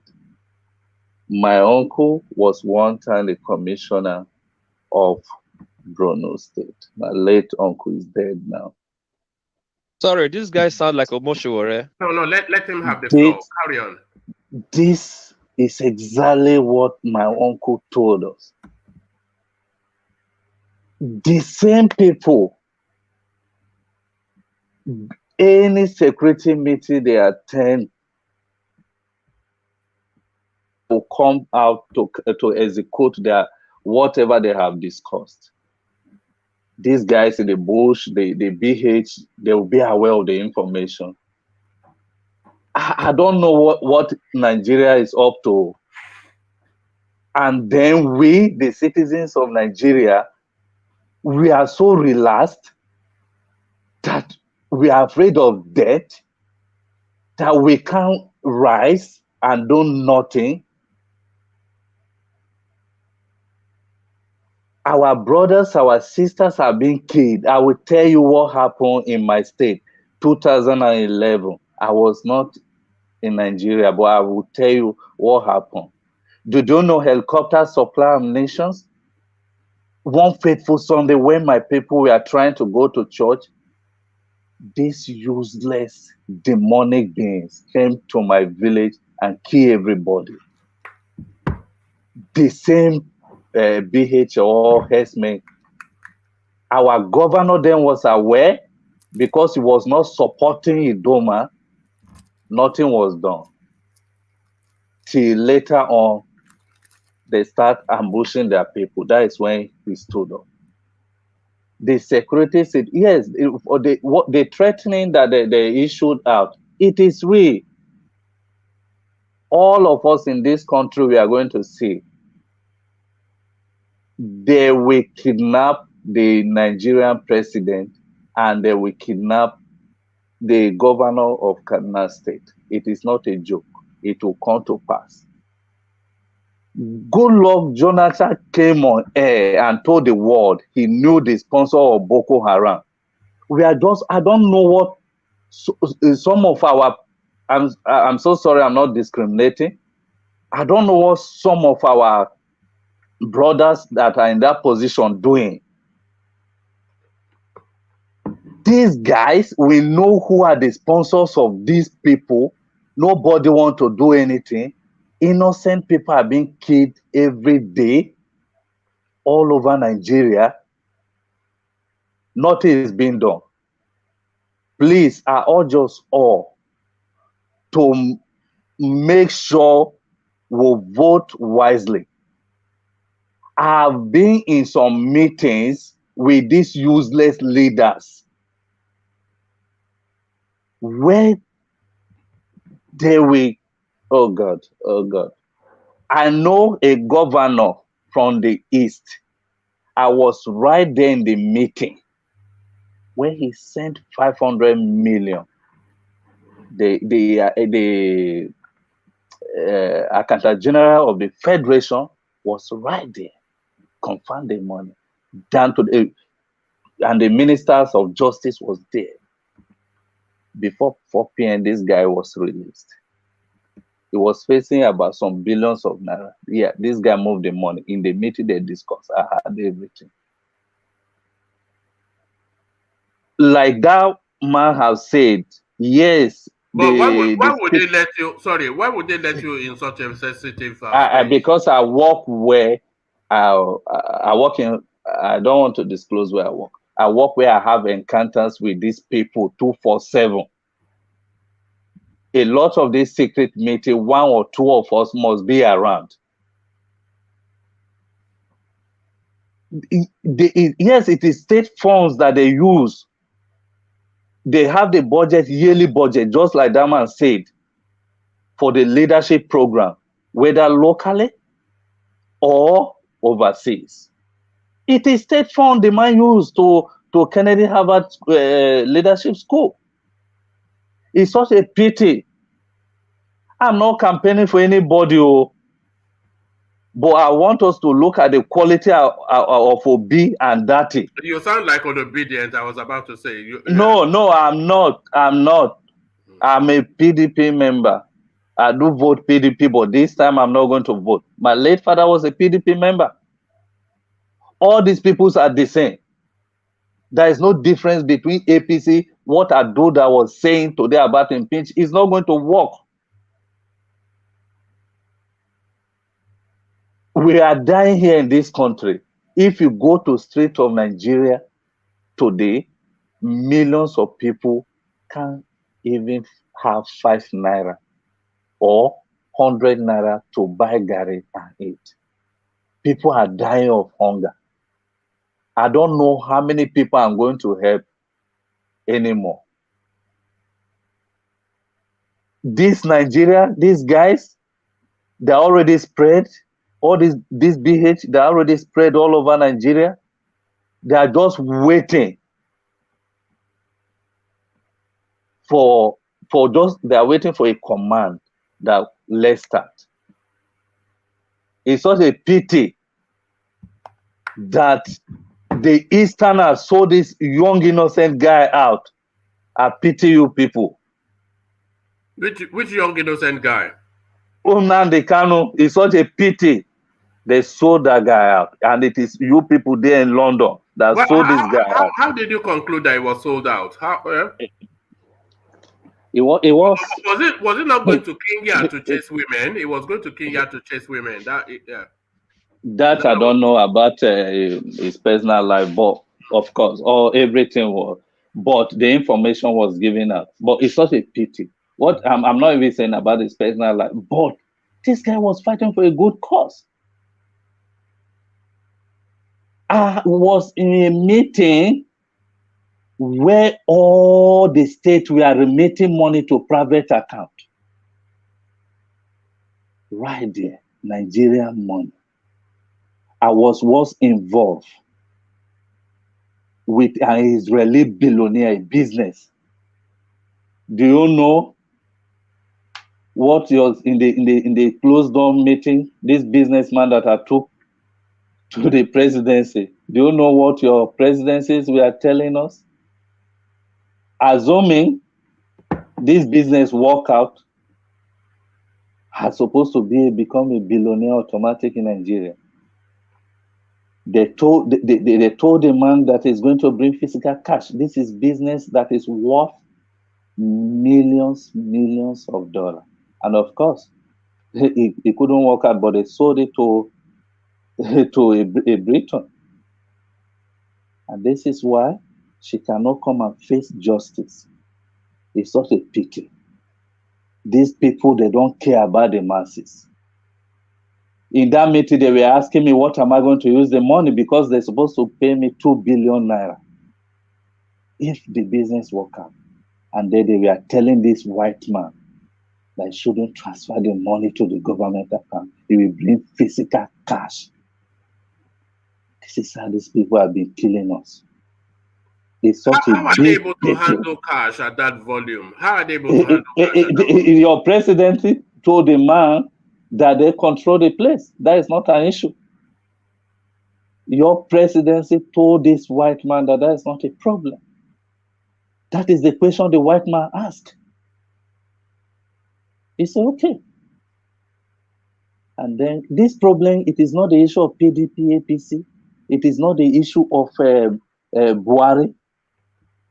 Because I haven't been in any meeting with Buhari, but I've been meeting with or in Obasanjo tenor down to Goodluck tenor. So this is not even issue of APC or PDP.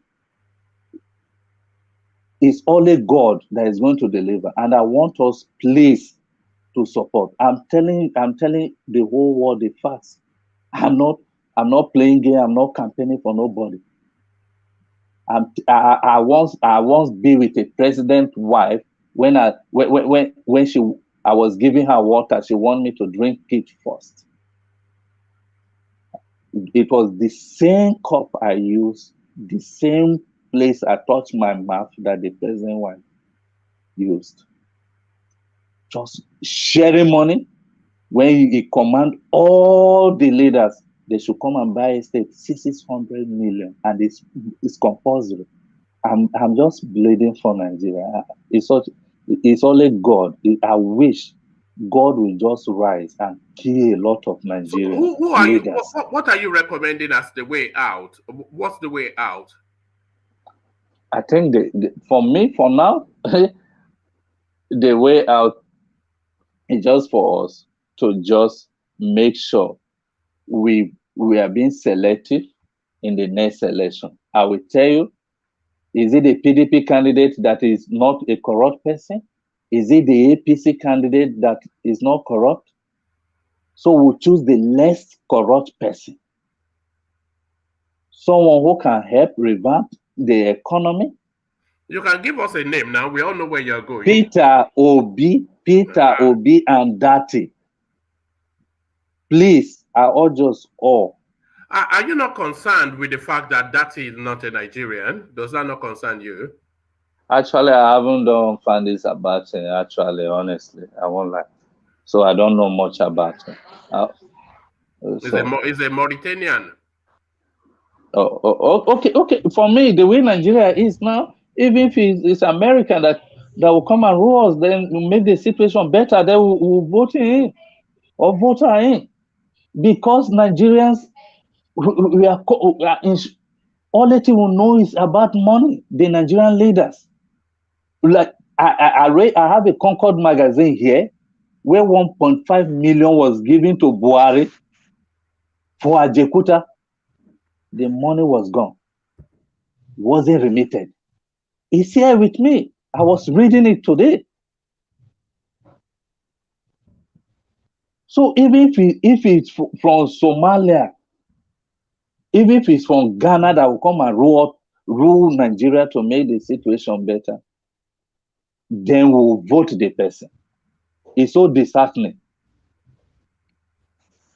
Please. But you sound like you are doing well out of the system. So I mean, you are doing well. I'm not. I'm ordinary Nigerian, sir. I'm not earning up to, or how much am I earning? You're cruising with the big boys now. You are cruising with the big boys. I don't want to disclose. I'm just a mere waiter. If you want me to disclose, they do have secret meetings where I serve. So that is what I'm trying to let you know. It's not that they gave me money. No, sir, they don't. Is it a president wife that will give you 200,000 that don't talk anything that you have had? Is it a governor that will give you 50,000 naira that don't say anything that you have had? I will come after you. I will get you killed. So is it 50,000 naira that is going to save me? And I don't collect tips. Right from when I started the job, getting to 20 years. Not that I'm a big person, but I'm telling you about my country. The Kwankwa so that you are seeing. He have a school at back of my house in Abuja. As far back as 2014-15, that school is 600,000. I don't know for now, pay 10.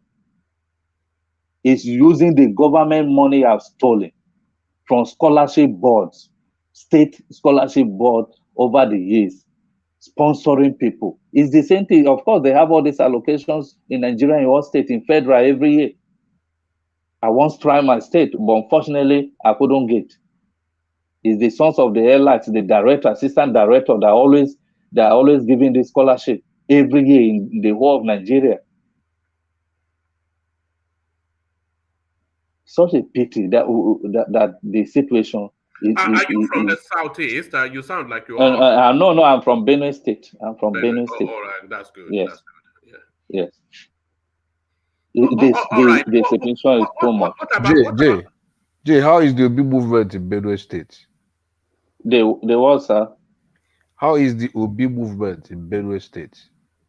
Yes, Wiki and our governor, they're trying to decamp to Labour Party, so they're trying to finalize it so that they will give me. So what I'm saying is, in Benue State, but on the grassroots, grassroots, no, it's not doing well at the moment. But as soon as if my governor can decamp and Wiki, then that will really help. Your governor is not decamping. He said yesterday that he has put behind the problem in PDP and is committing his support to Atiku. No, that's what he said yesterday. Just forgetting that is what politicians say, please. Okay, we will see now. But what he said, they also I want to. And why must he say that? You know that earlier, some weeks ago, he said that God hadn't shown him the way or who to support. But he came out yesterday that he's committing his support to Atiku, meaning that God has showed him the way. God has showed Atiku to him that that is the man. If God don't show anybody anything, if God show him, he will reveal it to the Nigerians to see. That is how God works. God cannot just show him like that. Then I want to let you people know. You don't know that there is SARS? You don't know that they kill people away? Because my cousin was there. But because the masses are afraid to come out to say, oh, my cousin is dead, my person is dead. But I tell the whole world, they kill a lot of Nigerians. Their bodies were taken away. It's God, oh God.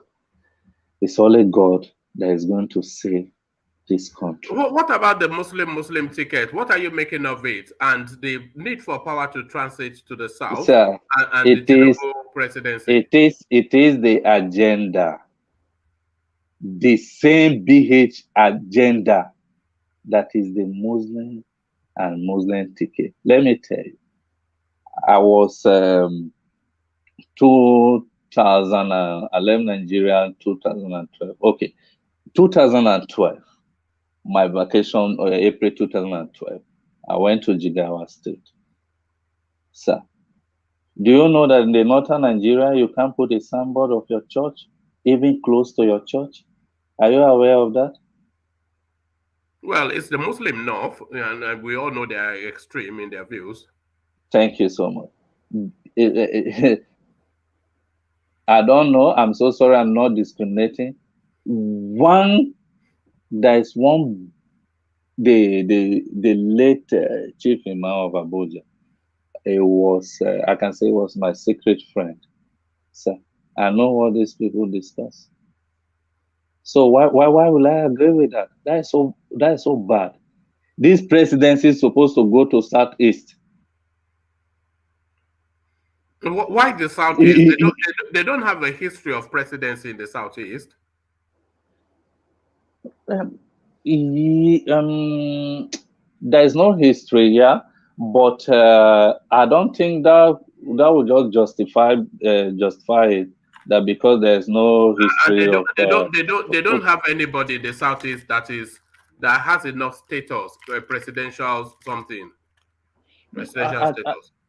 I think actually in becoming a president, you have to do with the ruling party and the big party that will sell you to the Nigerian populace. So it's so unfortunate that did not happen, because in the local Nigeria only know about PDP and the APC.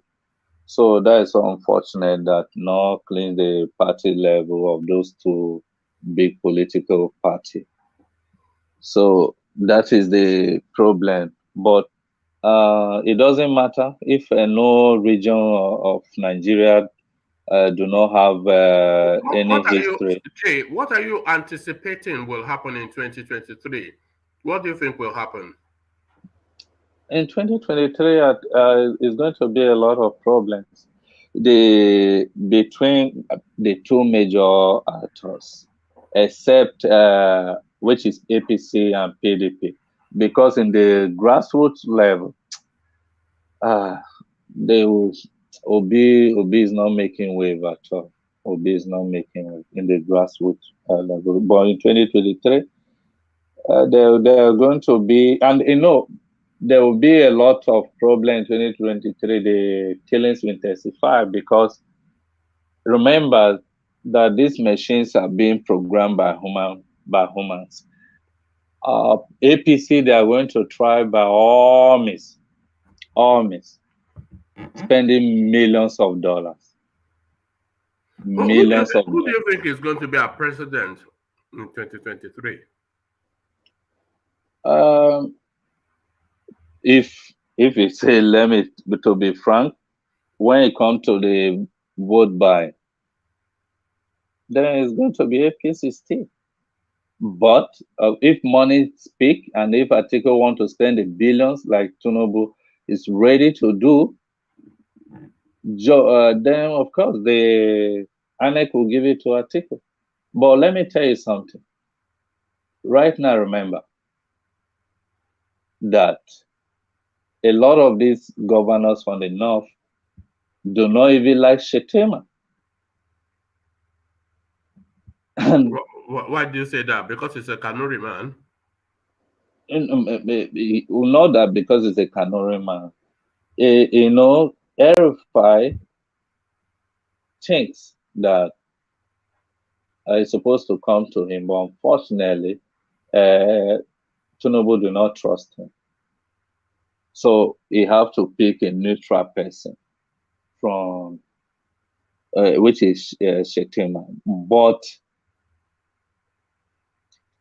remember before the emergency of Tinubu, APC governors have visited Atiku ahead. By these northern behaviors that are known over the years, the APC northern governors are going to vote for Atiku. But when it comes to money, Tinubu is going to win. But when it comes to normal vote, Atiku will win the presidency because all the APC governors will give Atiku their votes. All right, but in Nigeria, money speaks, so the INEC, they're in control, especially in the technical aspect. So is vote buying. I know my late father was PDP, so I know how they do these things. Is vote buying. He doesn't care whether you vote, he did not vote. At the end of the day, I remember my late father was one of the bad PDP member. They don't allow us to sleep. Decently, they'll be printed 24 hours till the next day. They do this a day before the election day. This is what they do. So they buy up the INEC and that is it. So it doesn't matter if we will vote. All right, brilliant. So Jay, is there anything else you'd like to share with us before I go on to the next contributor? No. I just want us, we Nigerians to just, if we can do anything to help the country. For example, like what my governor did last week or last 2 weeks, by visiting United Nations, by visiting other countries, talking to them what is happening in Nigeria. They should come to our rescue for insecurity. So if any of you are opportune to talk to these government officials of the country you are, please tell them. If there's any evidence they want us to prove, we can prove to them so that they will come to our aid. If not, these guys, they will strike anytime. Anytime. Would you say people are living in fear in Nigeria? Sir, you look at what Adoda said today. He said even there in Abuja, they are not safe. Yes, sir. The whole of Nigeria, the whole of Nigeria in totality. Nobody is safe, sir. I wanted to go to Abuja. I couldn't go because I couldn't afford a flight ticket. Am I going to pass the road? No way. This guy, when they pick you up from the road, they don't care whether you are a poor person or a rich person. If your family cannot donate, they will kill you. I refuse to travel. So it's a big problem. Everybody is living in fear. Like me, from my local government in Benue State, we are used to the killing now. We can't go to the village. Because when you are leaving your village, they will just ambush you by the road and get you killed. What do you think they are after? Is it just Fulanization, or is it land grabbing, or what is it, in your opinion? No, it's the normal Islamization of the whole country, so that it will become a Sharia country.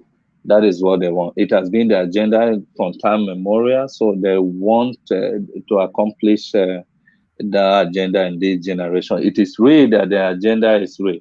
It is real. But I think Buhari never signed the agreement. When he was in 1984, 1985, he never signed the agreement. And also for the cheap labor with the League of Arab Nations, he never signed. He never signed it. So, but that would be possible. So, do you think essentially it's a move to enslave us to the Arabs? Yes, yes. This has been the agenda. This has been the agenda. The agenda is real. It's not fake. Some of the sponsors of these people come from these nations. They are not even Nigeria. This is real. They're international. Although, yes, some of Nigerian leaders are involved as sponsors as well. Good luck, Jonathan can tell us. Do you think we have the capacity to resist it? Yes, sir, we have. It's just for some of these our leaders to say yes. Then we'll get the modern equipment like the drums with missiles. They will finish these people. This is all. Once we finish these people, this is all. A common Nigerian cannot go and become a terrorist. It's very easy to even do away with these people. But I tell you, if you have meeting in Aso Rock, before you come out of the meeting, someone right there have already messaged Bruno. Someone right there have already messaged them. So this is the problem. So yes, it's very easy for us to come out of the situation, the insecurity situation, very, very easy. But they have these people among us, living with us as a neighbor, everywhere. They're in all the ministries and parastatals. These are people that have no certificates. They're using primary 6 result. They will tell you it's equivalent to modern day degree. They will go for useless course, and they are a director in ministries and parastatals. It's a pity. You see this Nigeria, there's a big issue here. Insecurity is just a little thing that can be taken care of in Nigeria. But of course, these people are making a hell of money from it. And there's no solution. All right, brilliant. So thank you, Jay. Thank you for joining us, and thank you for that insight. It's always good to hear what is going on in Nigeria, especially from somebody on the floor. And you sound as though you are somebody on the inside. So we're here every single day. So round about the time you joined us now, we're always here. Every single day we're here. So feel free to join us whenever you have the opportunity. I will subscribe now because I didn't even subscribe yet. Yeah, no, subscribe and turn on the bell notification. So it's even a lot worse than we anticipated from what we're hearing from you. And if you are saying you have interactions directly with these people, then we should have even more reasons to be fearful. So reasons to be fearful are presented to you by Jay. So there it is right there. Ajale Koko, what are you making of that? Yes, I just want to thank Jay for joining us this evening. Thank you, sir. I don't know what you as a Benuan and your people are going through in your state, because the killing of the Benuans is so alarming and so scary. And your governor, I think, is a blessing to you people. He's a man that never compromise. He's a man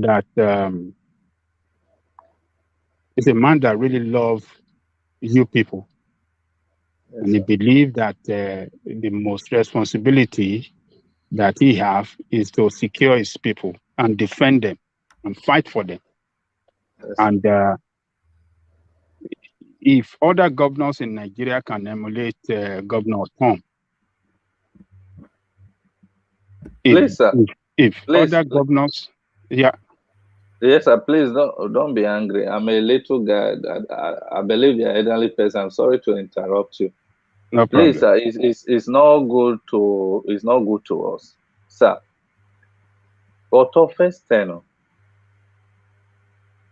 These people came.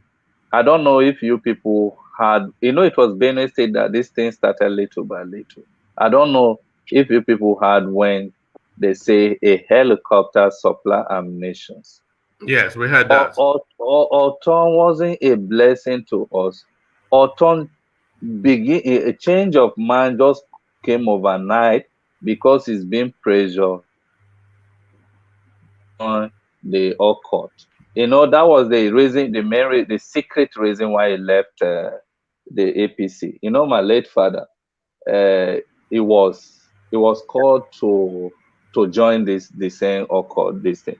My late father now say no. Which occult is that? Is it Ogboni? Are you doing Ogboni in Benue State?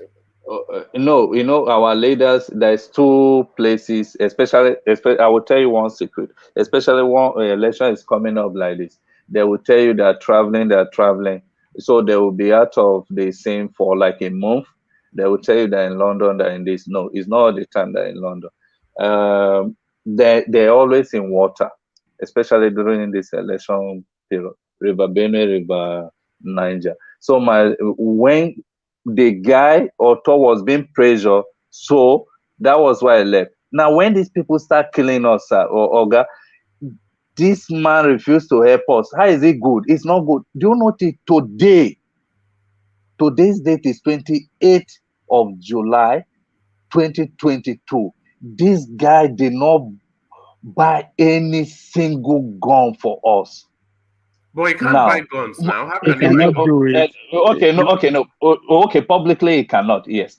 But I'm telling you, at least he can send one or two person. Till today, nobody have come to our aid. Do you know how we are able to get ammunition 2012, 2013?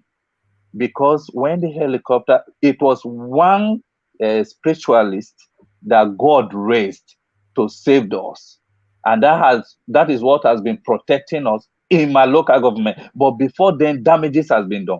A lot of killings has been done. Do you know it was the same helicopter that came to supply ammunition? Of course, in the spiritual way, the helicopter couldn't move again.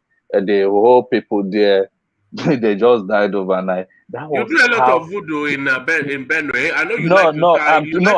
It's not. What's the thing you tie around your? What's going on? It's not voodoo now. I say it's spiritualist. It's under Catholic church. Okay. Now it's under. Okay, Mame water. Are you doing Mame water in Benue? Actually, I don't believe those things. But don't worry, we're Africans now. We believe. Okay, so it was this man that God raised. It's even under Catholic church that was able to help us till this moment.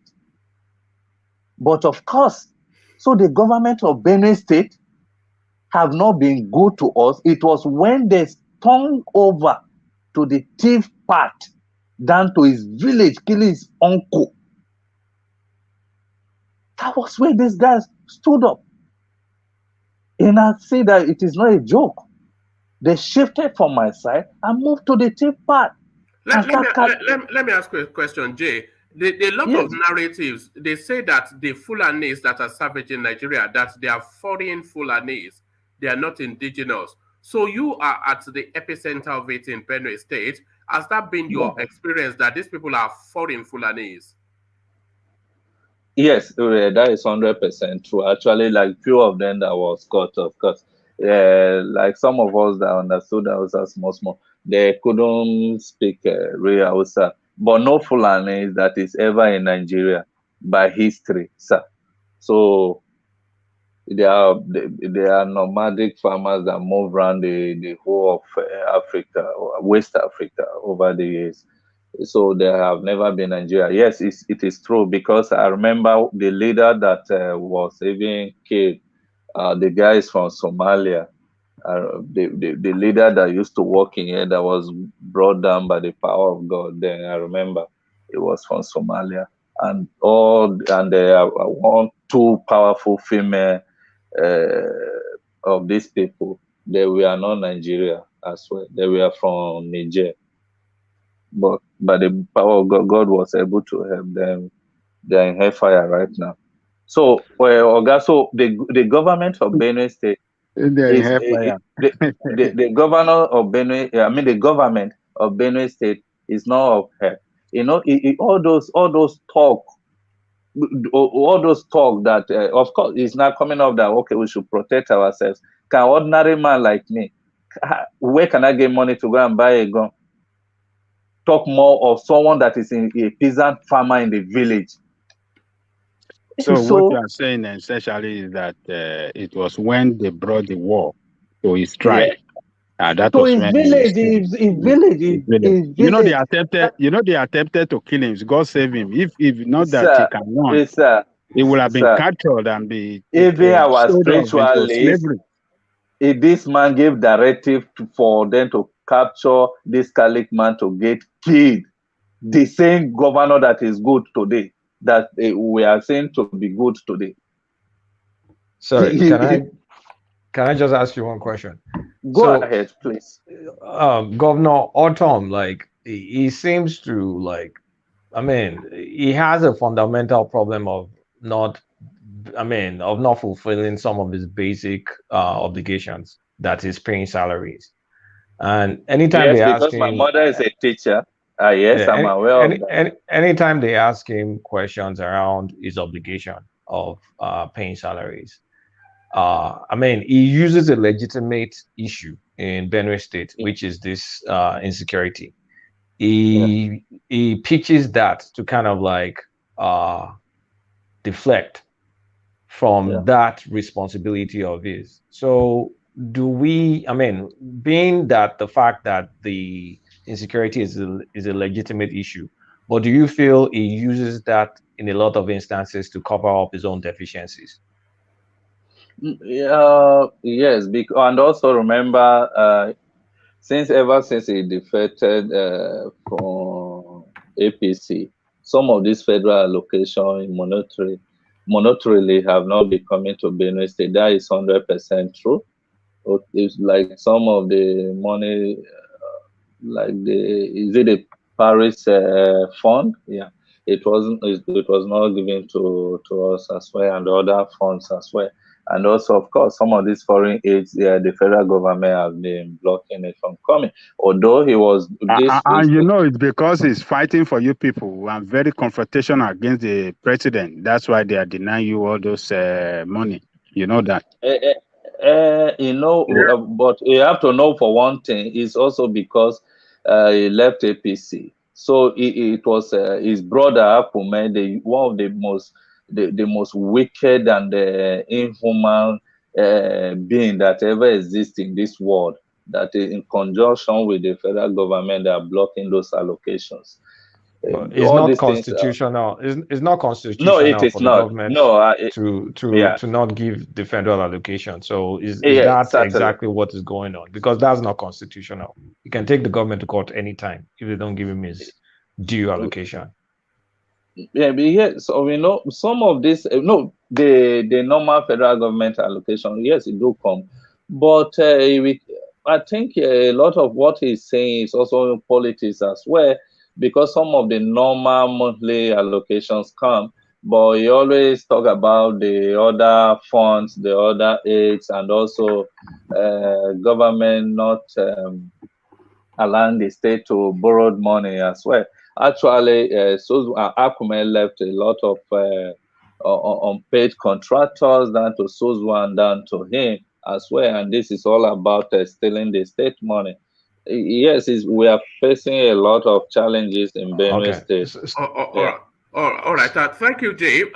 For reasons of time, I'm going to go on to another contributor, but stay with us. At the end, we do closing remarks. So you still get about a 2-minute window to give us even more than you've given us already. So really good to meet you, and I hope we meet you again. And when we do meet you again, I want to hear narratives about how these people go into the Benue River to go and empower themselves for office. So the Undugurudu element of that, we want to hear I more. will tell you. I will even tell you more deeper than that. Yes. So that we want to hear that. So thank you, Jay. Thomas, we call that Ajesara in Yoruba land, Jay. Jesus the Mimo. Now Jesus I know. I don't know about that. Now Jesus I know. All right. So thank you, Jay. A real delight. So a real delight to meet Jay, and an equal delight to hear from Joel. So Joel, you are up next. Buhari to be impeached. So there it is, right there. Your dream come true. Prayers answered. So reasons to celebrate. Where's the champagne? Buhari being impeached. Unmute. Okay. Good morning, afternoon, evening, everybody. I've been at the background. I've been having kind of a busy day today. But I listened to the program in the morning, and I also tuned in a little bit late on this program, and it has been quite revealing. I decided, because at this time I started thinking, like, what is going on in Nigeria? Like, I was a little bit in a sober mood. I am thankful that the last caller, Mr. J, spoke on this issue. Not really, really where, not really hitting, not really clear. But I think everyone on this podium or anyone on this show understands the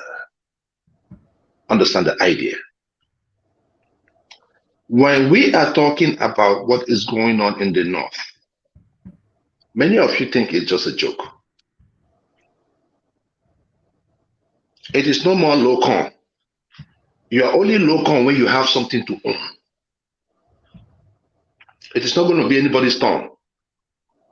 We have to wake up. Nigeria is drifting. When I'm saying it, people don't really understand where I'm coming from. I'm saying this because yesterday I made mention about Nnamdi Kanu and some of the things he says. Sometimes it's like it's like a hypnosis. I'm like, is this still really happening? But we are seeing it. It is coming closer to us in the South. It is coming. They say when they came for them, I used this term before, I've forgotten who had the quote. When they came for them, I did not talk. When they came for me, when they came for them, I did not beg. When they came for me, there was nobody to speak for me. They are going to chase us into the Atlantic Ocean. Mark this day. If we are still playing this kind of dirty politics in the South, if we are still playing this kind of politics that has not benefited any of us,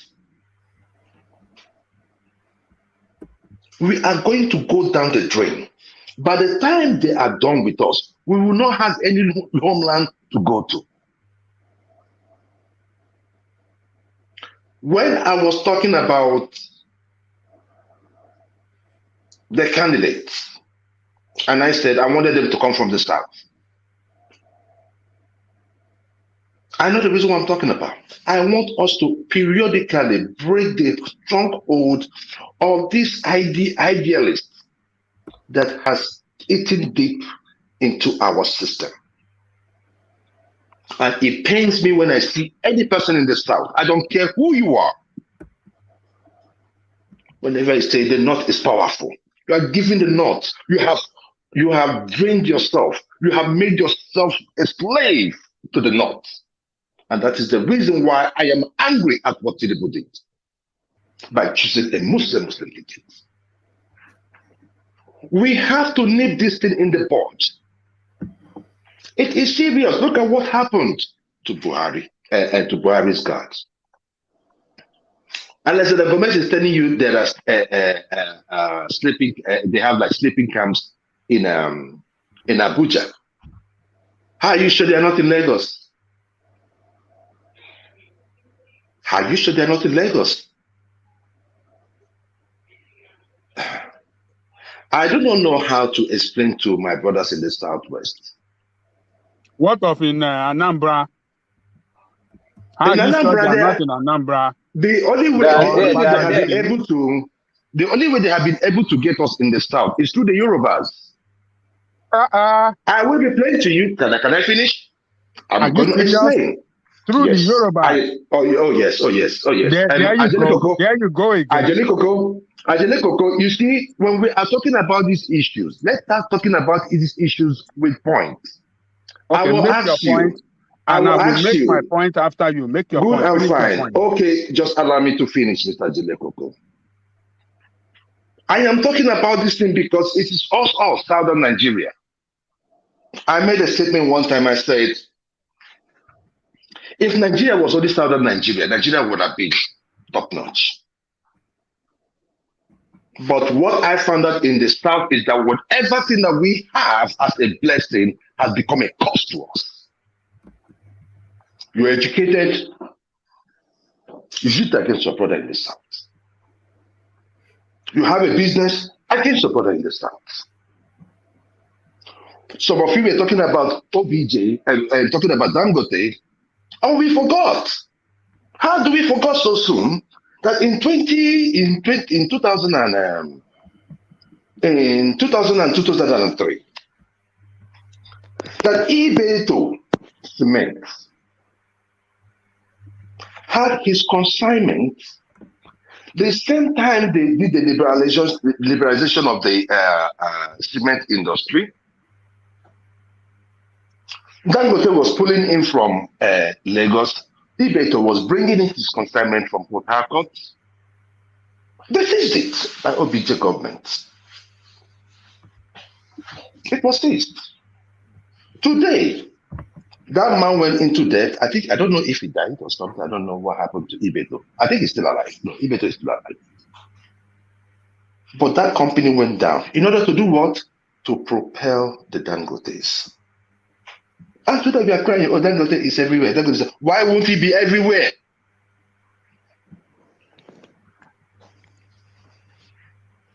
We must know this.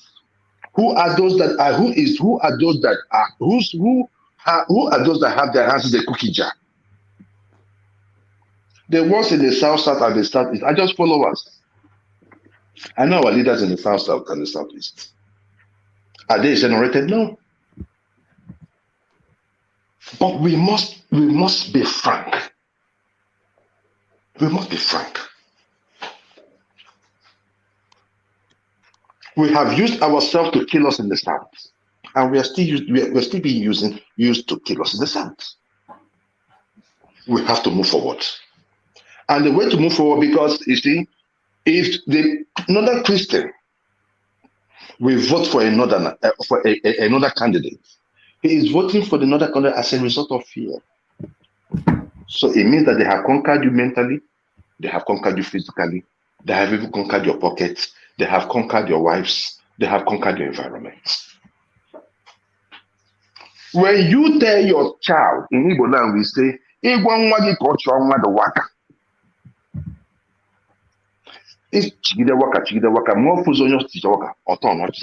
know what that means? It means that when you ask your child to keep cursing people, when they don't see anybody to curse, they will turn back and curse you back. We have to be truthful in Nigeria. If you love yourself in the South, be truthful. You can only own what you have. The people of the Southwest will have to wake up. Joel, there's a good chance that the Yorubas will be voting for Tinubu for reasons of tribe. So I'm not sure. And there's no problem with that. Yeah. There's no problem with that. All I'm just saying is that if the Yoruba are playing the politics, they should play the politics of saying, look, if we say we are moving as Southern Nigeria. My question to you, what do you want this? Because you keep mentioning, you keep hammering Yoruba, you keep hammering Southwest. What problem do you have with Southwest and Yoruba people? What is your problem? What is your problem with our politics? This is the thing. When they want to get to the South, with their heinous crime, with their heinous ideology, they tend to get that handshake from the Southwest. That is not true. Look, you can say it is not true. You can say it is not true. Okay, let me tell you. Can I finish, please? Can I finish? You have been talking. You have been talking. I did not interrupt you today. I did not want to interrupt anybody today because I'm in a sober mood. No, I just want one of the guys that was killed. One of the guys that was killed. One of the guys that was killed at the presidential. That was part of the presidential guard. Is a husband to a friend of mine. So at some point, what goes around does what? It comes around. My thing is this. We must have to make sure that we have leaders that does not pander to the Fulanis. Because this is the thing. It is an ethnic cleansing that is going on. You know, there's Joel, you know, there's more of a, geographically, there's more of a pathway to the southeast from the north than there is to the southwest. No, I'm just talking about politically. I'm not talking about access. These guys can access from anywhere. What about from the Calabar angle? But you see, we still have these pockets of leaders, even in the south. Look at what Ayade did when they said no open grazing in the south. Ayade allowed those cows to be ravaging people's farms. Kulata was asking the J guy, why is it that Benue is not producing, or why is it that the government is giving an excuse for crying out loud?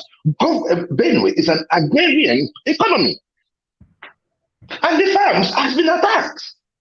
I just get asking, are you sure the government is there? It should start that for grammar and data. It's the time to tell the truth. What that guy Jay said about what is going on in the north is an eye-opener. Thank God, if I was saying it, you would say I'm trying to promote Obi. So, one man, please. We have to, as a nation, like from what he has said, he has given us an idea of what is going on. What do we do as Southerners? We have to unite.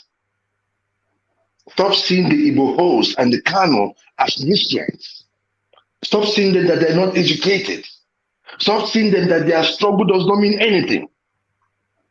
For Buhari defended the Boko Haram when it was on.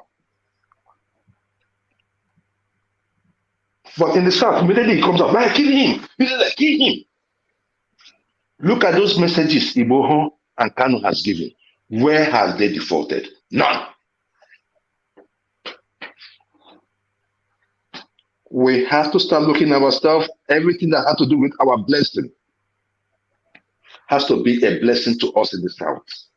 We have to start thinking as one in the south. Else, we shall be destroyed. Yeah, we have to wrap around one narrative, and the narrative that propels the most is the Yoruba narrative for 2023, because the best chance of a southern president in 2023 is Tinubu, not Peter Obi, who Jay himself has just told us is not on the ground. and who we know is not on the ground anyway. So if all of these things that you've excellently articulated, if it's to come into being, is to wrap around one storyline, and the most that offers the best opportunity is the Tinubu pathway. Yes. You see, my own thing is this. If our own idea of leading as a group, it doesn't matter where you are, whether you are in APC, a Southern APC politician, or you're a Southern ABGA politician, or you're a Southern PDP politician, where we say that we are going to have this, if we are going to have a Christian and a Muslim ticket, it should stand that way. We should start creating that balance. I know if you go in there as a vice, you might be a little bit sidelined, but at least you have an idea.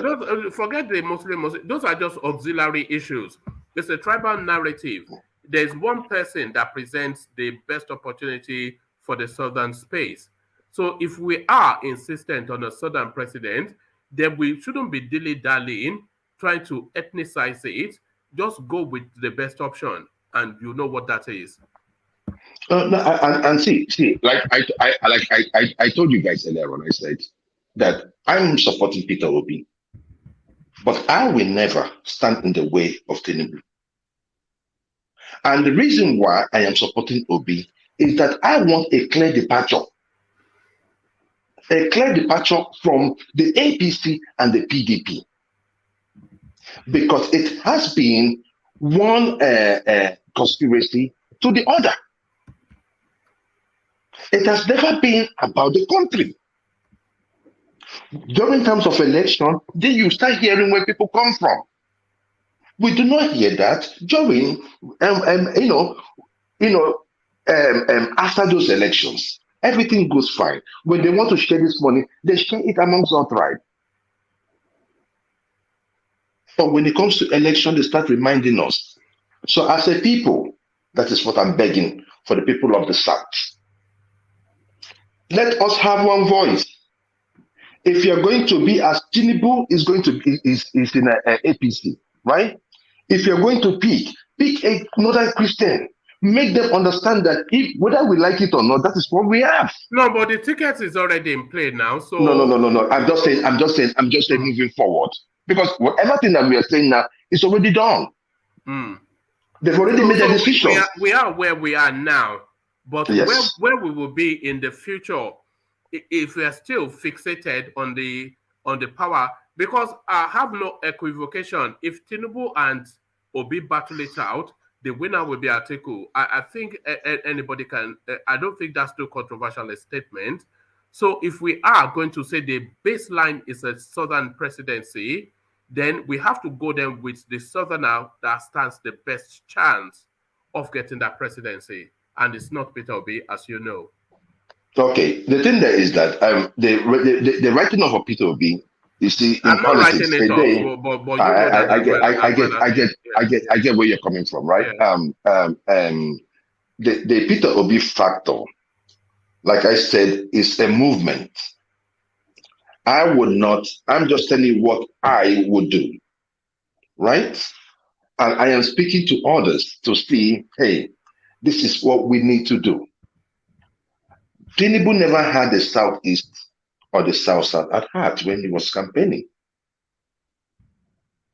If I can recall, he never visited all those places. Like Ajile Koko was saying yesterday that Obi should have come out for the labor protest. Tinubu never made any inroads. What Tinubu thinks is that with Southwest votes and his counterpart in the North, that he's going to win the election. So, I don't know. That's why the thing that his method is kind of flawed. But for now, it is too late to start thinking about what we can do or what we cannot do. The only thing that presents to us right now is the main election. Now,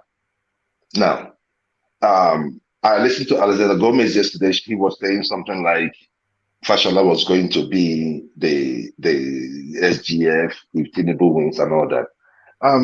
For me, I just think in Igbo land, you say, you get the land before you put your mouth on. Looking at where the economy is going, looking at where the country is going. I love a Fashola. What I do not want in Nigeria as we go forward is that entitlement mentality by any part of Nigeria. Not the Southwest, not the Southeast, not the Northeast, or not the Northwest. If our plan is for nation building, I am for it. But if we are going to start going with this local, then this country is going to be worse than it is today. No, why are you after Locon? Anybody can use any campaign slogan. I am just telling you. Why are you after Locon? Because the thing there is that the utterances of a leader has a way of affecting the strike. Let me finish, Ojelekoko. I'm not going to go into that route with you today. The ideology of a leader. The ideology of a leader with labor. The ideology of a leader trickle down to his follower. As I'm following Peter Obi right now, there are certain things. Even there was a time I wanted to. I used the word elder brother. When did I use elder brother? It now started coming to me. Now that is how you should talk to your people. Politics is not a game of do or die. Tinubu used Locon. Thomas the other day now changed his name from Thomas Yoruba to Locon. That is what I'm talking about. You start affecting the psyche of your people, of the land, subconsciously. As a leader, when Trump came out, that the crime? Is that the crime? It's a crime in a country like Nigeria. But let me just finish this. We saw what happened in Trump. That's the point. When Obama came out with the group, the way he spoke, can I interject you 1 minute? Hold on, please, let me finish. The way Obama came out to present himself, he had people that he really pushed out from their hidden holes. And when you see people that followed Obama, you find out that there was a way that they speak. When Trump came out, Trump started talking, in a way that the white supremacists felt like this is their own. And what happened when Trump came out and he was using those narratives, the white supremacists followed suit. Okay, can I interject you 1 minute? A leader must look at the way everything about a leader has to be all-encompassing. Okay, now 1 minute. All right, you can interject, but Ajalekoko and Joel, I don't want a long and involved. That's what I'm saying. I don't want to do that today. We're 5 hours in, so interject, but then I'll shut it down fairly quickly. But carry on. Yeah. You see, this Emilokon strategy by Tinubu, I want you to understand it very well. That Emilokon is peculiar to APC. It's a campaign strategy by him within APC and not to win presidency in Nigeria. It's within APC when the Northern Caucus or the presidency caucus were trying to overturn the table against the South and him in particular as the leading contender in APC. So when he used that slogan, Emilokon, to advance his position and his pursuit for that ticket, he didn't say it against anybody in Nigeria. It was within the context of APC. Why is that a problem to you that you are attacking this guy on that Emilokon? Okay, I mean, I just can I want you respond? to, I want you to Can I? understand the basis, where Emilokon was coming from, or where Tinubu used Emilokon and the purpose he used it for, which worked for him. So just try to just limit it, because I've been watching you. Let me finish now. Okay, Let go me ahead. finish, because I'm listening very well. Listening to you, you are more particular attacking Yoruba, attacking our position, our political stand in Nigeria. But if I want to open up what the East have done to destroy Nigeria, you will not like it. So just let me limit it, because I don't. Give me 2 instances. Give me 2 instances. Okay, I will give Sorry, you. this is not the issue of tribe. I will give you the first instance. Okay. In the First Republic, Nigeria? In the First Republic, Nnamdi Azikiwe, NFC was the leading party, followed by AWO in the general election, and then the Northern Party. Awolowo went to meet Azikiwe. Let's work together. Let's form alliance. You be the prime minister, and I'll be the finance minister. Azikiwe said, okay, no problem. You know what Azikiwe did after? He went to align with the Northerner, and he surrendered the most powerful position, the leadership of the country, the prime minister, to the Northerner, for him to be ceremonial president. That is where Nnamdi Azikiwe started the marginalization of the South, and in particular the East, the Eastern position in Nigeria. That is number one. Then I will tell you number two. He did the same in the Second Republic, when all the party, UPN, led by Awolowo, MPN, led by him, Nnamdi Azikiwe, PRP, led by Aminu Kano, GNPP, by Waziri Ibrahim, National Advance Party, led by Tuji Brathwaite, and this other party, all of them came together. When nobody won clearly to be declared the president, all of them came together that, okay, let's form an alliance. And from this alliance, you know what they have to go to, what do you call it? To electoral college.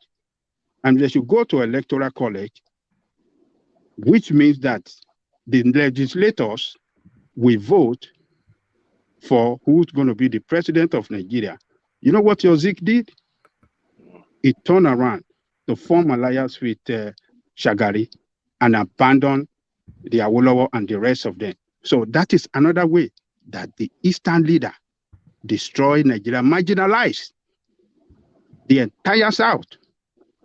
Do you know who did it in the Third Republic again? When Abiola was about to win the election, or when he won the election, an Easterner in the name of Nzeribe took up that case to court. He was championing, he called on the president, Ibrahim Babangida, to annul, to cancel the result. Right. And that was achieved. So let me tell you, when you are why did he go to court? Why did he go to court? Why did he go to court? Why did he go to court now? Say the reason why he went to court. I will tell you. He said that Nigeria is not ripe for democracy, that we need to give the military another 5 years so that Nigeria can be well prepared and be ready for democracy.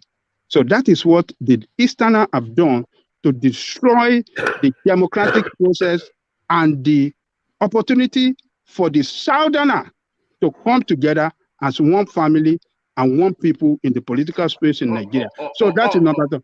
And in this party, in this one you are talking about right now, we know all Eastern leaders in APC, what they are even done against your people there. One of them is your governor in Imo State, is your governor in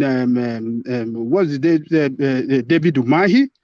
We are seeing all these things the way they have done to compromise and pander these people that you are talking about and destroy and kill your people. So what are you talking about? Why are you after the West? What has the West done wrong?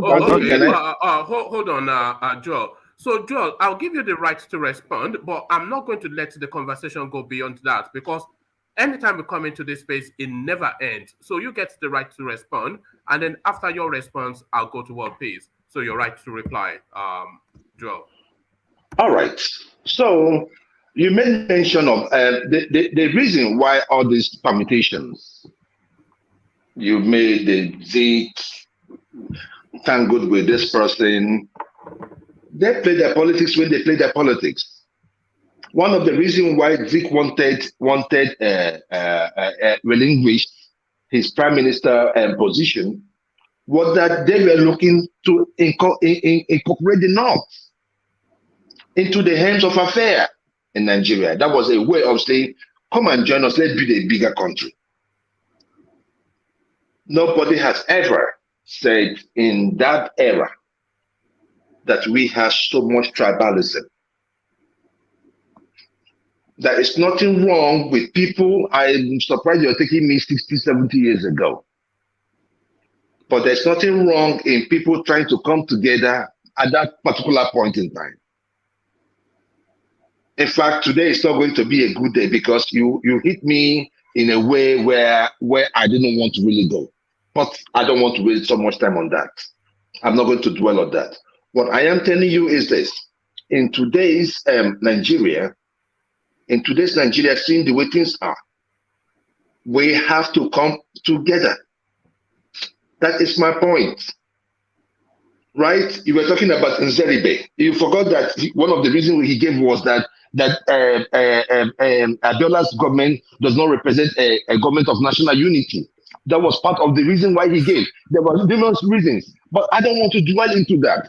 As at that time, we did not have a lot of people being killed the way they are being killed today. Now, if we were speculating in the past, today, no one. We are seeing it, it is in our face. And that's why I am saying, I am not going to stand in the way of Tinubu. Unfortunately,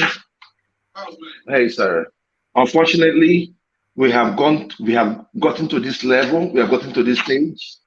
2023 is already here. And like I said, I am not going to stand in the way of Tinubu. I will still have my support for Obi because I still believe that Obi is going to win. However, as God may have it, the way Tinubu is so sure, if Obi does not get it, Tinubu should get it. Southeast wasn't even in the play for Tinubu in the first place, right? So let us leave it that way. Tinubu should go on. He should win. He has gotten his Muslim ticket. He should go on and win. My thing is this.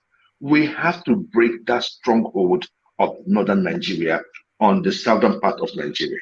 And it is not going to take those at the top to do it. It takes you and I. I am thinking of us having a people's assembly, a southern people's assembly, where we go there. If we want to punch ourselves, we punch ourselves. If we want to kick ourselves in the butt, in the blockers, we do it. But we going to sit down there and talk. Because what actually happens is that when we leave this guy, look, I am not exonerating the leaders in the Southeast. Because if I want to talk about them, if I want to talk about the leaders in the Southeast, it's going to take us another year. So I don't want to discuss about those people. The Rochas or Crochas of this world, the Omahi, like you said, Omahi is even trying. And Hopus Adema. Then if I want to go back a little bit, I'm even talking about this one that is an organ donor in the organ transplanter in London. I don't want to talk about Southeast. I don't want to talk about Southeastern leaders. Look. If I tell you about Southeastern leaders, I have never come out to talk about Southeastern leaders. But if I tell you about Southeastern leaders, look, they need to be tied. I don't want to use some foul language, but They need to be tied like Anini. You know what they did to Anini? They need to be tied to the drum. And whatever treatment Anini had, they should be having it. But all right. please, that is where I want to live this time. All right, Then if there's any question, I can go. If not, I can just. All right. Thank you, Joel. Just for pressure of time, let me go on from you to World Peace. But the one thing with Joel, he says it from the heart and he says it with passion. So there's never any knowing dishonesty in Joel's words. So that's why the fans love him so much. So our fans' favorite Joel to another fan's favorite World Peace. So World Peace, then let's go back to where we were, and the Senate then looking to remove Buhari by way of impeachment. Your thoughts? Yeah, Wama, thank you. Thank everybody on the panelists and people that is viewing the show.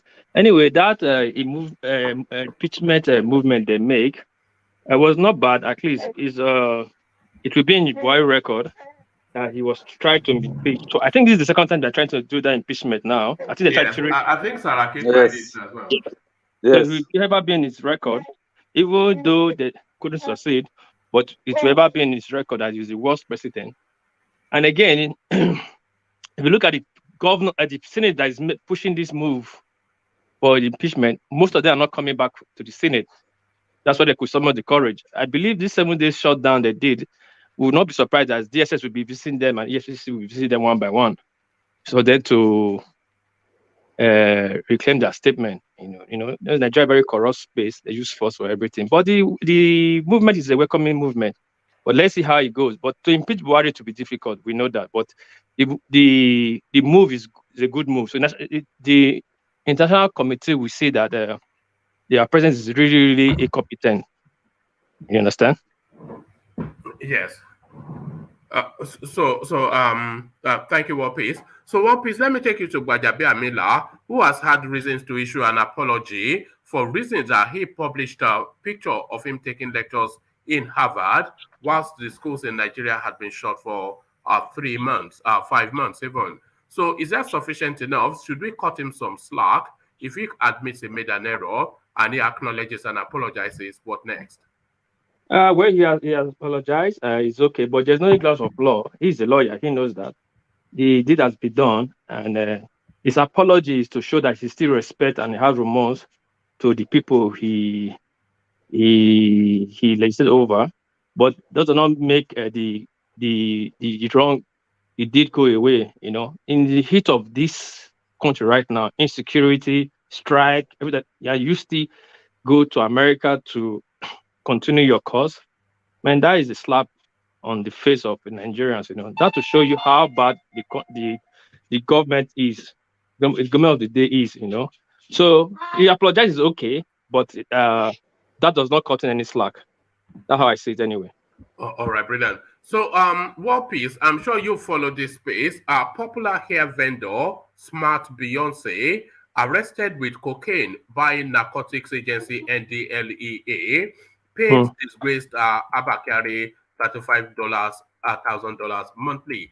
So this is one of those Instagram babes that is always popping ass and flashing boobs all over the place, and they'll be telling you of how you too can work hard and achieve that it is God, make your money. But then, of course, we've always been suspicious, and here is an example. Let's see our picture. Let's see our picture. All right, I have to go and dig it up. You mean the way I've been building our up, Abby? Look at this guy. He was. Yes, now let's see this Beyonce. Yes. All right. Carry on. Carry on, One Piece, and then. Anyway, in Nigeria, they will say it's business. Most of these people you see on social media, they are into that business. They'll cover up with their skips maker or their air vendor, or they sell cars, But actually, what they do behind the scene is very dirty. So I won't be surprised for her. And she's giving her Bakari. You cannot do that business without be highly connected.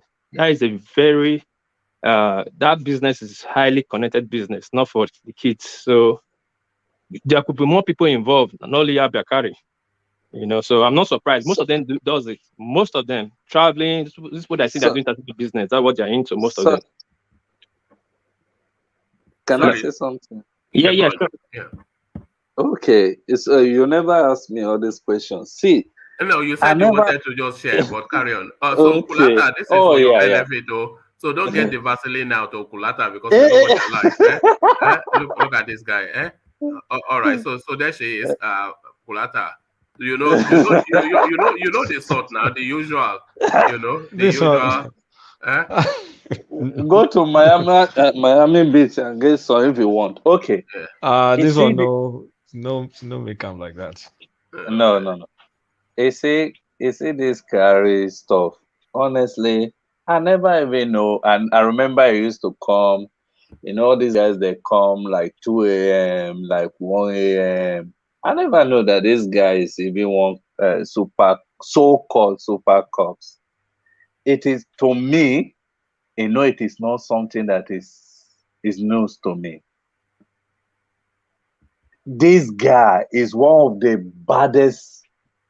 One of the baddest. You mean Abakari? Yes, sir. One of the baddest police guy that I have ever seen in my life. There's a place in Abuja. This guy they always come. It is not all this thing that you people are saying as a news. Someone like me, it is not a news. Because in my mode of work, I do see all these people and what they do. They use a lot of ladies. I remember one little girl. Oh God. She's from Abia State. 19 years. I remember this police guy was there that morning. When I get to the room, the lady was crying, and I asked her what happened. She said she have money, but she doesn't have life. And I asked her, what is it? And she told me indirect, brother, I'm into drugs. Because of the oath, I can't do anything. They use different ladies, local, international, for this drugs smuggling. The whole world is corrupt because some of these ladies, they send them to America, London, and all. How did they pass through the airport? This guy is one of the cop. I remember the place in Abuja. As soon as maybe if there's any leakage, is the first person that will smuggle all these guys, whether Yoruba, Igbo, Hausa, Idoma, out of Nigeria. I remember when one of these bad drug lords, I remember the night that there's something leaked. I remember I say, oh, he rushed to that place. He said, oh boy, it's like the news don't cancel. Immediately, that guy traveled that moment.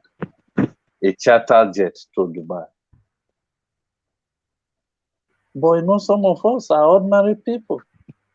If you said anything, they will get you killed. I'm so tired. That is why I just started talking. I talked in one program the day before yesterday regarding pastors as well. Because of the nature of the job I do, they are big. I never, like I told you, I did not subscribe to your channel. I was just going through, normally I read in the night. I pray, I do my prayer from 3 a.m. So I always go through online, read news. So now I'm getting angry day by day because of the situations. It is never a news to me about this guy being indicted in drug. He has been doing it. So that is what I want to say regarding that one for now. You know what, Jay? I'm going to post my Instagram handle in the comment section. So I'm not on Facebook. I'm not on Instagram, sir.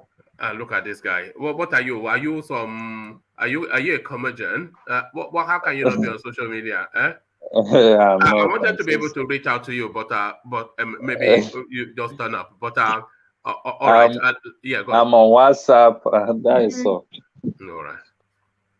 You must be the only man on the planet that doesn't have Instagram. No, I'm not. I'm so sorry, sir. I'm not. Look at this guy. All right. Okay. I can send you my email. So that is all. All right. If you look at the on your screen, there should be a bar to the right hand side, and then the bottom option says private chat.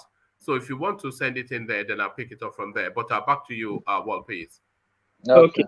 Yeah, as I was saying, even to add to that, the Abakari guy was the right hand man of Peter Obi.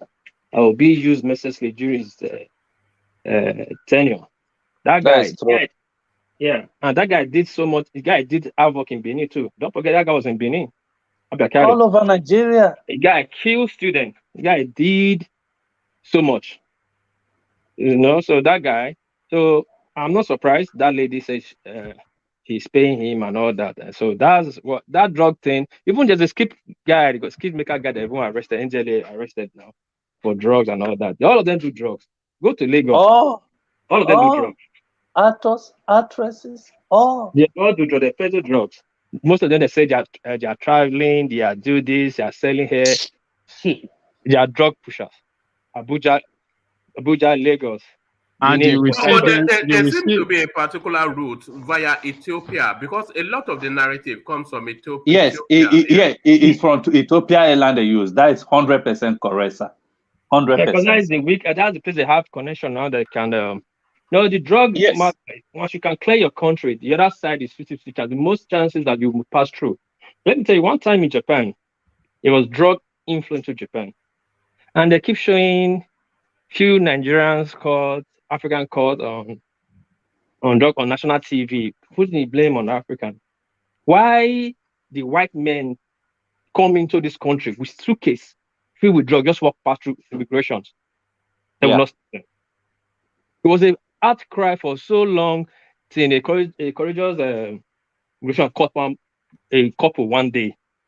That's how they found out that the most drug that comes into this country comes through the white people.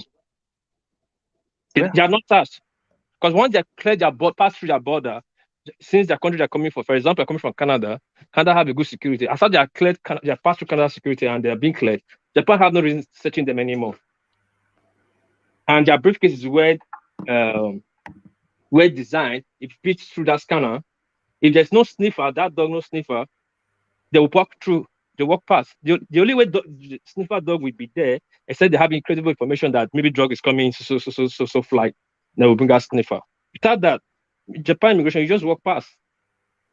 So that's the problem of drug in this world. The people you look at that you think is doing it, they're not even the one really doing it. People that are really doing it, they're bringing in ships, in container.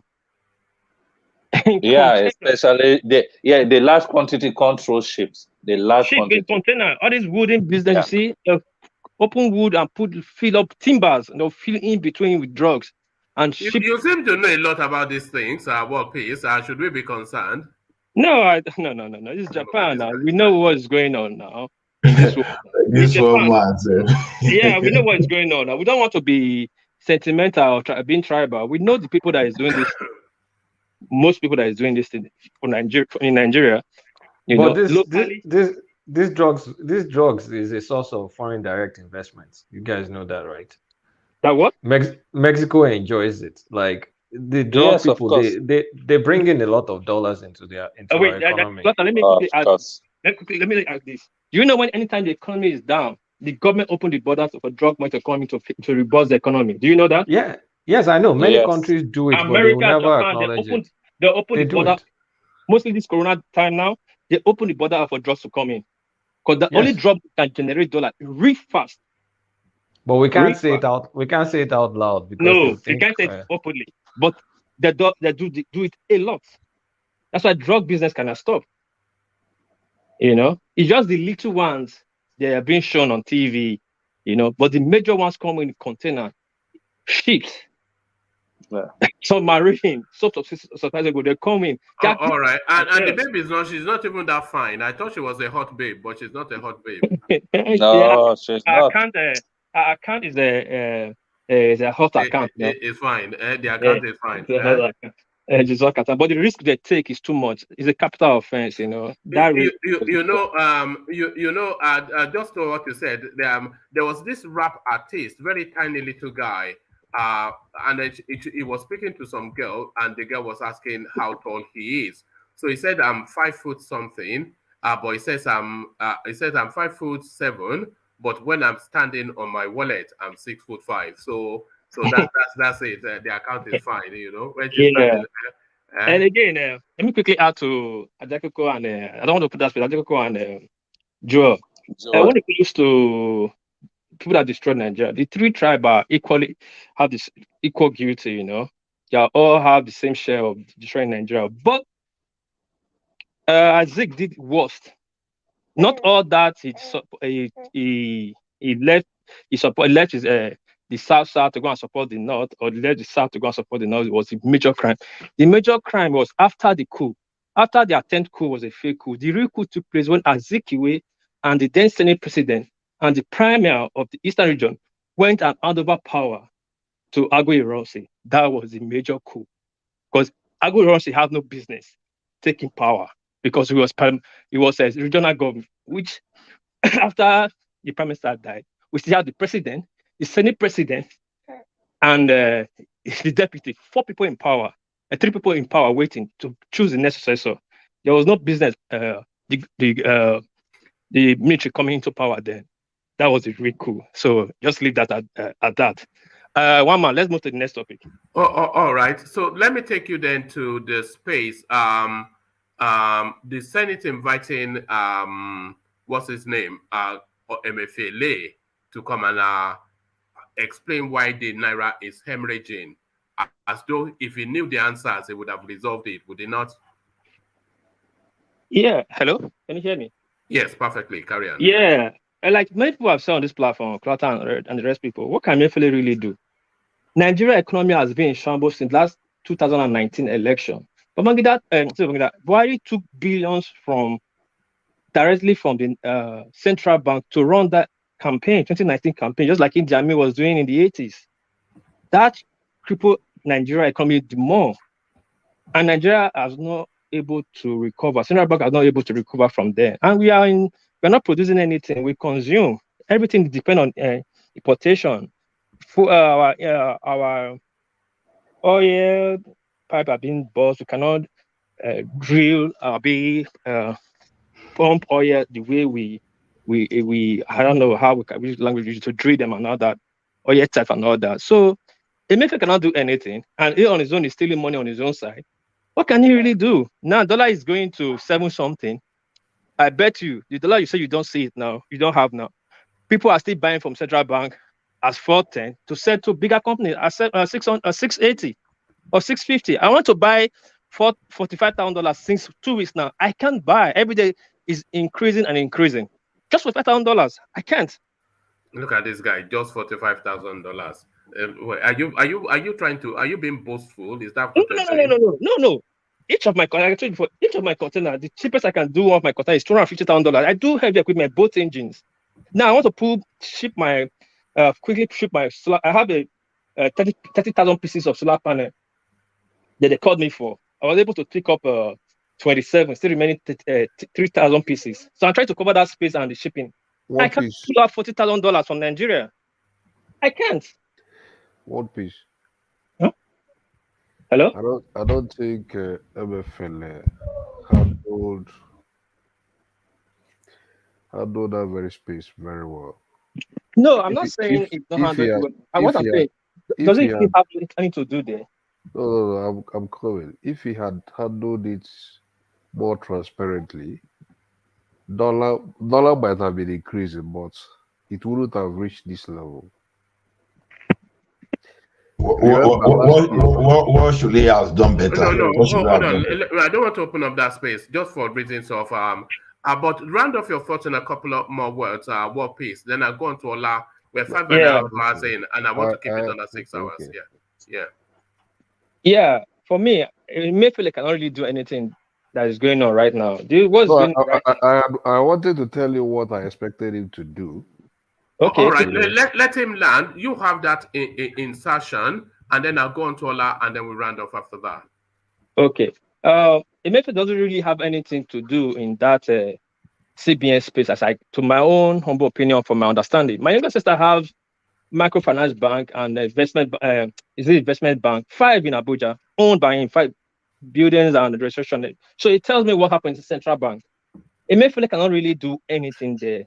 People behind Emefiele are all Fulanis or the Kabaz men behind him.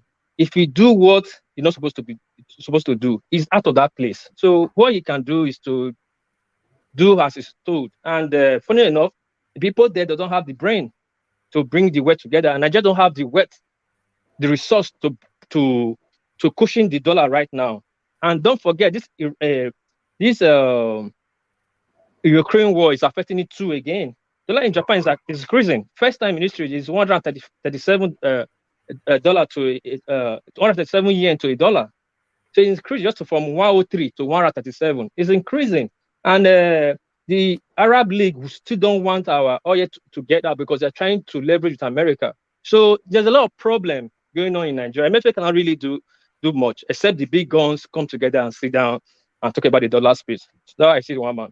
All right, brilliant. Well put. Always well put by World Peace, one of your favorite voices. So have that comment, insert that comment, Saki Fada, and then I go on. Yeah, what Peace? I understand that dollar is not like coming into Nigeria because of our dwindling oil, whatever, you know. But at the same time, sometime last year, I think it was last year, you know, that MFLA came out and said he wants to like unbundle this issue of Bureau de Change. Is it Bureau de Change? He want to stop Yes, it. go ahead.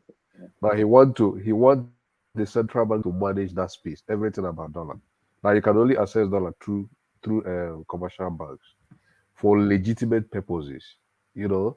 But then there are things he didn't do. I expected simple thing I expected him to do, which now gave these Bureau de Change people another opportunity to like buy the dollar from CBN and then do arbitrage, sort of. You know, you said you want you want the bank to be handling everything in dollar, and you don't want like Bureau de Change again. I expected him to do something like maybe increasing something like limits, like this monthly transaction limits, you know, in Nigeria. I think now it's about $100 or thereabout. It's $20. You say it's how much? 20. Yeah. So I expected him that time he introduced that very policy to increase the monthly limit for everybody, so that there will be no need for people to go and be looking for dollar from black markets, you know. So by so doing, you have reduced the importance of black market transactions. Those Bureau de Change people who you are trying to like scrap out of the market it will not be attractive to them again to sell in that market. All right. You know, so I think it could have helped, because what they are now doing is that they will go and collect from the bank and then determine like sell at that very high rate in that very market, because people cannot even source it from CBN themselves. So I expected him to have maybe increased that monthly limit, you know, during that time to discourage black market. All right. All right. Thank you. Let me go on to Ola to the Senate threatening to impeach Buhari. Just quick on that. Well, to me, those guys, they are just jokers, because you don't, at this level, you don't need to threaten. You don't need the threat. Just kick into your action straight away.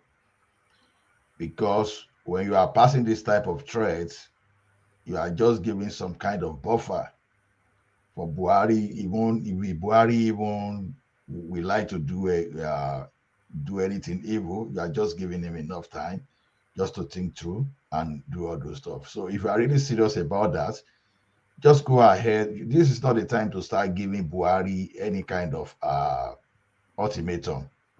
This guy that has been due for impeachment as early as 2019. So I don't understand it. So those type of threats, to me, it doesn't move. It doesn't move even the tiniest of stones. So to me, I don't really have any faith in that type of. All right. And Emefiele being invited by the Senate to come and account for Naira devaluing, a waste of time, would you say? It's a waste of time. They are just Nollywood actor, and I will tell you that. Now I see someone trying to absorb Emefiele of the thing. Now we are saying that Emefiele cannot do anything about it. See, I disagree with you. In as much as I know that even whatever we earn through crude oil, again we spend on subsidy, and again our taste for foreign goods so much, because you know how much we spend on education overseas alone. You know, like the one this what they call it, Bajabi Amila is doing at Harvard too. You know the cost, and your president too will be visiting everywhere for medical, be traveling everywhere. You see, all those things, all those activities, they are part of these dollars that we are talking about. That is limiting our forex, the type of forex we can earn. And was it not this Emefiele that was going to throw parties sometimes last year, or was it 2 years ago, that went outside the country, and many foreign jets just followed, private jet followed him to that place?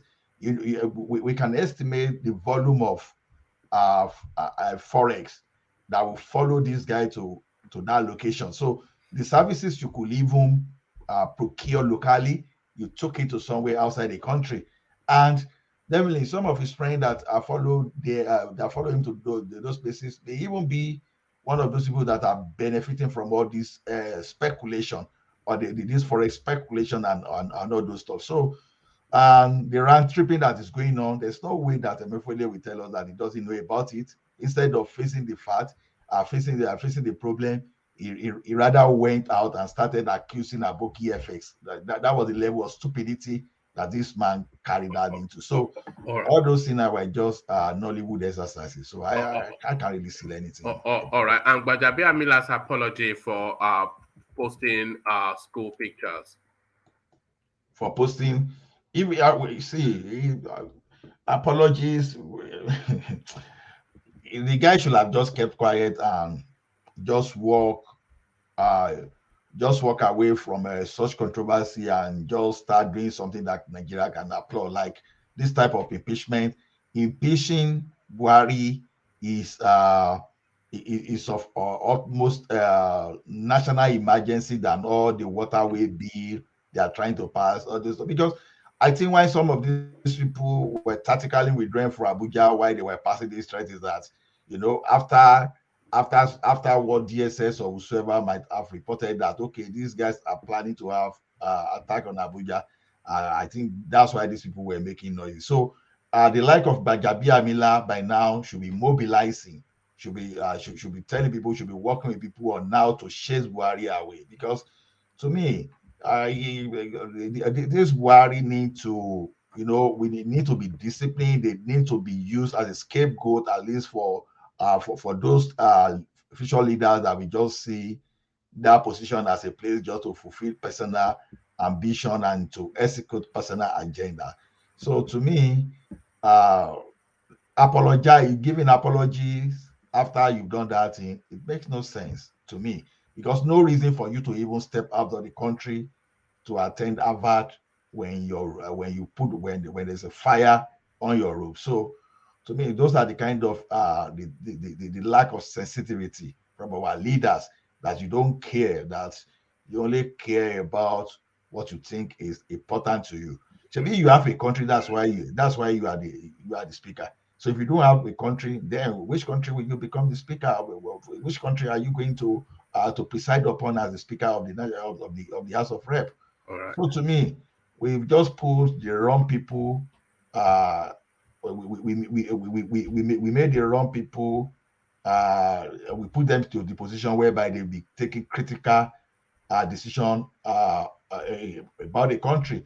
So we can only feel the quality of what they are giving. The quality of Nigeria today is Buhari. The quality of Nigeria today is Bajabi Amiela and Emefiele, you see. So you can't be better than those people that are taking decision upon you. So, brilliant. to me, no all need right. for me to apologize. All right, thank you, Ola. So thank you, Ola. So, gentlemen, I want to start to round off. So we're about 20 minutes from 6 hours, and I want to keep it under 6 hours. So as succinctly as you can. So because when it gets to 6 hours, I want to be able to shut it down. So we're taking closing remarks, and we kick it off with Thomas. So Thomas, it's that time of the day again.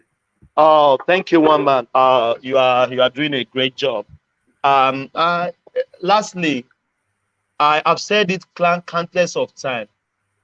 There is no crime pushing for your candidate, but don't criticize some people when they are pushing for their candidate. Yoruba ló kàn, àwa ló kàn. Yoruba is the next president in Nigeria. Thank you, one man. May God bless everyone. May God bless Nigeria. Thank you. All right, brilliant. Well put. So thank you, Thomas. So from Thomas, we go on to World Peace. World Peace to you. My country people, we don't reach the final hour. More than the click, share, and the thumb up. And quickly again, more can take now go to close na PVC to vote on our choice. And so me, I see Amo. For now, good night and see you guys again. All right, brilliant. Well put. So thank you for that. So that's World Peace, one of your favorite voices. Another voice that you favor, certainly one of my favorites, are Saki Fada. Closing remarks.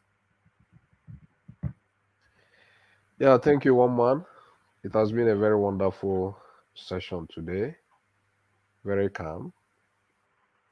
I don't want to take much of your time, but I will end by asking a question to we here and to fellow Nigerians. Fellow Nigerians, think about this.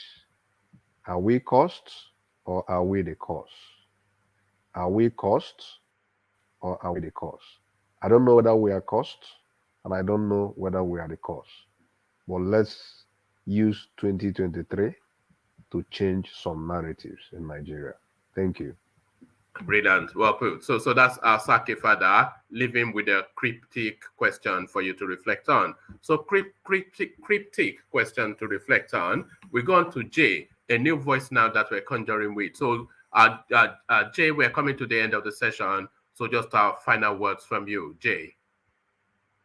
Okay, just like the last caller has said, to me, I pray that the spirit of bewitchment, may the Lord God Almighty, who have given us air, remove this spirit of bewitchment, because our foundation was not okay, and when the foundation of the house is not good, definitely along the line the house will collapse. So it's only God Almighty should intervene. Of course, I urge us all to get our PVC. It is not the issue of tribe or where you come from. So should vote the right person that have Nigeria and Nigerians at heart. That is all from me. All right, brilliant. Well put. So good to meet you, Jay, and hopefully we'll hear a lot more from you. Like I said, we do it every day. So from Jay, we go on to Joel of Nashville. Joel, your words. Thank you very much. I would like to say this just really quickly. I think the last time was about, feeding off what Jay said. And just a quick rundown. Bajamila's going to study or do his leadership program. It's not a crime. It's not a crime. The only thing that is wrong with that is the timing. And I believe that if he has apologized, like you said, that should take care of that. As regards to the impeachment of Buhari, they gave him 6 weeks. So when you add 6 weeks, then we are getting into the election season. I don't think they are just two-legged bulldogs. Let us just ride Buhari out, and let's just think about who to take over that space when he leaves. Lastly, the notion that Peter Obi is not on the street is a lie. Peter Obi is on the street. We still have 6 months, 5 to 6 months to give it a push. I am not giving up on the Peter Obi space, and I do not expect you supporting Tinubu and expecting Tinubu to also, lower your guard. It must be a president from the South, and I wish us all the best. Thank you, one man. I'll be more early. I think I'll be early tomorrow, to join the program. Thank you so much. All right. Thank you, Joel. So Joel, one of the fan favorites. So one of the fan favorites, Joel. So from Joel, we're going to Ola that time of the day again.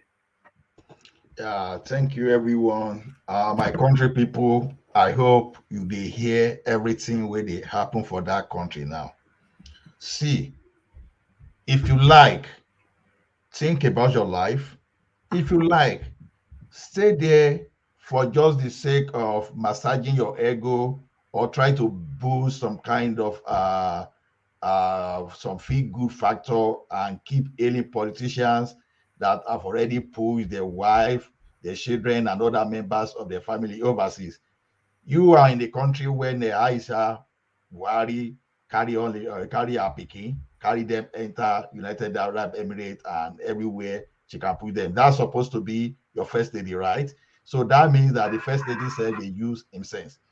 You see, we common people, this is the right time to think very well. All this Emilokan, Babake, all this kind of things. See, don't do Emilokan and start signing up for your death warrant. Don't do Emilokan. See, these people, they don't like you. These people, they don't care if you are dead. As all they care about is to fulfill their ambition, even if it's just 1 hour for them to leave the surface of this earth. So why am I saying all these things? It is time now we left all our sentiments and do the right thing. Look the way they are setting us up. Whether you vote for Atiku, na wahala. Whether you vote for Emilokan, na wahala. Then Peter Obi self, I know say some kind of thing, but at least he's still young, at least by age, everything still favor. So I think people like that, or maybe if you see someone that is better than Peter Obi, maybe you can go for. But the way it is now is that let's forget about whether one is a Dokoro person or Igbo, all this kind of thing. All those things are foolish statements that our leadership they've used to discourage us, they used to manipulate us over time. See, without any region, Igbo, Yoruba, Hausa, if you're on the street, nobody knows the difference until you start mentioning your name and where you are coming from. What am I saying all these things? Don't see the bad politicians. Don't see the people that brought us to this level and you start shouting for them when the children will never be partaker of the evil these people will bring upon the country. Please and please shine your eyes. I'm not ashamed to tell you that Obi is still the best among the evils that we see now. Even if Obi has no structure today, all right, Ola, please. Structure for Obi. Thank you. Please. Okay. All right, thank you. Kulata, please be a bit succinct. So thank you. I'm always succinct now. No, I mean, the more things change, the more it remains the same. Before colonialism, we kidnapped ourselves for slavery and for sacrifice. After we've gotten independence, we're kidnapping ourselves for money. The more things change, the more they remain the same. Black people, we have a problem. Until we look inwards and fix each other, nothing is going to change. It's in the DNA. Thank you. All right, brilliant. So that's Kulata. So thank you, Kulata. So the final word as ever, the mighty one, Ajanle Koko, the closing remarks. Thank you, one man. Let me thank everybody that came on the platform today. You have done it well again. Come back tomorrow and let's do it again. Your contribution was very, quite meaningful. And, let's see again tomorrow and do it again. Nigeria is going down. It's going down fast. We are talking of our Naira that is fastly devaluing day by day, minute by minute. We ain't seeing nothing yet. The next thing that we are going to see is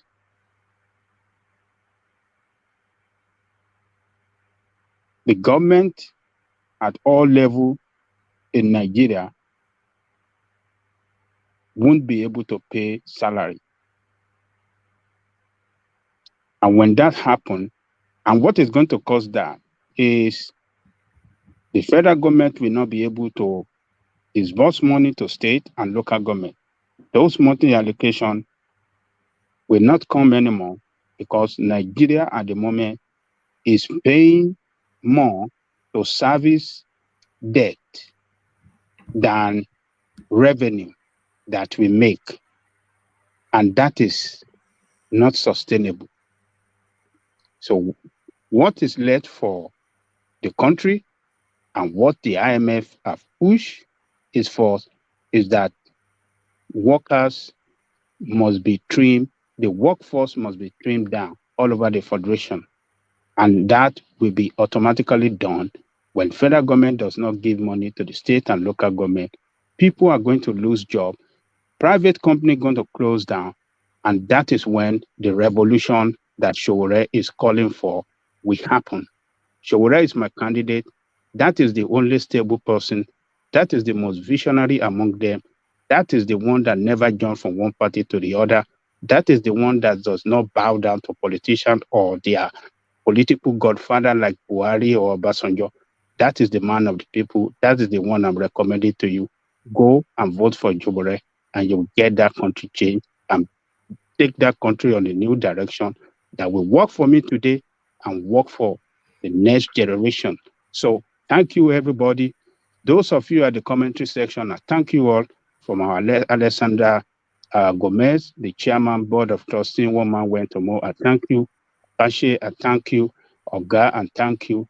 Reeves, Ortiz, our serviceman, I thank you.